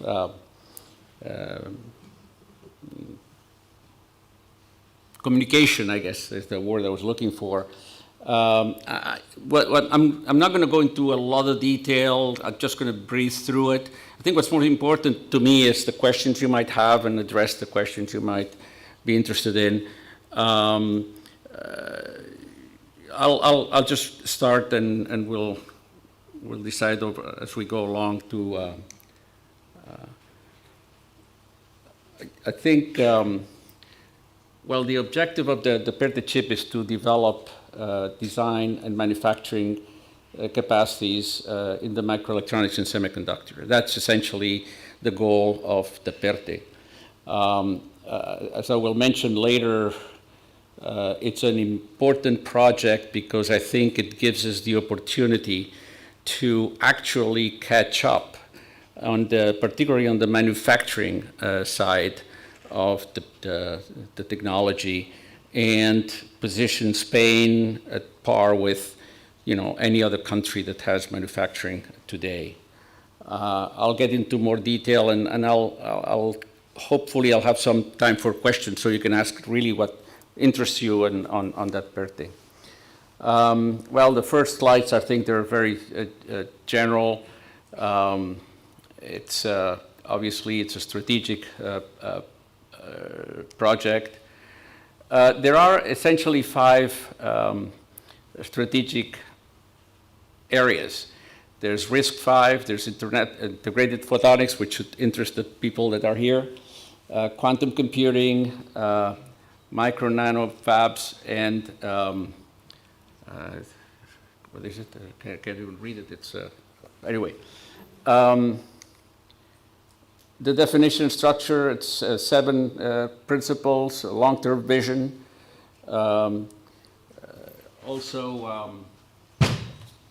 It's hard to read from here, but there it is. I'm sorry. Prioritization, phase process, progress, technical leadership. More important, public-private cooperation. This is something that we want to emphasize and strengthen. To have an integrated nature and alignment with the European Chips Act. And this is, again, another very important point. The PERDE chip originally was to go along with the still to be approved European Chips Act. This is our share of that project. But it was determined at that time that we wanted to go beyond just the CHIPS Act, and you'll see it as I get into more detail. And it was decided that we needed to reinforce the ecosystem around the fab. Having fabs alone is not sufficient. You have to have design, you have to have the scientific side of it, you have to have the markets that you are addressing, that you're catering to. If there is no ecosystem around the factory, a factory doesn't last. And I was personally involved in the one and only, I believe, major manufacturing facility that's been here in Spain. It was inaugurated back in 1987. I was involved in that project. That was a wonderful fab. It was state-of-the-art at the time, 1.2 micron, 6-inch wafers. It was state-of-the-art. In fact, there were 2 other factories that were built in Oregon at the same time. And that fab actually worked for quite a few years. I understand that it was closed, or actually switched to making solar panels in 2000 or 2001. So it was a success, but it had no ecosystem. It was actually delivering the product back to AT&T Microelectronics, which then became Lucent, which et cetera, et cetera. You can see it. It's in Tres Cantos. It's right there on the side of the road. It's sad to see it now. But the point is, there has to be an ecosystem that really supports the factory. Even though, and you, in this audience, you're technical enough to understand that there's a difference between what you manufacture at the semiconductor level and then the rest of the ecosystem, because a factory is a factory is a factory. It manufactures products for just about everybody that designs with those design rules. So there's no direct relationship between what the specific market uses and what you manufacture. You cannot manufacture for everything. So it is the ecosystem of manufacturing that actually serves all the needs. And every customer designs for different technologies within the same set of products that they will use and incorporate into their end product as well. So I'm trying to explain that. And I also try to explain the fact that TSMC in Taiwan, SMC and UMC manufacture probably maybe 65% of the chips in the world, maybe more. They use 1%. Everything else goes elsewhere to the rest of the world. So when we talk, and there's a lot of misunderstanding about this, and that's why I'm spending a little bit of time here to explain it. because we want to find a partner that's going to put a reasonably state-of-the-art factory here in Spain, maybe two if we are lucky. But it doesn't have to do with the fact that most of the market is automotive and et cetera, et cetera, et cetera. On the other hand, and having said that, the PERTE chip allows us to finance and help other technologies, other directions, and therefore we feel that we also need to support, and we will support, those activities in Spain that address the demand in Europe and in Spain as well. And I think this session today speaks about that. And certainly this is the other objective of the PERTE, is to really address and reinforce the ecosystem around the semiconductor industry. I might have covered probably, most of the presentation, but anyway. Here is the breakdown of the objectives and the investment allocated to the PERTE chip. PERTE chip is, as you all know, it's been publicized enough, it's 12.25 billion euros, broken down into 4 components, and then each component is broken down into different actions. I'm not going to spend a lot of time here. You can read it. You can see the amounts as well. Bolstering the scientific capacity is a very important one, 1.1 billion. The design strategy, I believe this is the key to the whole PERTE chip. As a commissioner, I will spend as much time as I can to really reinforce the talent to design in Spain and in Europe as well, because we're part of the European ecosystem. But I think that this is a very, very strategic component. Any company in the world today is looking for talent. What's lacking everywhere is design talent. And we want to work with the universities, we want to work with the companies and develop and create more design talent available. And Spain can become a design center for the rest of the ecosystem in Europe. I think designing is fundamental. Let me, and I'm going to diverge a little bit from time to time. If I get too long, just stop me. But the US does 65% of the designs, and only manufactures maybe 12%. Now, they're changing that, and they obviously want to go to being able to manufacture about 25%. But 65% of the designs are designed in the US. I don't have the numbers in Europe, I don't have the numbers in Spain, but certainly we have a lot of room to grow. That is an objective for the PERTEs. We want to help the universities, we want to help the ecosystem bring or generate more designers. And maybe if we do our job well, we can encourage some Spanish engineers to come back to Spain, okay? Because there are quite a few outside. The fourth component is the construction of a fabrication plant in Spain. I already made a comment about whether the factory has to be 5 nanometers or not.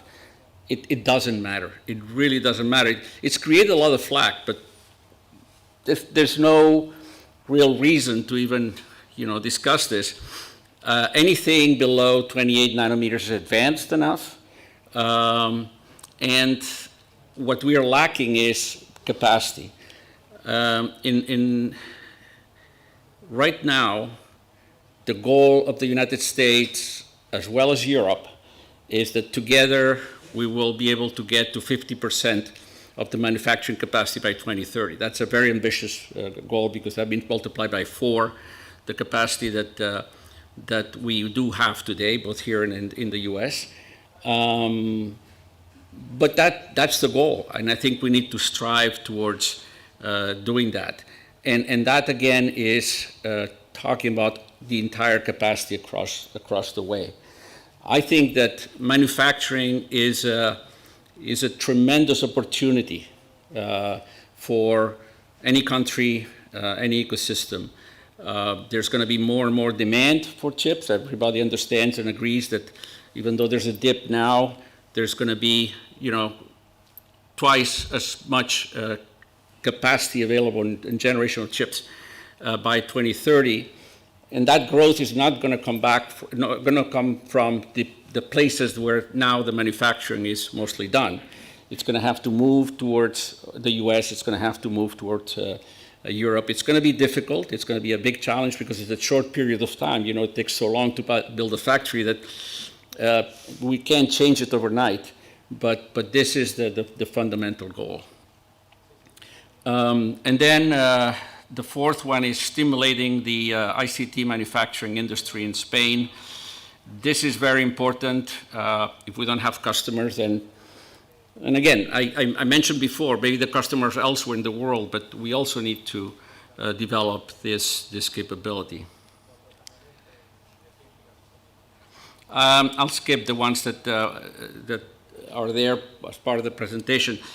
The only thing here that's important is that in the PERTE chip, we can finance projects, we can finance companies through grants, through agreements, to contracts or orders. We can do capital contributions, we can do loans, and contributions to investment funds.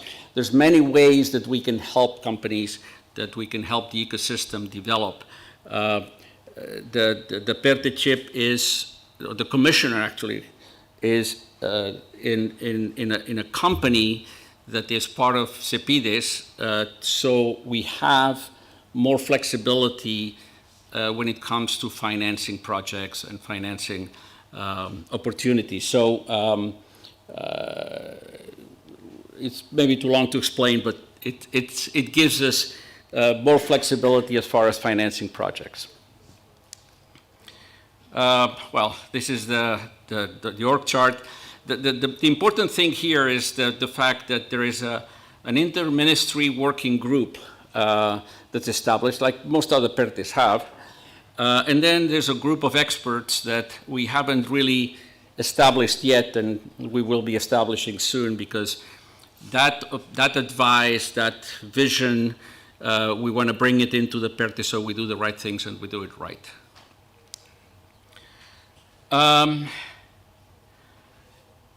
The integrated photonics, it's a growing sector with relatively high value added. And here, interestingly enough, we are competitive. Europe is competitive compared to other countries. And we have about a 21% market share. We need to continue to develop that. Spain has a complete and well-established value chain. I think we're seeing it here. There's a lot of projects, there's a lot of startups. We do want to help that. So it's an opportunity, and I'll mention that in a slide or two. And then it's important also that this is included in the Chips for Europe initiative of the European Chips Act, which means that, and I was going to mention it in another slide, we can then finance manufacturing of photonics within the Chips Act, which has a specific incentives that don't have any other activities. And it's interesting that both the US and Europe have decided to go with the CHIPS Act, which is kind of similar, same incentives. The European CHIPS Act hasn't been formalized yet, hasn't been approved yet. It will be approved hopefully soon. But we're looking at some deals that are being negotiated in Europe where the funding of a manufacturing facility or activity could be up to 40% of capex, which is significant. The financing of that particular site, which is the manufacturing, is different than the other areas that we talk about, where the incentives are the same that have existed up until now. It's just that we do have the funds available to do it, and we will be able to do it. Clearly, the most visible objective of the PERTE chip is the semiconductor, advanced semiconductor manufacturing. We talked about that. All the attention is driven by this, which is good. That's fine. We do have a significant challenge given the movements of the ecosystem over the last year or two. Things have changed. The US has passed their CHIPS Act, and American companies have gone back to the US, right? I mean, we all know that. So it makes sense. It was predictable, so that's essentially what's happened. Maybe at some point they'll have interest in putting something in Europe as well. Well, Intel, I should say, is probably the exception, but the Intel deal was already negotiated way back. So, we will have to find other partners to bring semiconductor manufacturing to Spain and specifically, or in Europe specifically as well. There was the announcement of Intel, there was the announcement of Global Foundries. Hasn't been announced yet, but TSMC is also in the queue, and that's it. Now, we are working very diligently, talking to several manufacturers around the world, and we're not giving up. We're going to continue to work to bring this facility or those facilities here. Well, that's essentially what I'm saying here. Spain is part of the process and needs to play a role in the European ecosystem, and we will. As the rest of Europe continues to look for partners to put new fabs, we will continue to do so. There's absolutely no reason why one of those can come to Spain. They can go anywhere they like in Europe. We're focused on that 2030 European market share target that I mentioned. It's very difficult to reach. It's enormous, but it's a big goal. So there's room for everybody. There's a lot of opportunity. Let's see if we can find the partners. It is a fast-growing but a mature industry where we in Spain and we Europeans need to play a role. So that's the semiconductor, the traditional semiconductor manufacturing. But we must also play a role in emerging technology markets, and that's directed in this particular case to photonics. Spain has and it's proven here, I think, has a fast-growing ecosystem in photonics with centers of excellence, driving research and innovation, including leading manufacturing projects, as we've seen one that's beginning to emerge. So it's a great opportunity. It's a clear opportunity for Spain, and we need to seize it and take advantage of this opportunity where the resources will be available to really launch some of those projects. The CHIPS Act includes, and we're trying to get a confirmation from this, but the CHIPS Act includes photonics, and therefore we must address this segment of the market. We are going to make sure that the CHIPS Act includes all of the manufacturing activities. Now, there's one criteria that's the fundamental criteria in Europe for defining or determining whether it's within the CHIPS Act or not, and that is what is called a first of a kind. So as long as it is a first of a kind in Europe, technically it would fall, and manufacturing activity would fall into the CHIPS Act. It still hasn't been approved, so we don't know.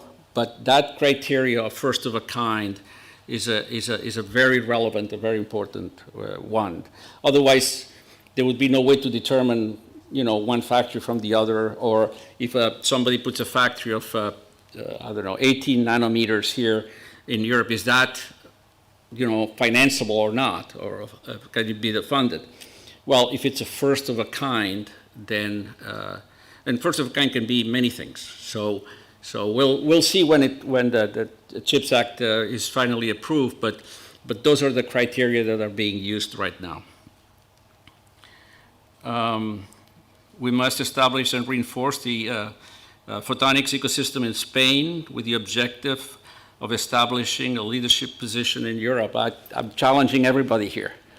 Let's see if we can do this. We'll try to help as much as we can, but I think that it's important when a country, when a group of people take on a challenge. I think this is the challenge. We have an opportunity on a technology that's still developing, that's still growing. What role can we play in Spain in that process?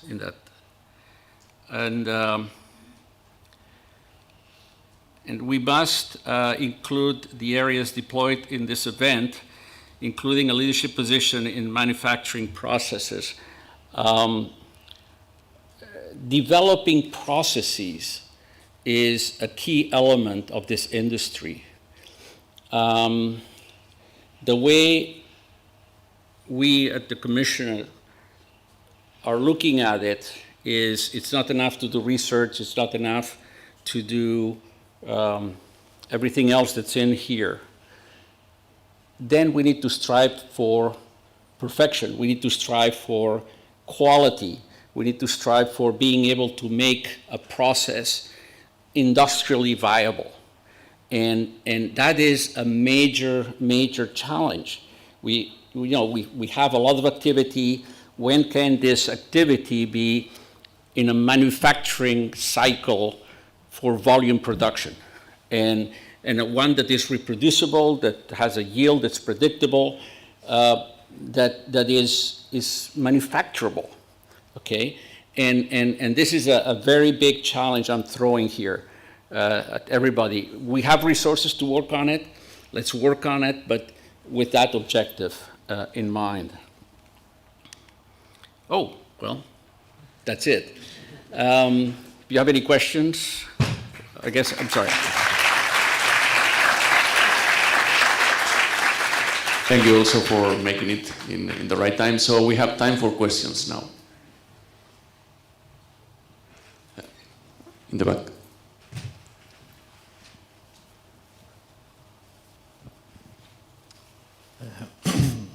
Thank you, Mr. Jaime.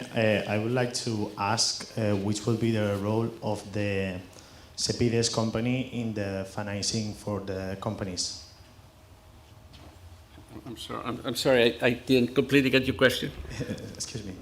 Which will be what role will play the CEPIDES company on the financing? Oh, okay. Yes.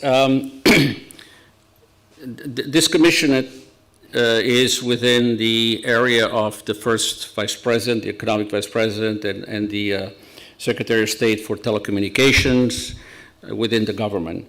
But also the commission is inside a company that is 100% owned by CEPIDES within the CEPI group and within the CEPIDES group.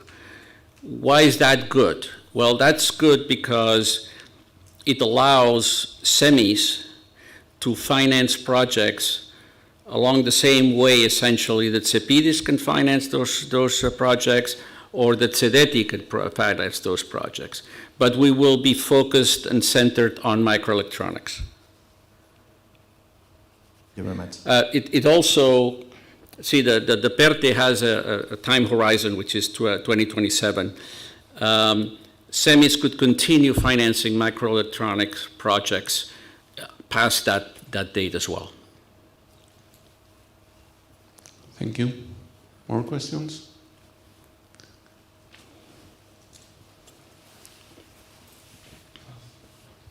Thank you. Ivan from European Photonic Industry Consortium. You mentioned bringing one or two major semicon manufacturers to Spain. Where would you envision to land them in Spain? Which area, city? Well, that's a good question.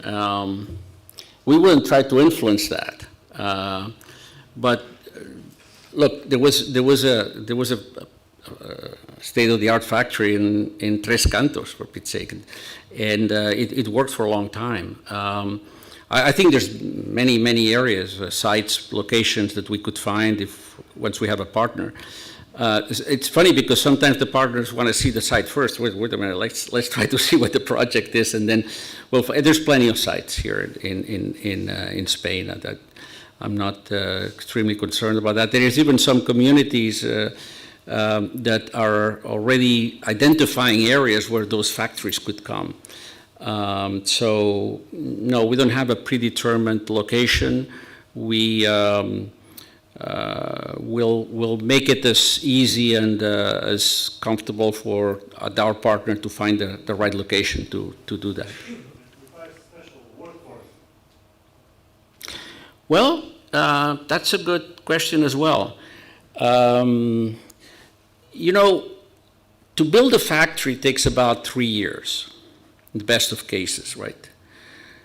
What AT&T did is when they decided to have a project to build a factory, they hired Spanish engineers, they took them to the US, and they worked in Denver for 3 years. They came back and they ran the factory. There's no secrets. I mean, just once you know the process and you know your functions and everything else. Second, well, you all know ASML, right? There are 400 Spanish engineers working there. We're hoping we'll bring some engineers back. They have to leave now because if you want to get into semiconductor manufacturing in the industrial way, you have to go elsewhere. I even met through, when I was appointed, I don't use the social groups and stuff, but I'm in LinkedIn, right? So I got contacted by some people, some engineers, Spanish engineers that are elsewhere.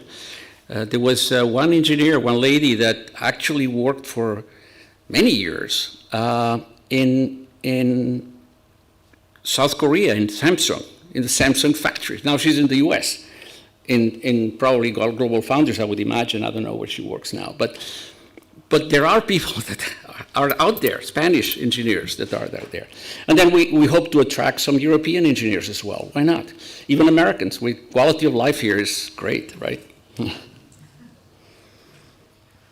Hi, this is Fletcher. And first I want to thank you for the information that you have provided us today. But also I would like to comment that maybe I'm a bit confused about the narrative surrounding the competition versus partnership between Spain, European Union, and the United States. So in order to attempt to clarify, could you provide more details about how we could leverage the cooperation with the United States to improve operations and future fabrications in Spain and the EU? I'm going to think how to answer this question. I think you already gave some insight in your previous response. Okay. Regarding how some Spanish engineers or Spanish nationals spend some time in the United States or elsewhere and then return to Spain to help the local economy. But is there a deeper response? Is there a deeper idea regarding this? No, actually, my reference to Spanish engineers elsewhere is because they had no choice. I mean, if they wanted to be in this industry and there's plenty of opportunities and growth, and there's going to be even more growth now, they have to go to Europe or the US. In this case, this person was in Asia as well. But I thought your question was more geopolitical, but no. If it's about talent and so on, there's a lot of Spanish talent out there. I got an email from somebody, no, it was a message on LinkedIn actually, of somebody in Germany, Spanish, that was telling me, well, you know, here in Dresden we have a whole ecosystem with lots of factories and 70,000 engineers. And he's Spanish, so that's great. Well, it's going to take us a long time to have 70,000 engineers working in factories, but there's no reason why we can't have our own. And if you look at the U.S., going back to the U.S., it all started in the Bay Area. I was there at the time. Now there are factories everywhere. Not in all states, by the way, but they're all everywhere. And they're not building new factories that I know of in California. Not too many. Okay, I think this is time to end the session and to thank Jaime Martorell again. Thank you. So now there is lunch served, and then we retake activity in this room at 3 p.m.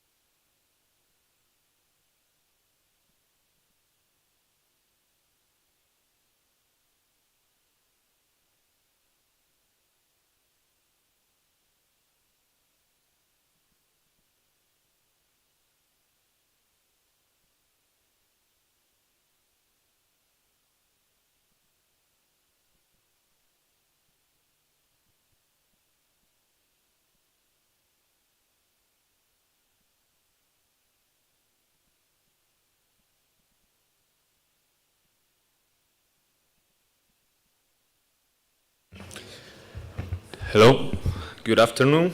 My name is Luis Bru. Welcome to session 3 of this Photonic Integration Week.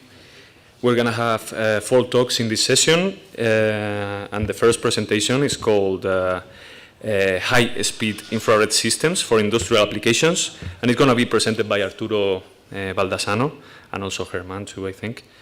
And they come from NIT Europe. So whenever you're ready, Arturo. Thank you, Luis. Hello, everyone. Good afternoon. Thank you very much to the organizer for the invitation. And I'm Arturo Baldassano. I'm CEO of New Infrared Technologies. The presentation is going to be divided in 2 parts. I'm going to talk a little bit about the business and the hardware, the products that we have, and then afterward, our CTO, Dr. Germán, will speak more about the infrared detector and our technology. Okay, well, New Infrared Technologies, we're a Spanish company, high-tech Spanish company, based in Madrid, and our focus and our main target is to bring to the market solutions in the infrared to monitor and control different industrial applications, okay? This, based on the infrared detector, it is very important to mention that we develop and we manufacture our own infrared detector. It's one of a kind. It's unique in the world. I have to say there is no other company in the world able to manufacture a cool image detector in the middle wave infrared. And this is based thanks to a unique technology that we have. We're capable to manufacture in 8 inches wafer, which that gives us a capacity at our facilities to manufacture around 50,000 units per year. And you have to imagine that in 8 inches wafer, the number of detectors of units that fit in the wafer, it's around 150 between, depends of the yield, but we can be talking between 100 and 150. Okay, we have a clean room facility of 120 square meters, and we were awarded in the year 2016 by the Royal Academy of Engineers in Spain due to our main technology and the microchip of the type of company that we have.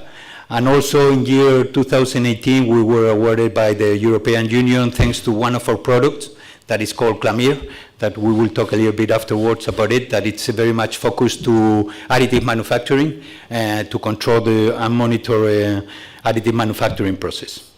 Okay, we have our products are sold in the 5 continents. We have many clients in Asia. We have clients also as well in Australia, in the US, and of course also in Europe.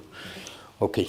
Well, also just to mention as well that as well we are a member of Sexfo here, a partner here in this exhibition, and also we are a member of EPIC, a member of the cluster in just developed a very new cluster in Madrid based in Semiconductor. Okay, we are very much integrated vertically. At our facilities, we develop together with our partners, not alone of course, but together with our partners, we develop from the detector and the rock design all the way to also to grow at our facilities the infrared wafer, then to the packaging, and we have developed as well the infrared, the electronics, in order to achieve the maximum performance of our infrared detectors. Our infrared detector works at very high speed. Our camera runs at 4,000 frames per second. And so we need a very accurate electronic in order to get the maximum performance of our cameras.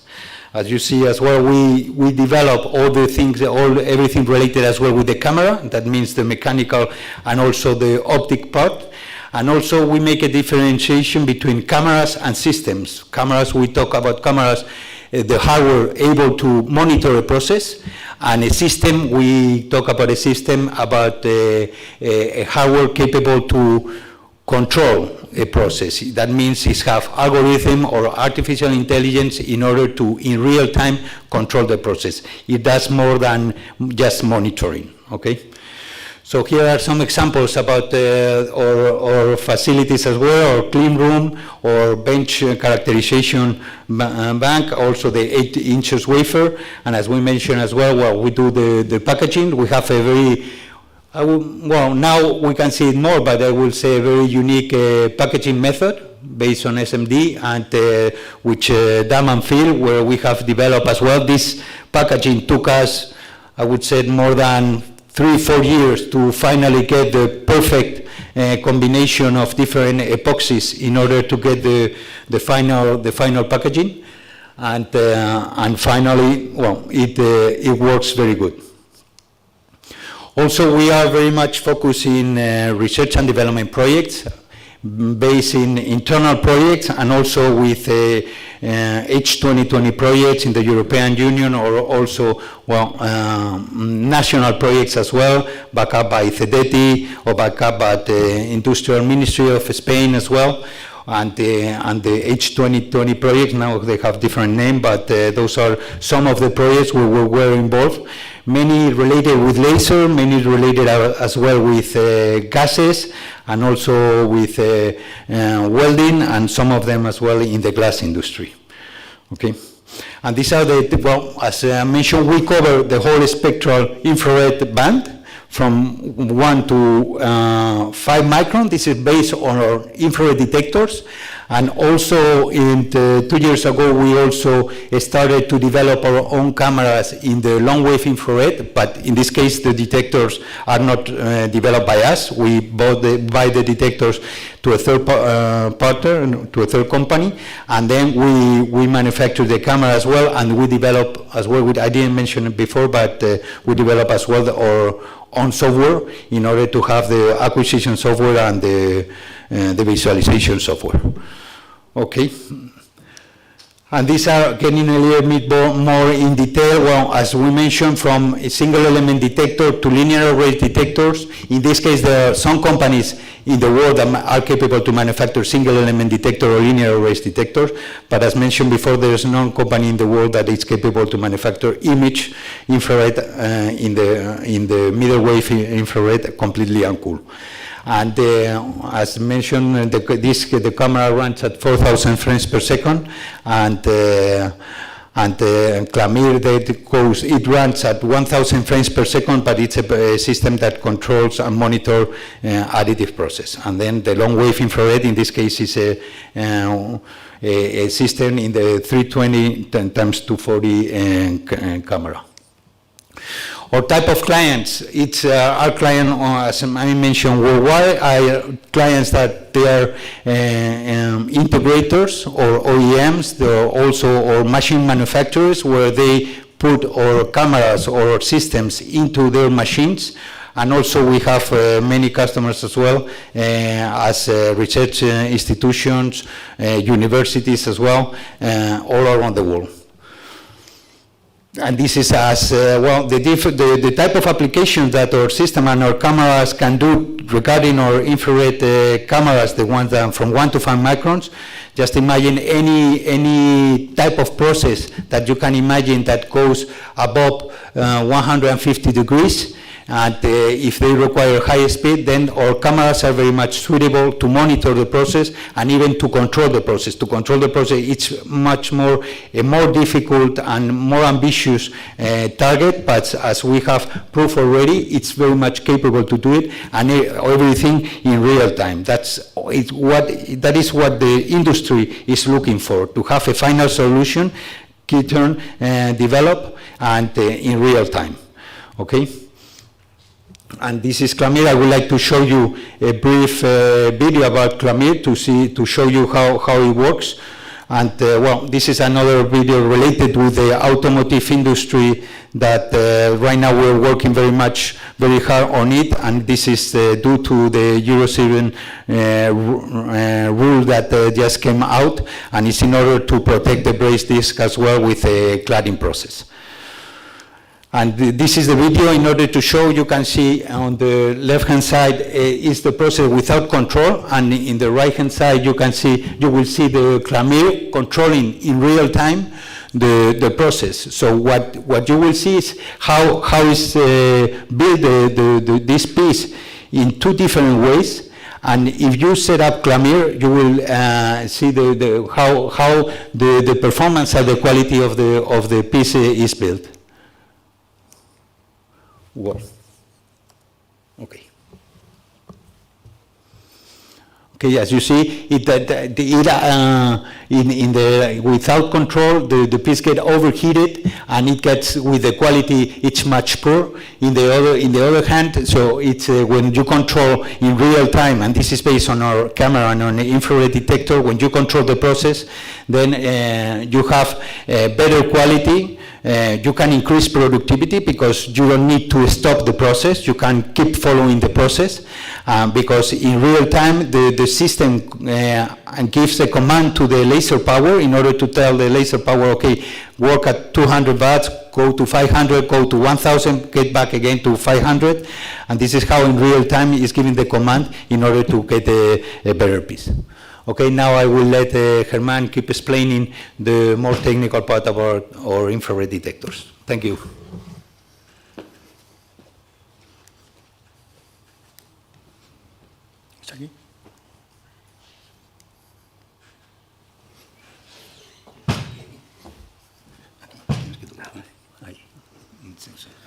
Hello, good afternoon to all people. My name is Germán Vergara. I am the CTO of NIT, and after the review that Arturo said about the company and what we do and what we sell, I would like to speak a little bit more about NIT technology, that maybe you are more interested in this type of things.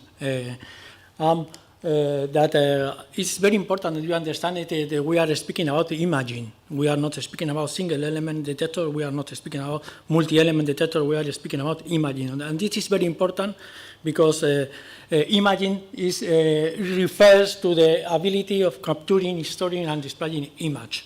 You can do in three different ways, or three. You can use one pixel, you can use a linear array, or you can use a matricial type array. If you use one pixel or you use a linear array, that you need movement in some way. And it is basically cost a complex system, complex camera, very expensive camera, very poor reliable camera, and also that it's very important the integration time and getting shorter. I mean, the best solution is to use a matrix type sensor, and this is basically that we do. But what it means? That it means that we need to process an array of material which is sensitive to the infrared radiation, but also we need to construct an array of electronics for reading the electron. Then, when you try to construct an infrared focal plane array or visible focal array, it is the merge of two technologies. It's the merge of the infrared material technology plus the CMOS technology. This is very important because you have to keep in mind that it is that we do, basically. This is trying to explain in this slide. You have the first plane, which is the array of pieces made of infrared sensitive material. In our case, it's lead selenide, vapor phase deposit lead selenide. And behind it, we have to make an array of pixels with the readout electronic behind. Good. And another important thing, we have to put together everything. But this is a very, it also requires some technology, right?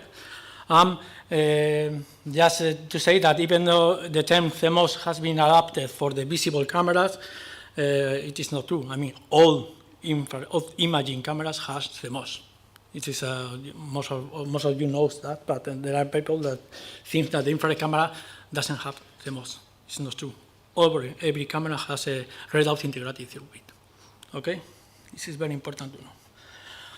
Depending on how do you, this is something that you know very well, depending on how you put together the infrared sensor and the CMOS, we can distinguish two big families. the hybrid sensor, which is the sensor that you make the pixels, the infrared sensor in the one way, and then you make the CMOS circuit in other way, and you put together with, I don't know, silicon or indium bumps or whatever. But there is another possibility, which is much convenient and much easier and much more cheaper, is to make monolithic sensor. That it means that we can grow the infrared sensor directly on top of the CMOS. And this is exactly that we do. For doing that, we have to control the temperature. The temperature, because you know that the CMOS, not more than 350 degrees, because otherwise you are dead. And this is basically that we do. We make an infrared sensor which can be done directly on the CMOS, because we process at temperatures around 350 degrees. Many of you tell me, okay, what type of sensor it is? It is not a crystalline sensor, it's a polycrystalline sensor, it's a disorder sensor, but it's enough for this application. This is basically what we do. We put infrared sensor material on the CMOS because our sensor is not crystalline. We don't need any type of MBE, blah, blah, blah, blah. We just use medium temperatures and polycrystallinity. We use that for them. Then the NIT technology has main three pillars. The pillars is the infrared sensor, which is, I'm not going to speak about it. I think I spoke about it in the 2019.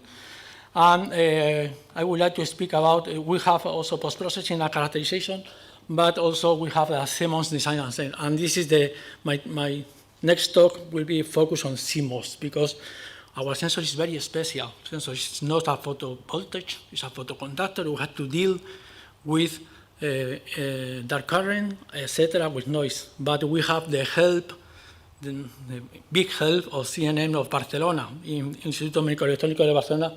They help us a lot for designing the CMOS. We are working in 8-inch silicon wafer. The wafer, the design is national. I think it's in collaboration with the Instituto Microelectrónica de Barcelona here. And the foundry, the wafers are made in Europe. And based on that, we have a mature network of semiconductor processing. I mean, we know a lot of people who is working in semiconductor. We have a lot of technical contact with people from Germany, from France, from UK, etc., for trying to put together all this thing. We have a close contact with main actors in European foundry, and also we have, I don't know to say deep, we have knowledge about skip deep. We have knowledge about the semiconductor processing. This is basically the network of microelectronics. I mean, we collaborate very tight with the actor, national actor, like Instituto Microelectrónica Barcelona, with la Universidad Politécnica de Valencia, with ISON in Madrid. I mean, with a lot of people that they are working with us during a lot of time. We have also some partners in Europe, from Hofer Institute, or also we have very good relationship with IMEC, just for making the CMOS.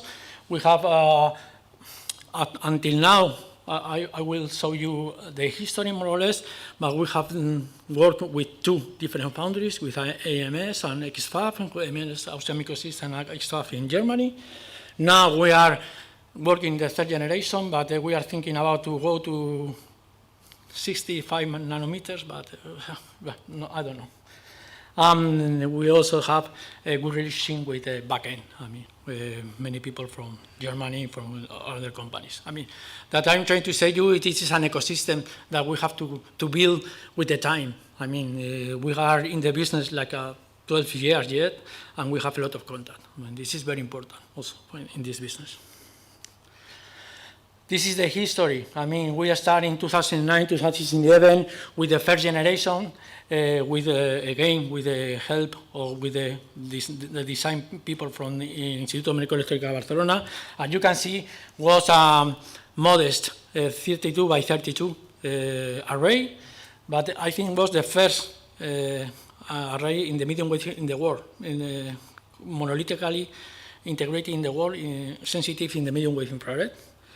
It was the technology was 350 microns, 350 nanometers.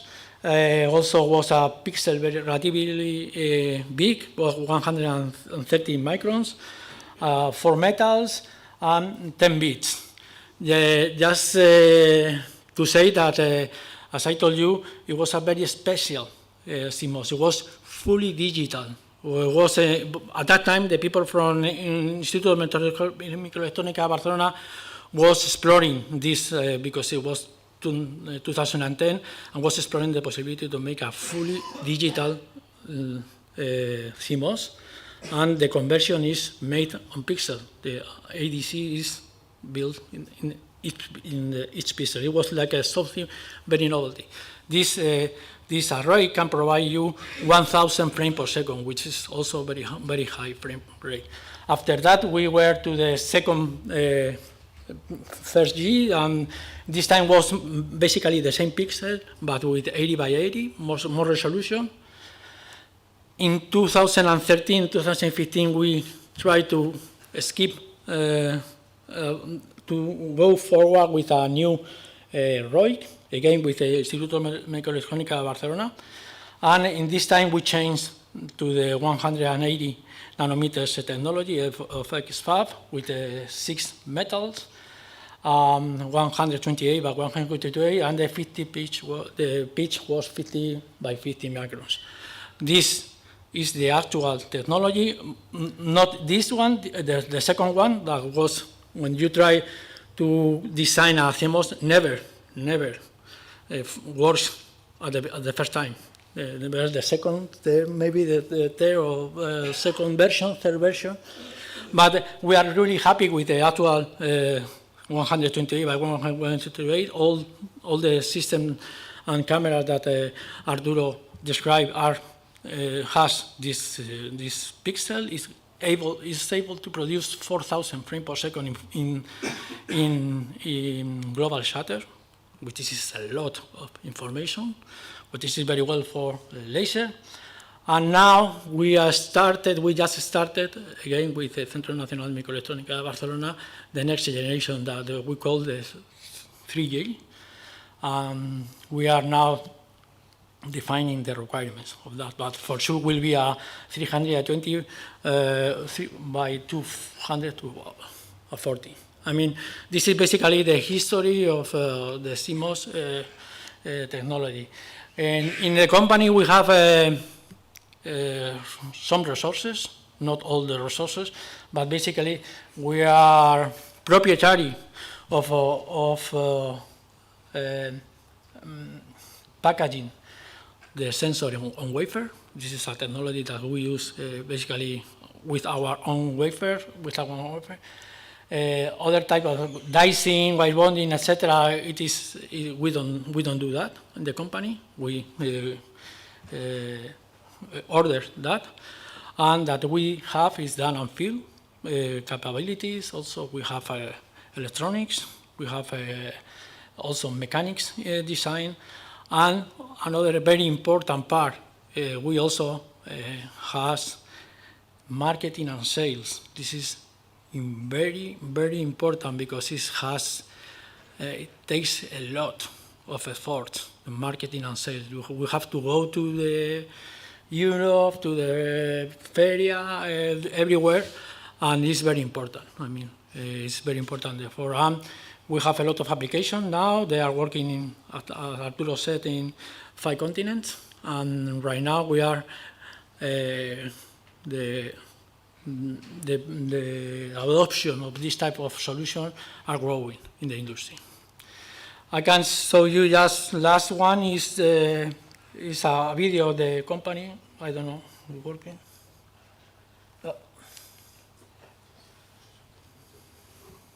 No. Okay. It's a video. I mean, that's all.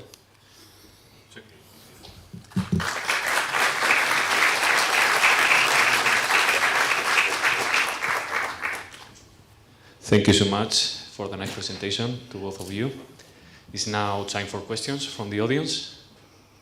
Is there any question? No questions? Okay, I have a question myself. I was wondering regarding fabrication, how does it affect the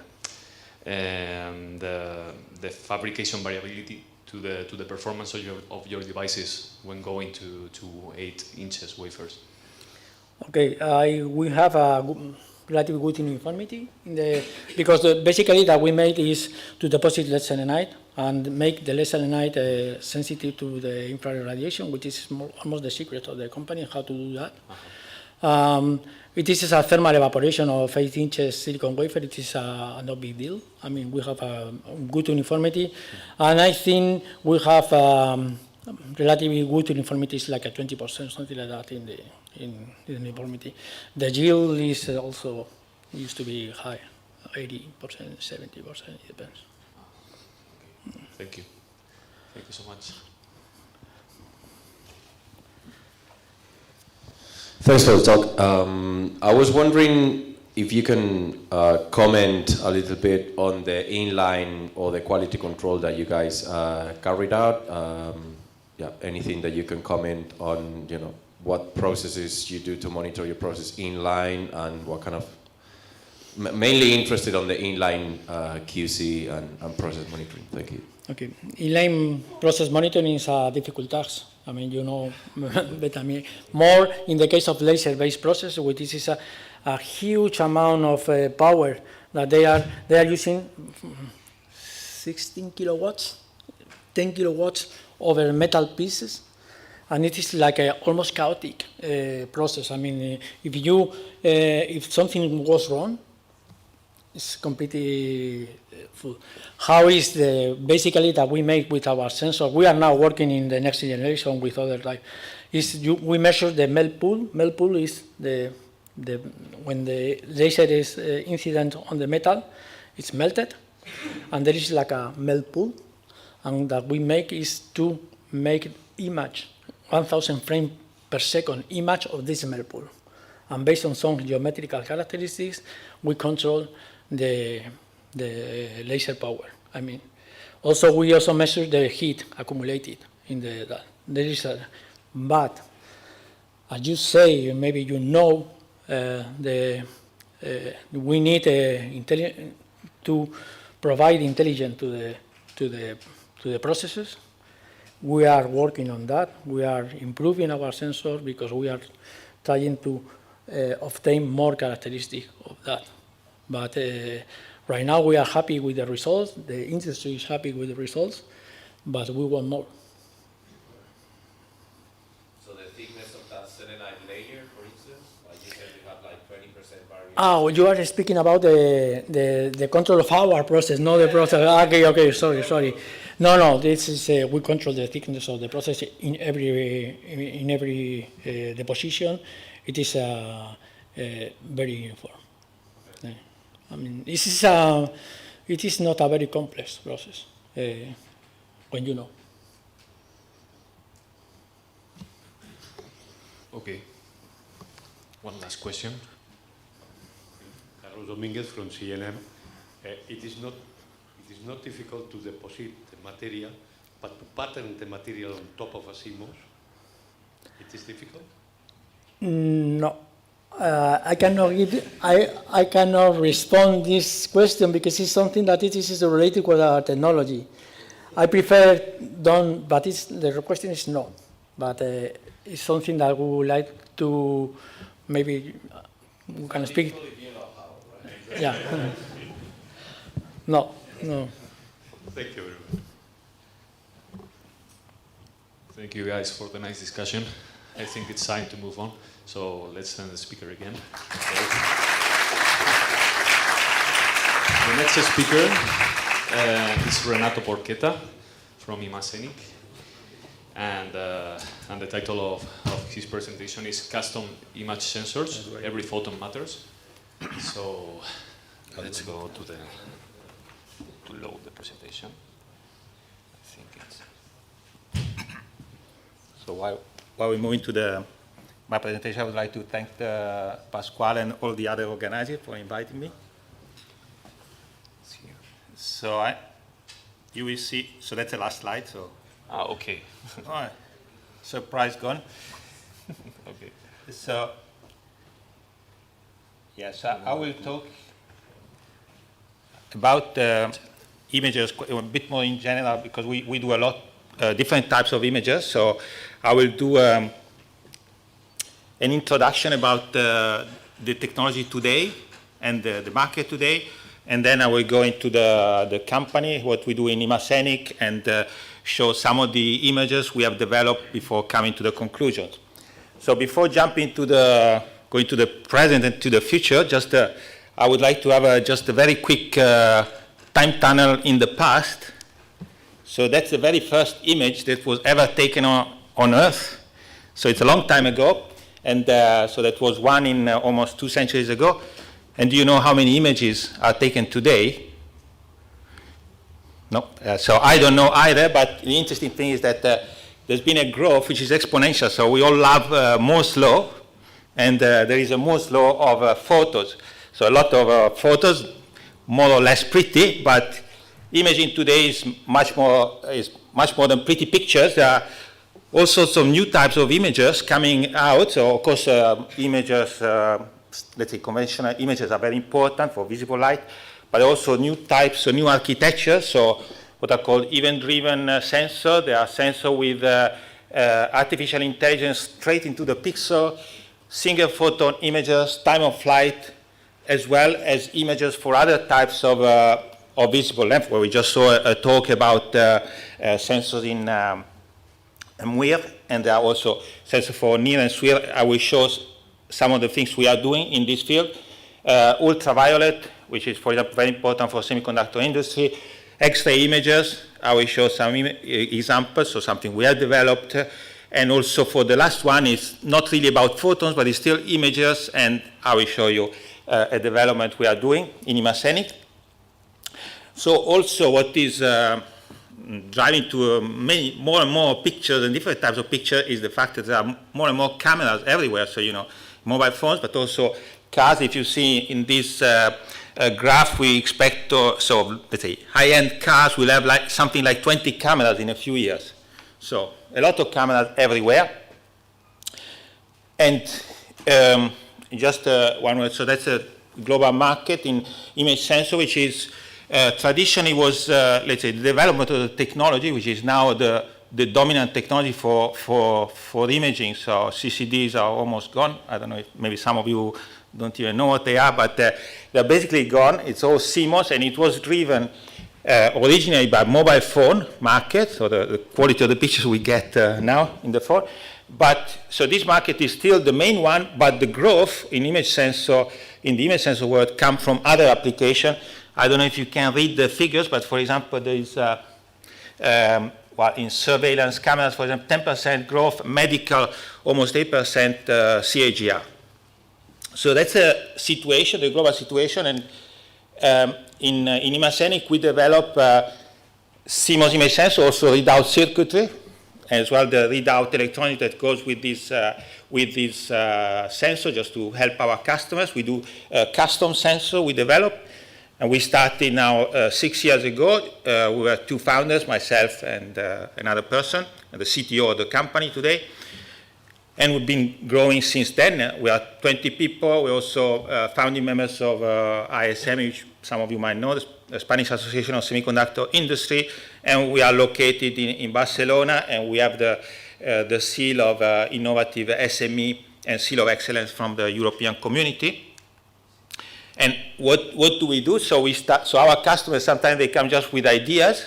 So they have like a few lines of specification, just they would like to have something, but they don't know exactly how, and we help them first defining the specification, and then we do all the CMOS design, and then also we help them to have something which they say they have to minimize the time to market, cost, and development time. Is we do also we can develop the camera, we take care of the packaging, hardware, so we do hardware design, firmware design, and also we manage the production, especially managing the production at the foundry.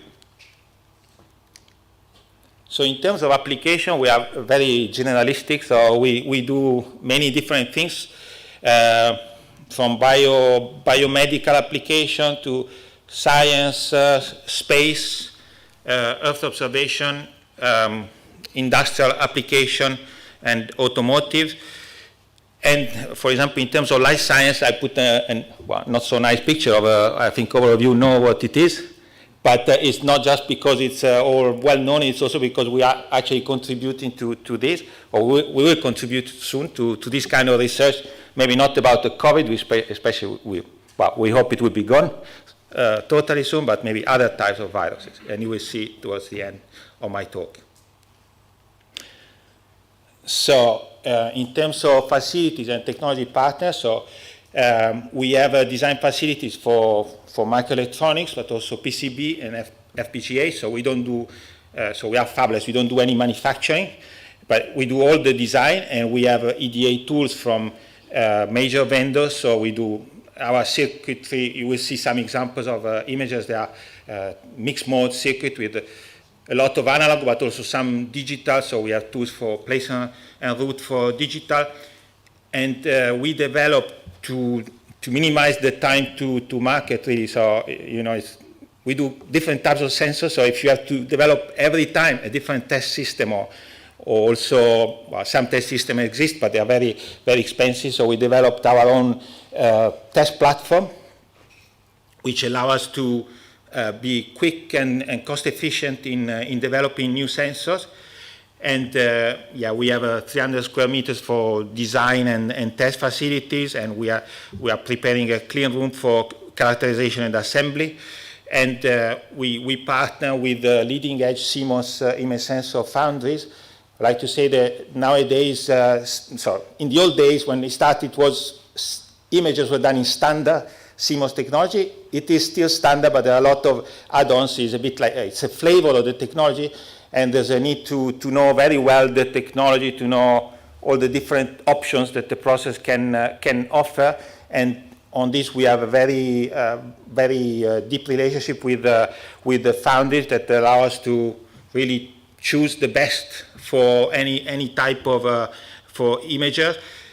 So we have, among the things, I mean, the last line that you see there it just mentions some of the things we can do. It's not all. There was no space, and I would say if you have any image that you want to develop, you should come and talk to us. But I mentioned there so that we can access and do design in 3D stacking, so with two chips stacked together. We have access to microlensing, color filter, BSI, special BSI. So there's a lot of different options one need to have to do a good image sensor. And our focus is on the customers. So we have customers all over the world, from Asia to US, going through, of course, Europe, and they are happy and returning. So, and what they look into a custom sensor is something which is unique. It's not the usual Sony sensor that they can buy from everyone. So everyone at the end has got the same sensor. And that happens in some market, but so they come to us to differentiate, to have something which is unique, allow us to have a competitive advantage. And as an innovative company, also we develop our IPs, and we have a initial patent portfolio. We want patent granting in the US, and also grants from the EU. We just won one mission as SEDETI. We have contracts with ESA, and I can just mention one because that's not image sensor, just to show that we do also kind of photonics, in the sense most people intend here, so with a random number generation chip. So now if we come to some examples of images that we have developed, so this is for X-ray detection, and so it's actually a family of sensors for intraoral, well, most of them are for intraoral. The only one which is not is the biggest one, which is about 6 by 6 centimeters, so is intraoral for animals, for big animals. And the other ones are the size. So if you're familiar with this field, you know that there are different sizes depending on the type of person. And size 0 is for children, size 1 is for adults, and then they say size 2 is for American adults. And it sounds like a joke, but I can tell you it is really true. And I can explain later during a coffee break why. And anyhow, in this family we have, so it's a fine pitch. For this application, it's fairly fine pitch, 18.5 micron, designing 180 nanometer, and we develop our own pixel to be able to do fairly low noise, but especially high dynamic range and noiseless binning. So we do noiseless binning in the chip. We have a large full wire which is suitable for X-ray application. And as you can see there in the corner, this one is the floor plan of the chip. It's not thrown into scale. Most of the chip is pixels.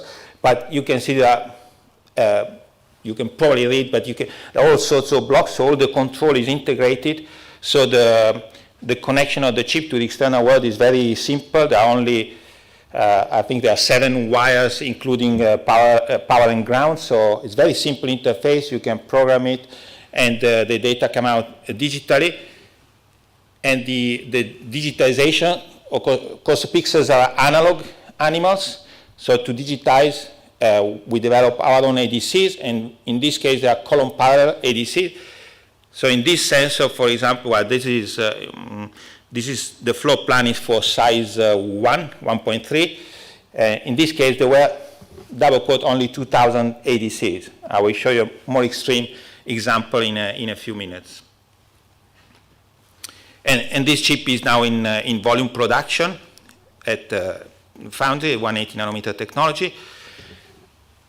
And I will show you later. We will do a lot of large pixels, but large sensor with large pixels. But this one is a different example. So it's a camera for security application, 2 megapixel, 2.5 micron. What is special about this is the low noise. It's fairly low noise. It's 1.8 electrons. So we are almost, with CMOS technology, you can get almost at the single electron detection, even with standard imager. And I will say more about SPAD, other type of sensor, which allow to do single photon detection. And also, these sensors got a lot of integrated controls, can do a lot of things with the image. And this is one a product where we have a lead customer, but we're developing also as a standard product. It's still in development. We are the manufacturing is about to finish in the next few weeks, and we have planned at least 2 sensors in this family. There's the first one is a full format. For those of you who are familiar with photographic terminology, so full format, 11.6 megapixels, 30 frames per second, and then we will do later also, it's planned to do a medium format, which is about 6 by 6 centimeters, so there are only 4 dies on an 8-inch wafer. Okay, and this is low noise and with high dynamic range. Again, column parallel ADC. It has rolling and global shutter, although the noise performance that you see there are with rolling shutter. Global shutter is a bit higher. And it would be backside illuminated.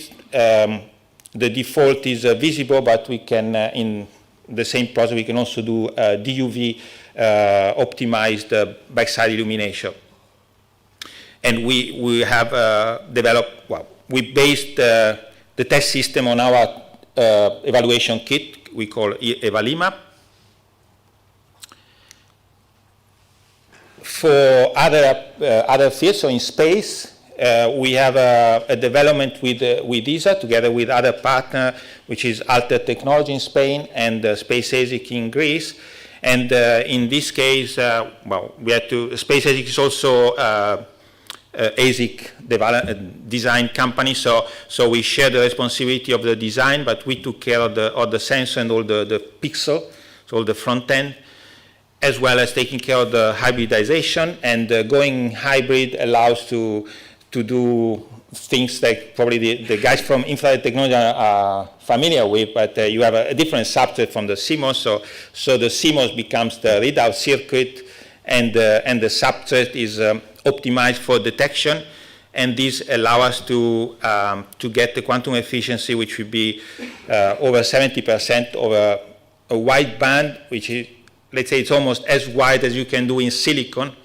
So it goes from 450 to 900 nanometer, and this is a design which is has space level radiation hardness, so this is both for total dose and single event effects.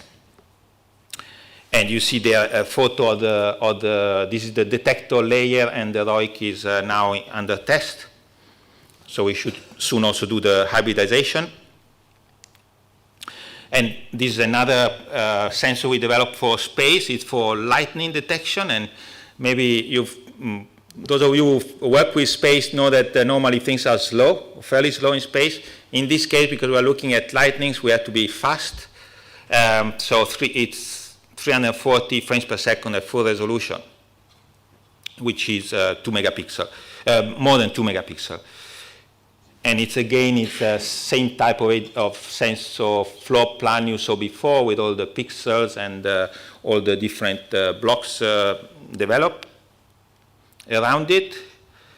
And so if we move up in size, this is a wafer scale sensor. It's on an 8-inch wafer.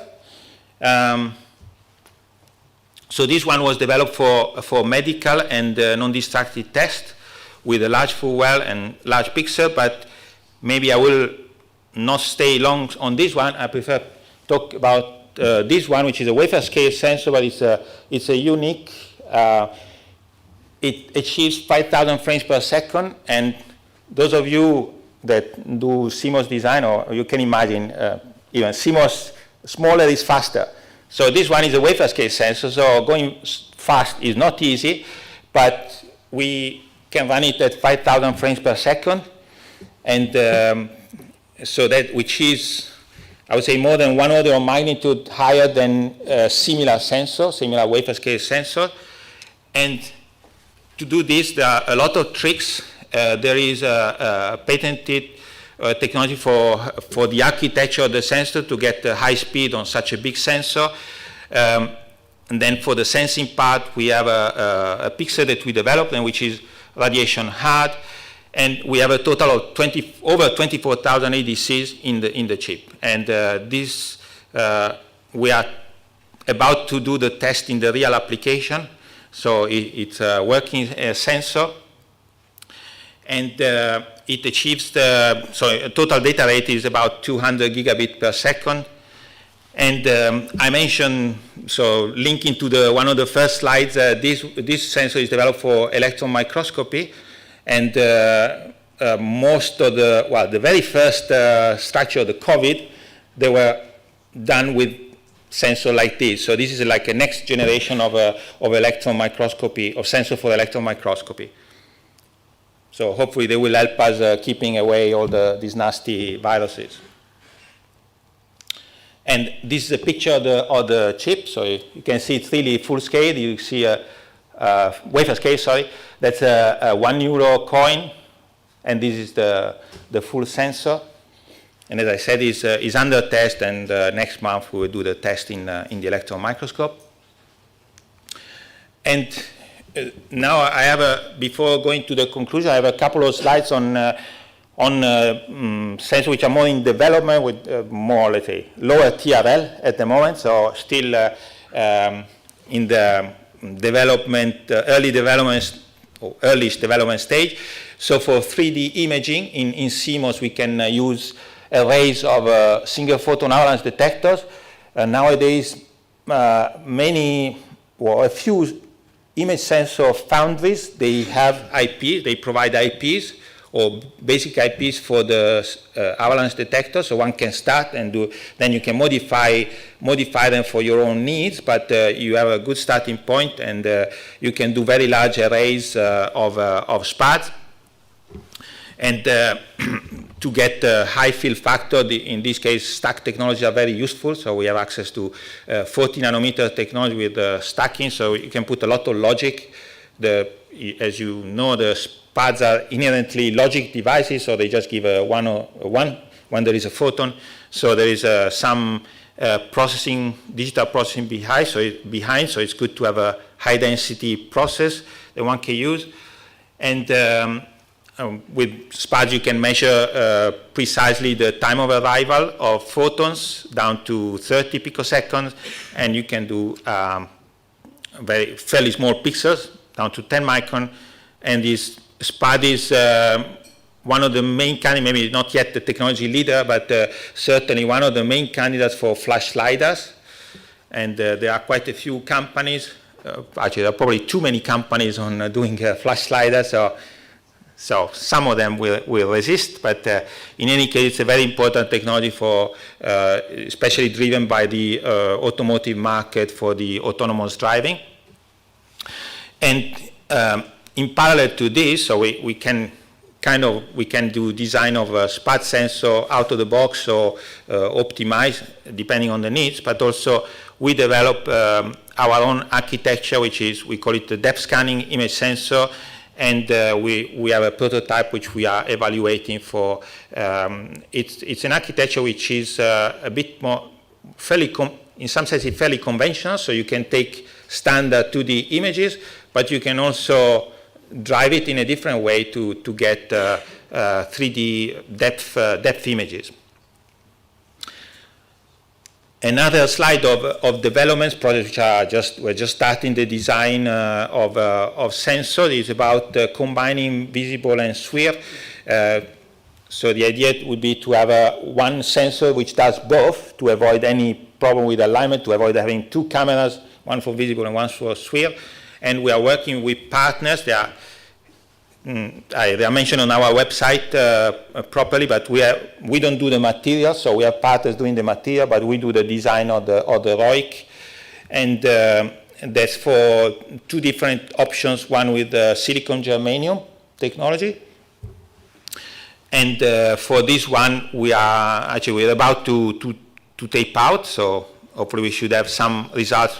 Well, we should have some results beginning of next year.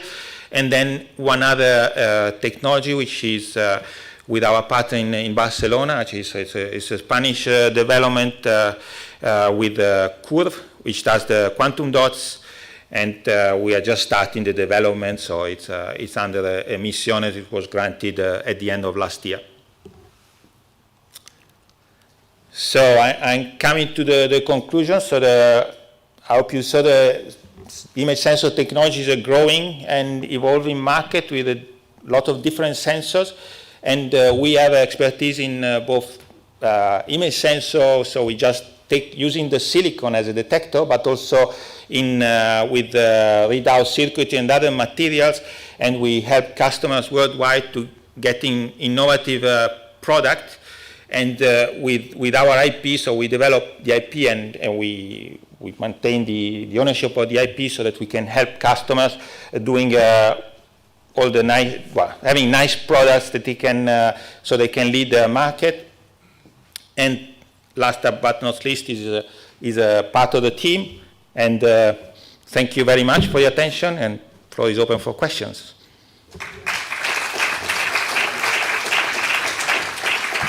Thank you. It is time for questions. Is there any question in the audience? Please, Ruben. Hello, I'm Jaime Garcia from UPB. I have a question about the dental imaging system.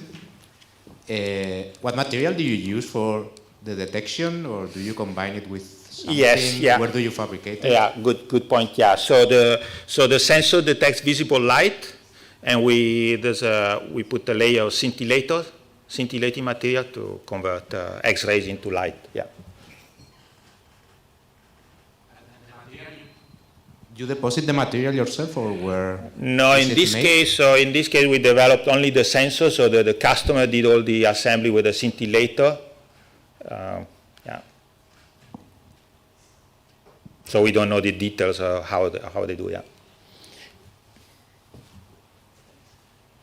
Okay, any other question?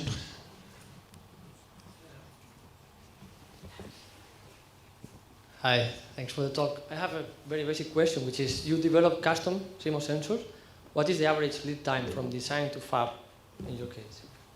Okay, so yeah, it's a question that all the customers ask. It's almost the first question they ask.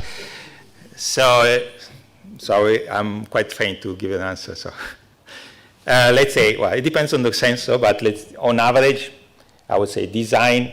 If you have, okay, there are sometimes you can do maybe sensors which are fairly close to previous ones, although this is almost never happens. So you have always some development time, so I would say between 6 and 9 months.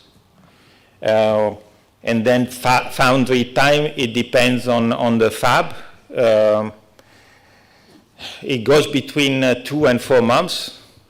And test time, so normally we do the first test, we do them, and then we give the customer the sensor and the test platform, and that between something like 6 to 8 weeks. So let's say you can, if you sum everything, you can go under 1 year to do a development, but that's very aggressive. So I would say 18 months is a better estimate. But just, for example, what is it? So this one, because it was like almost consumer products, we have a very aggressive timeline. So the shortest time I mentioned, they were done on this project. So like 6 months development and 2 months fab. Thank you. Is there any other question? If there are no more, let's extend the speaker again. And let's move on to the next presentation that is held by Sergio Lechago. Lechago? Yeah. Photonics. I think this is. And the title of the presentation, this is not working. The title of the presentation is Photonic Technology for Space and Defense. So, whatever you want, Sergio. Yes, thank you. Well, thank you so much to the organizers, and thank you so much to Pascual and everybody here. So we can start. Sorry, there we go.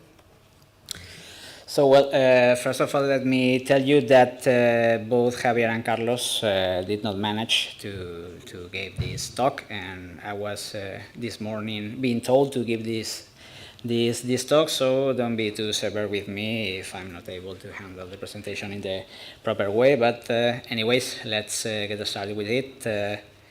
Let me start by talking a bit about the foundation of Das Photonics, which is a startup company that spun out from the Nanophotonics Technology Center almost 20 years ago, and what DAS is currently doing and that has been developing during these almost 20 years is developing and using the knowledge of photonic integrated technology to develop products focused on the 3 different fields, which are defense, avionics, and space, and as you can see, they stand for the acronym of DAS itself. So having a glance here at the portfolio, we have divided our portfolio in 3 main groups, coming from the photonic integrated circuits, where we have different kind of peaks, wireless peaks, optical beamforming peaks, multi-mode interference peaks, and so on.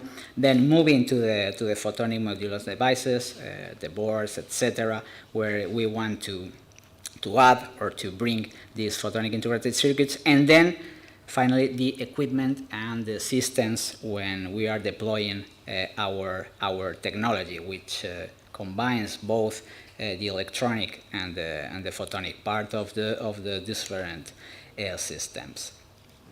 So now here, focusing on the space niche. So here we have different products that DAS is currently flying in different satellites, specifically in the ISPASat and the Eutelsat, the first 3.1, the photonic local oscillator, the down converter, and the single photonic payloads that are currently flying, as I told you, in the satellites. We are also planning to have some other modules that are going to be flying on satellites in the next upcoming years. And as a final target, we'll be talking about incorporating some photonic integrated circuits in these satellites payloads by 2026. Next one, I also want to highlight what we are currently involved in QKD technologies and quantum key distribution technologies. We are also working in a very big project, and we are involved what DAS Photonics is basically developing nowadays is focus on the source, on the transmitter, what we call the faint pulse source. So in order to have this QKD system, we have many different modules and of course systems, and DAS is specializing in the transmitter, which is basically a cavity. There are also systems related with QRNG solutions, etc. We are also interested in this technology, but this is not part of our current portfolio.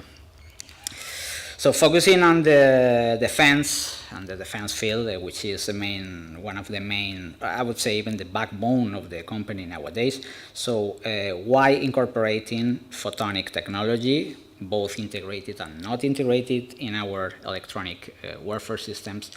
So basically the reasons are that by means of photonics, we are able to provide an instantaneous bandwidth.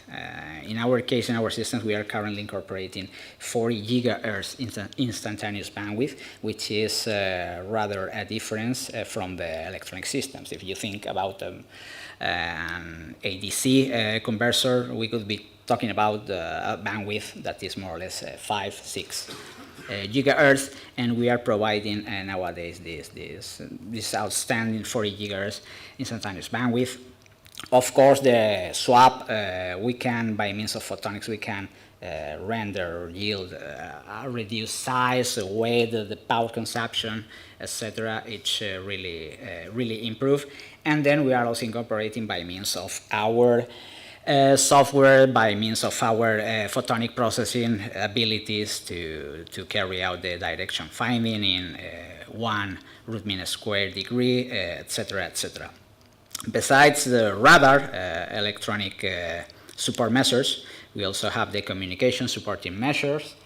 With these ones, the bandwidth is not as high as the required in radar, and we have also different products related to the radar deception, which is basically a countermeasure. When you know that you have been detected by a radar, you need to somehow to fool your enemy, to fool and to decept your enemy, and you can, for instance, carry out techniques of jammering, which is basically sending noise to your enemy, so in order to not be detected. So basically, the radio frequency photonic techniques here developed are being proven in the field, and as I was highlighting, we are working with the photonic sampling, the photonic time conversion, and also the true time delays that are going to be also really interesting and really important for satellite systems and for satellite communications. Here you can see some of the players and our customers. We've had many different projects with the ESA, Thales, Airbus, Leonardo, many important enterprises. I would like also here to highlight that DAS Photonics was the first European company that directly worked with the Pentagon, with the Department of Defense of the United States. It was a tiny project, let me tell you, but well, it was. We were the first ones to achieve this, and I also like to highlight this achievement. So here, it's difficult for you probably to see what's here, but it's basically a roadmap with the main highlights of our company. in the defense and space fields.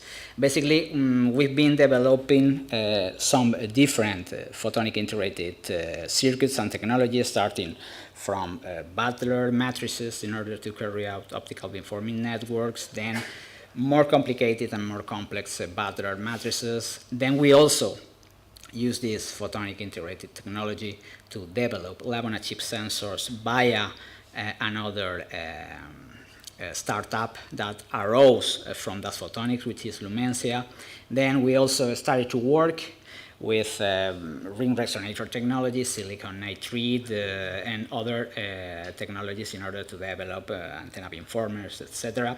And then in the last, let's say, the pre-pandemic period, we also started to work with thin film lithium niobate modulators and switches, which are also really important devices for us, because basically we have a necessity in order to carry out this photonic processing of the radio frequency signals. We have a necessity of having these systems, these devices, and having the chance to integrate and to miniaturize them would provide us unique opportunities and cost reduction, improvement of the swap, basically, of what I was telling you before a couple of slides ago. We are also now working with hybrid radio frequency peaks, basically combining microwave frequency applications with photonic integrated applications. And as of the previous year, we also started to work with quantum engineers and quantum physicists in photonic integrated circuits for quantum applications and systems. So we have come a long way in the development of integrated photonics, as you can see here in this diagram, let's say starting from our participation in a large number of research and development programs, through in-orbit demonstration programs, in-orbit validations of prototypes of flight models, and then we finally arrived to the commercial phase, which is the phase where we are in the last year. So I'm not going to read all those programs that we've been involved, but we can say that we've been involved in dozens. I would not say that we have been involved in hundreds, but probably close to that figure of projects, mostly based on the EU EDA programs, the ESA programs, and also from FP7, Horizon Europe, etc., etc. So let me give you a couple of touches and details of two important projects. The first one, it was called the Gaia, and it was related with integrated photonics for space applications. We basically developed a beamformer array. So in this sense, we were able to control by a photonic integrated circuit an array that was able to steer the radiation of a group of antennas in elevation and azimuth. And I'm not going to explain you. There's so many different details that you can see here, but this is a really important and outstanding project for us because we were able to prove in a real satellite this kind of technology when we were able to steer this electromagnetic radiation, this beam coming out from the antennas towards some other satellites. This is also some pictures from Gaia. You can also see here a design from the photonic circuitry, and then you can also have here a peak with the wire bonding and the assembling of this peak in a board, in a normal PCB, with the lensed fibers and the pigtailing and the package, etc., etc. Then we also have an evolution of this project.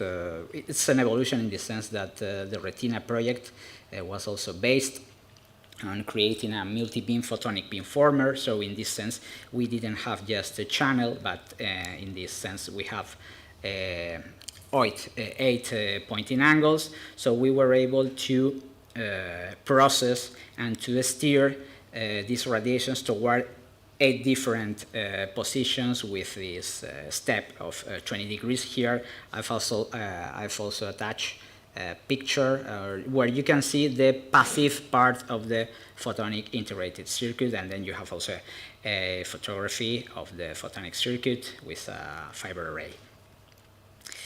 So in the last years, we've been also really interested, as I told you a couple of minutes ago, in acquiring the knowledge from the thin film lithium niobate modulators.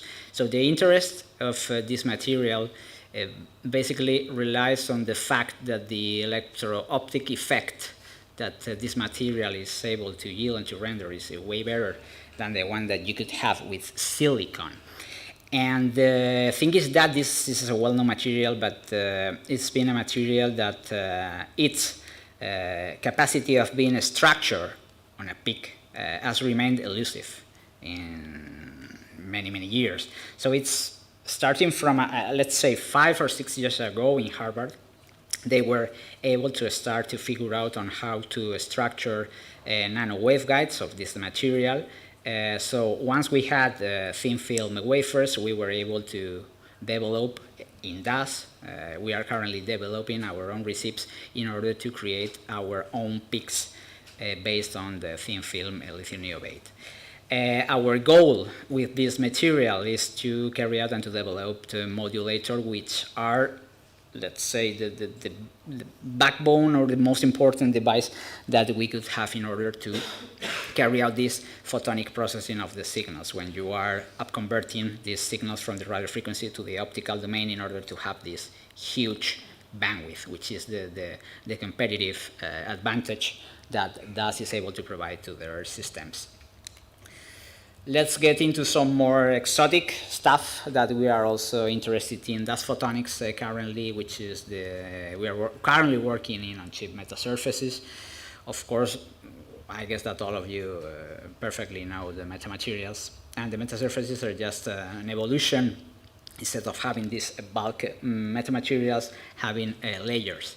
By means of metasurfaces, we can achieve and we can play with the way, in the way that we can radiate an electromagnetic wave. We can play with the polarization, with the angle, with the phase. We can create different kinds of beams, and this is way and rather powerful when you want to build up systems, integrated systems that, for instance, can have a really important and play an important role, for instance, in space applications, when you need to steer and when you need to create this kind of, let's say, more exotic beams, or when you need a more complex manipulation of the electromagnetic waves. By combining, for instance, these metasurfaces with phase change materials, we could have a control. Just imagine this metasurface, we could have different pixels, and we could be able to control by, for instance, the current, heating, or lighting these parts of the material. We would be able to create these different wavefronts at will. Even we can, here we have even an holography, and we could create interesting structures. I have also attached a picture of reconfigurable GST nanostructure that were carried out at the Nanophotonics Technology Center. It was a cooperation between DAS and its mother center, which is the Nanophotonics Technology Center. Some other interesting applications that we are currently involved are related to the on-chip photonic platform in order to provide more flexibility to the photonic chips, getting rid of the waveguides and placing antennas instead. Can be interested in order to develop more flexible networks, also develop reconfigurable optical arrays for communications, and also really important to carry out lab on a chip devices, since by using nano antennas on a chip, we are able to interact with the outer medium at far field distances, which is a distinctive feature that you cannot achieve when you are interacting with a material or a target onto a waveguide, etc. This part of research was also highlighted in my young years when I was developing my thesis in the Nanophotonics Technology Center. So I just wanted to highlight here the importance that these results had in that day from a research point of view, and how nowadays, let's say 5, 6, 7 years later, how we are incorporating these systems and these integrated photonic systems as a part of our portfolio nowadays in Das Photonics. Another outstanding project that Das Photonics is now currently developing is called Disrupt. So when we are basically developing the tomographic microscopy of moving targets, basically they are focused. This tomography is going to be done on a chip in order to detect tumor cells or infected cells, but we are also targeting to being able to detect a different kind of threats that it will be more from a biological point of view. This will be an application more interesting from a, let's say, defense or security point of view. So just in order that you have a more or less clear idea, so tomographic microscopy already, of course, exists, and basically you have on the left you can see the standard tomographic phase microscope optics. It's a complicated system. You have a lot of optics, external devices outside the chip. And what we are laying out in this project that started a few months ago is to put this into a chip and being able to have a live tomography of the targets. In this sense, we are going to get focused on cells, on tumor cells, but we were also, as I told you, to some other scenarios.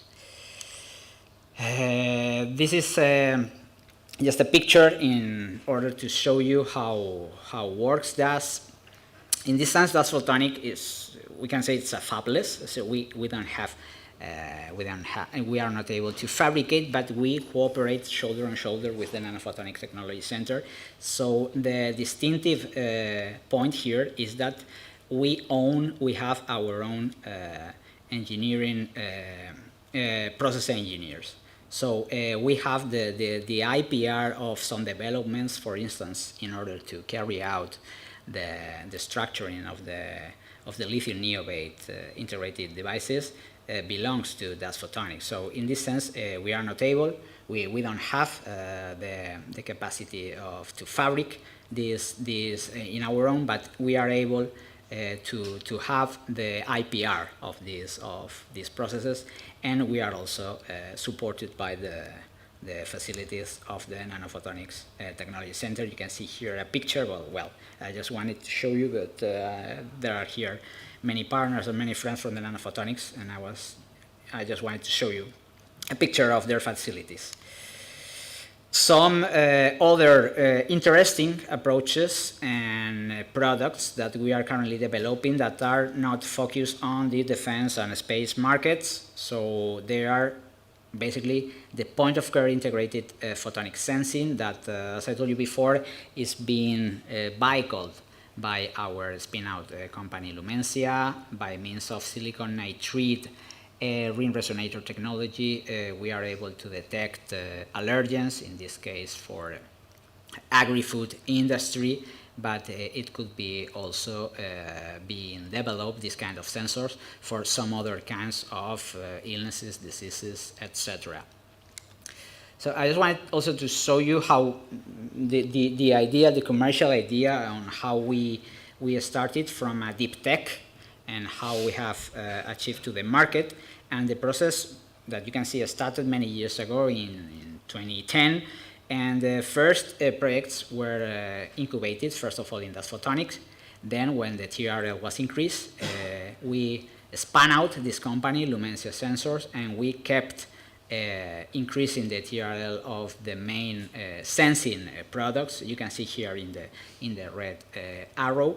And then as of 2018, Lumensia Sensors, I say we, but it's actually Lumensia Sensors, but I also feel part of them too. Lumensia Sensors also started to develop a new generation of sensors. So in this sense, at a point of the time where we start to develop, to incubate ideas, we develop them, and there is a period where we also start to develop our new our new era, our new approach to these improved sensors. And they, as you can see, they can live together for a few years. And that's the way that photonics is currently facing, the way that getting a TRL even lower than TRL 4, a TRL 1 or 2 from a deep tech, and trying to push it to finally to get the market. So the last also, I have to highlight another project, which is in a partnership with UPB, with Photonic, which is safer, which is a kind of sensing level 3 in order to have what we have, the multiplexing, and when you are able to carry out many different analyses, PCR, LISA, etc., and so on, that is currently also being developed as a part of the products or the line of products that are not directly related with expense or defense. And I think that's all. And thank you so much for this. Thank you.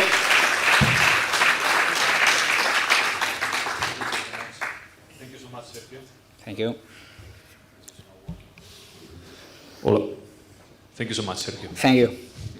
Is there any question in the audience for Sergio? No? No questions? Not even a question? Don't be shy, please. Feel intimidated by the fans and stuff and so on. I also feel intimidated sometimes, yeah. Okay, come on. Thanks, Sergio, for the nice presentation. I'm wondering if you have in any of your defense products an integrated photonic circuit. Yeah, we are currently, because this is an interesting question, because the process is usually, we are living in a hybrid world, so we have the electronic part of the systems. Of course, this is not only photonic.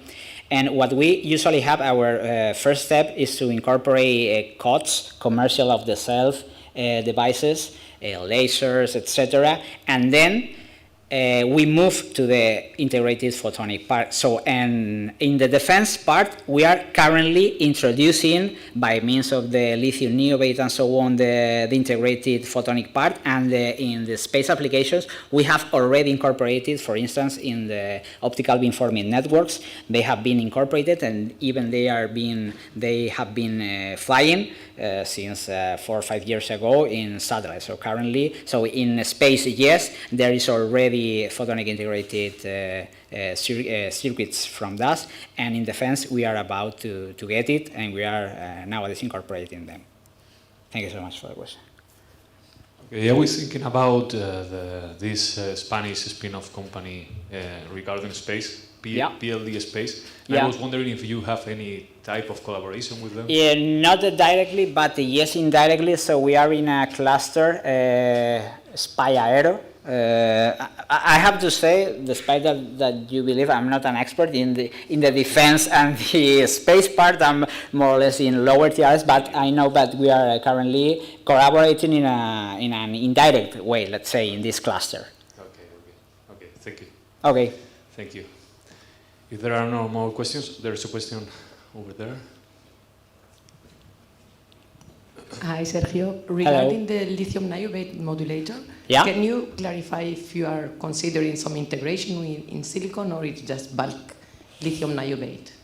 No, nowadays we are just working, well, you know a bit about it. We are just considering the lithium niobate part.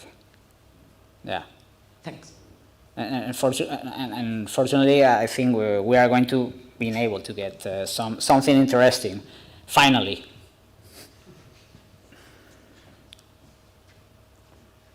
Okay, thank you. So let's send the speaker again. Okay. And let's move on to the last talk of this session. It is time for Pere Pérez from Fila Lasers, which has a presentation that is titled Ultra Short Pulse, High Repetition Rate Laser Communications. So whenever you want, Pere.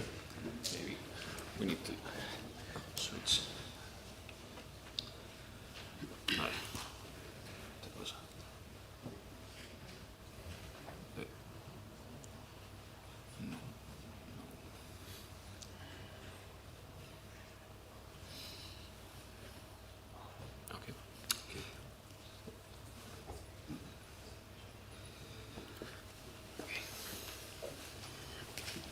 Okay, so thank you very much for the invitation to this talk. As Pascual feared, we are late already, and I promise to, since I am the last speaker, promise to stack my time to 20 minutes. So, Luis, if I do not accomplish, please let me know. So, okay, I'm Pere Perez. I'm the founder and CTO of the company Fila. At Fila, we develop ultra-fast fiber lasers. Can I have a, okay, here, maybe? Yes, okay. At Fila, we develop ultra-fast, we design and manufacture ultra-fast fiber lasers. An emerging application of this type of lasers is free space optics communications. And this is the topic of my talk, where I am going to explain how lasers of ultra-short pulses and high repetition rate can help to overcome the bottlenecks of free space optics to be adopted by the market. Also, I will take the opportunity to introduce the Enlace project, which is an initiative of the Spanish Academy and Industry in Photonics to industrialize free space optics communications with integrated photonics platform. Okay, it's all. Sorry for that. Okay, here, no. I will use here.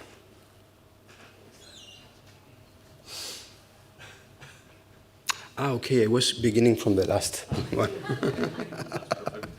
Because it was the same slide like the first one. Okay, it's clear. Okay. No, it's okay. Now I manage. Thank you. 2 more minutes, please. Okay, then, so the talk will be structured as follows. I will briefly introduce free space optics communications, then our experience on ultra-short pulse lasers in free space optics communications, and then, as I mentioned, I will introduce the Enlace initiative. Okay, free space optics communications, also known as wireless optical communications or laser communications, should be understood as communication systems where the information is carried by a laser light through air or space. Market studies indicate that there is a clear niche opportunity for free space optics communications right now. Indeed, there are a few companies that are already selling complete full duplex systems for free space optics communications, and there is a clear movement of capital investment in new companies in this field. The space sector pioneered the use of this technology in the early years of this century and still seems to be the driving force for the market. Defense agencies are investing in ground-to-airborne links, but where the big opportunity is in terrestrial communication links. Because, as usual, because free space optics can be an enabler of free space optics communications to overcome the bottlenecks that the limit of data bandwidth of RF links have nowadays. Why free space optics might be this enabler? Well, free space optics has several advantages over RF links. Main advantages come from the fact that the wavelength of the laser in the near-infrared region is approximately around 10,000 times shorter than wavelengths of the RF or microwave carriers, and that implies that hypothetically the data rates could be increased up to 10,000 times, and as it happens with optical fiber communications. Related also with wavelength is divergence. Laser beams have very much narrow divergence. And since they have this narrow divergence, these communications are highly directive and hence more secure. Besides, as well, so there is the advantage that the spectrum is not licensed yet. But there are severe impairments for free space optics communications to be really adopted by the market. And they come mainly from the problems with atmosphere. Adverse atmospheric conditions like fog, like rain, clouds, and snow attenuate the optical signal of the near-infrared lasers. And this implies that current technology with laser links, they lose connection when there are atmospheric conditions that are adverse. Indeed, often completely, the connection is completely lost. So in many times, these links are useless. Also related to atmosphere are turbulences. Turbulences imply that the quality of the beam is severely decreased and the signal is distorted. So there have been several solutions proposed since the early investigation of these type of links, but with low success, not a higher success. So here is where ultra-short pulse lasers come into scene. In 2013, Kim et al. Suggested that the links could be operated by using ultra-short pulse lasers instead of continuous wave lasers.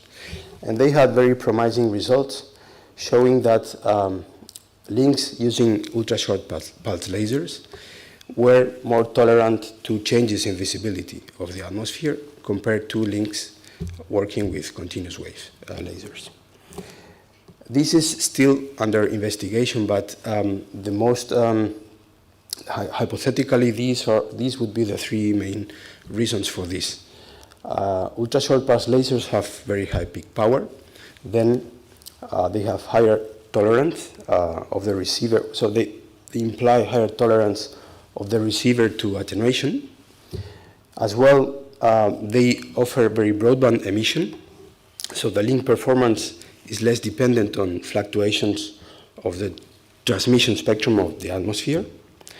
And probably the most important is the short coherence length of the ultra-short pulses, because this means that light-matter interaction is lower, and that implies higher tolerance to turbulence, so the beam quality is increased. Okay, so what is our experience from that in ultra-short pulse lasers? Okay. As I said, ultra-short pulse lasers can be enablers of free space optics communications, but it is not only needed, for this technology to be adopted, the lasers also have to cope with the necessity of high data rates in the gigabit per second range, at least. And this is not often offered by the type of lasers that are available now. So these lasers have to have repetition rates of the gigahertz range repetition rate at least. And this is specifically one of the expertises that we have been developed in Fila in the last years. We at Fila have commercial models of lasers that deliver pulses below 100 femtoseconds, of durations below 100 femtoseconds, repetition rates in the range of 1 gigahertz or more, and average powers over 1 watt. So this, with this expertise, we have been partnering with an American company called Optical to develop full duplex ultra-short pulse laser links to transmit 1 gigabit per second data rate. and indeed with real internet traffic. The type of link is illustrated here. There are two terminals. One is connected to real internet traffic. The other is isolated from internet, so that we can demonstrate that we can transmit information of the internet directly through the link. And these transmitters, which are indeed built at our labs at Fila, work as follows. An oscillator, which is a mode-locked fiber laser, emits ultra-short pulses at a given rep rate in the gigahertz range, and the information is coded on those pulses by a very simple on-off keying amplitude modulation, so that pulses that are transmitted are bits of one level, and pulses that are eliminated are bits of 0 level. Those pulses with the information already coded are amplified and sent to space through a telescope. And then on the receiver part, again, a simple detection format, which is direct detection, recovers the signal. These are some examples this is an example of the performance of the link. Here, indeed, it is an example of performance under heavy rain and high wind speeds conditions. This is a picture of the landscape when this test took place. And here we see a picture of the landscape pointing to the terminal that is receiving. And the picture is taken from the terminal that is transmitting. Okay? So as you can see here that average power in the receiver is recorded simultaneously to bit error rate testing. And we see that even in events of very high rain, we have errorless transmission. Indeed, well, this is average power, but simultaneously other atmospheric parameters were recorded, like turbulence, scintillometry, high wind speeds, and rain rate. So, irrespective of the conditions of these parameters, the link maintained errorless through several hours of operation. Okay, so now to end the final part of my talk about the LACE initiative. LACE is a project which is a Spanish initiative for the free space optics communications in an integrated photonics platform. Indeed, this project or this initiative I can say that it was born here last year because inspired by these results from Fila and knowing the ecosystem of photonics integration in Spain and telecom groups, Miguel Cañizo from Bullnet Capital began to promote the building of a consortium of academy groups and industry that could develop a platform for free space optics communications that could eventually be industrialized.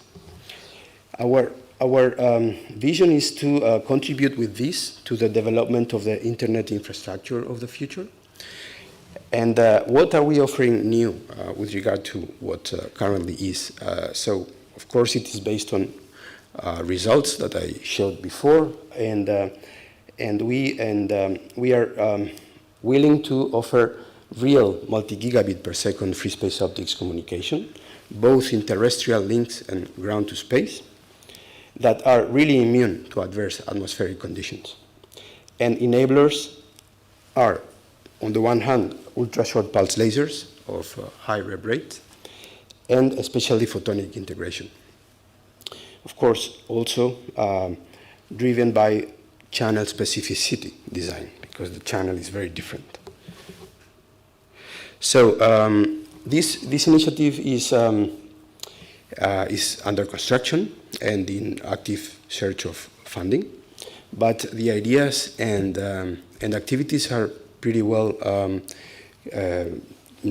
constructed, consolidated. So being this frame of photonic integration, I will highlight only the activities on integrated photonics. Okay, I missed this. This is the general concept of the link that of the platform that we want to develop. Okay, it is a platform. It is a free space optics communication system where the principal channel is an optical channel based on ultra short pulse lasers, but as well with backup channels and based on RF, more standard technology, and terahertz technology for tracking. First objective is to deploy a terrestrial link with speeds up to 10 gigabit per second, and that do not strictly require the use of integrated photonics, but will be the base from which go into demonstrators of links from ground to space.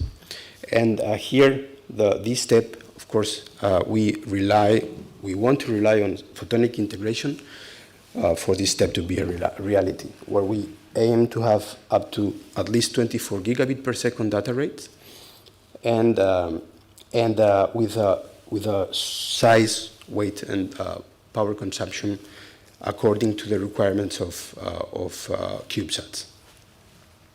So, as I said, the project has plenty of challenges, but I will now just focus on the challenges on photonic integration.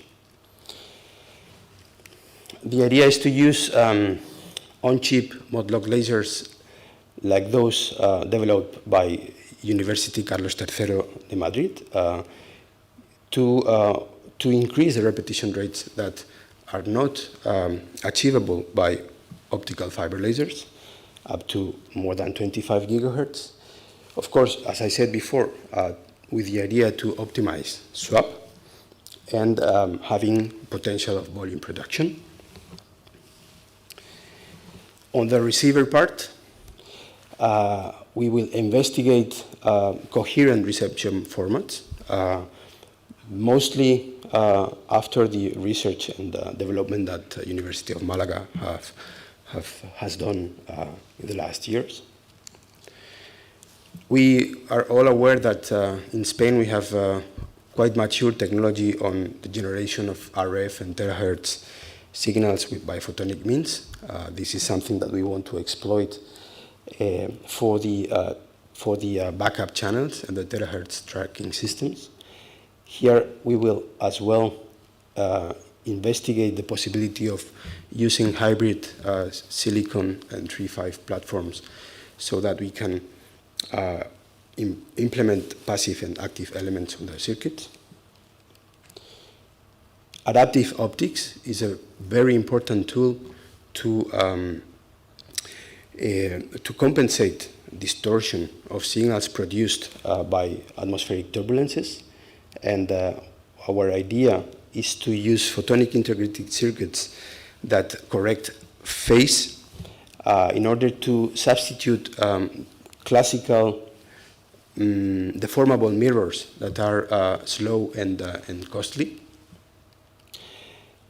And of course, as well, the use of photonic integrated optical antennas for the fine-tuning of the functionality of the point and track and acquisition functionality. So last but not least, of course, specific hardware for the applicability of peaks in space has to be developed, especially to be radiation tolerant. The system has to be designed specifically for the properties of the special properties of the channel, because it is a channel, principal channel is based on ultra-short path lasers, and this is a very seminal type of application. Also, well, mainly understanding the behavior of the pulses through the atmosphere. And of course, we require test bed facilities for the development of prototypes, both ground and ground space. And here we are going to rely on infrastructures of the Institute of Astrophysics of Canary Islands. Okay, so to conclude, ultra-short pulse lasers of gigahertz range repetition rates enable, or apparently enable gigabit per second free space optic communications that are tolerant to adverse atmospheric conditions. It is clear that market adoption of this type of systems requires industrialization effort towards reduction of swap and costs. And on this scenario is where we are promoting the initiative ENLACE for the industrialization of this type of communication systems through integrated photonics. So with this, I end my presentation, and thank you very much, and I'm open to questions. Thank you, Pere. You nailed it. Is there any question in the audience?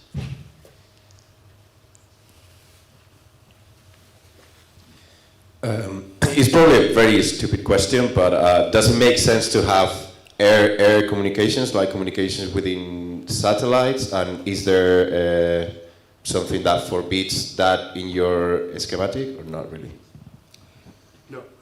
Do you hear me? Okay. Yeah, right. No, that can be used also space to space, but there we don't have, there ultra-short pulse lasers do not offer advantage because the space has no atmosphere. Anyway, of course, photonic integration does offer an advantage, but not the idea of using ultra-short pulse lasers. Other question? Can you repeat which is the peak power or an average power of the ultra-short? Yes, in this final application, for instance, what you target? Yes, typically in the tests that we are performing, we have approximately 2 watts of average power with a train of pulses of 1 gigahertz rep rate and pulse durations of 100 femtoseconds, and that means that we have peak powers of approximately 10 kilowatts.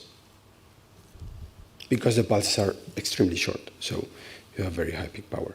That is one of the reasons why the system is tolerant to atmospheric attenuation.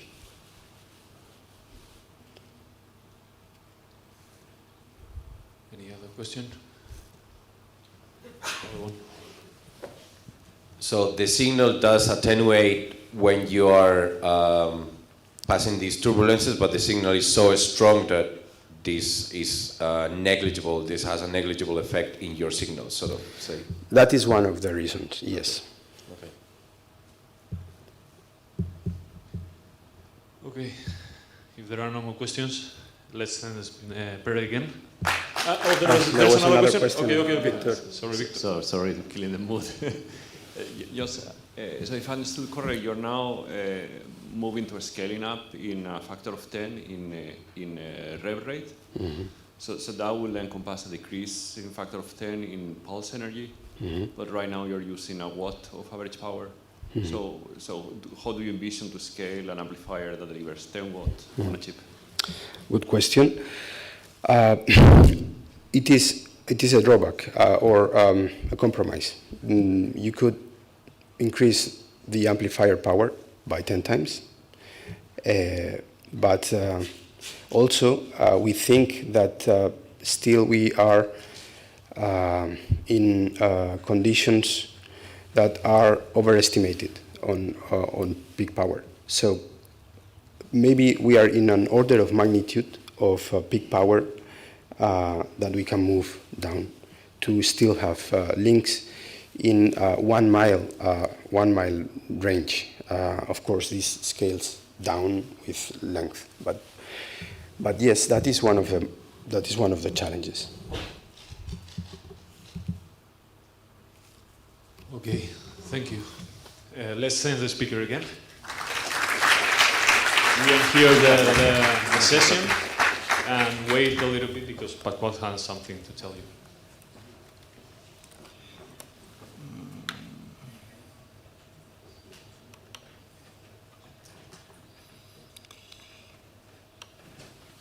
Okay, thank you. Thanks everyone for your patience and for your endurance in this very long day in the Photonic Integration Week. So now we have a couple of hours of two parallel activities, which are the lab and clean room tours and then business-to-business meeting. So for the lab and clean room tours, when you walk down the stairs, there is a sign. We will be collecting groups at 5 and at 6. Okay, so depending on your availability, you can take the opportunity at 5 or at 6. And then for the business-to-business meetings, actually we had 12 slots for the coming 2 hours in 3 rooms, and you decided to take 60 slots, 60 slots, close to 60 slots. So we had to improvise, and that means that we're going to use this room for the meetings, so the 4 corners of the room for the meetings.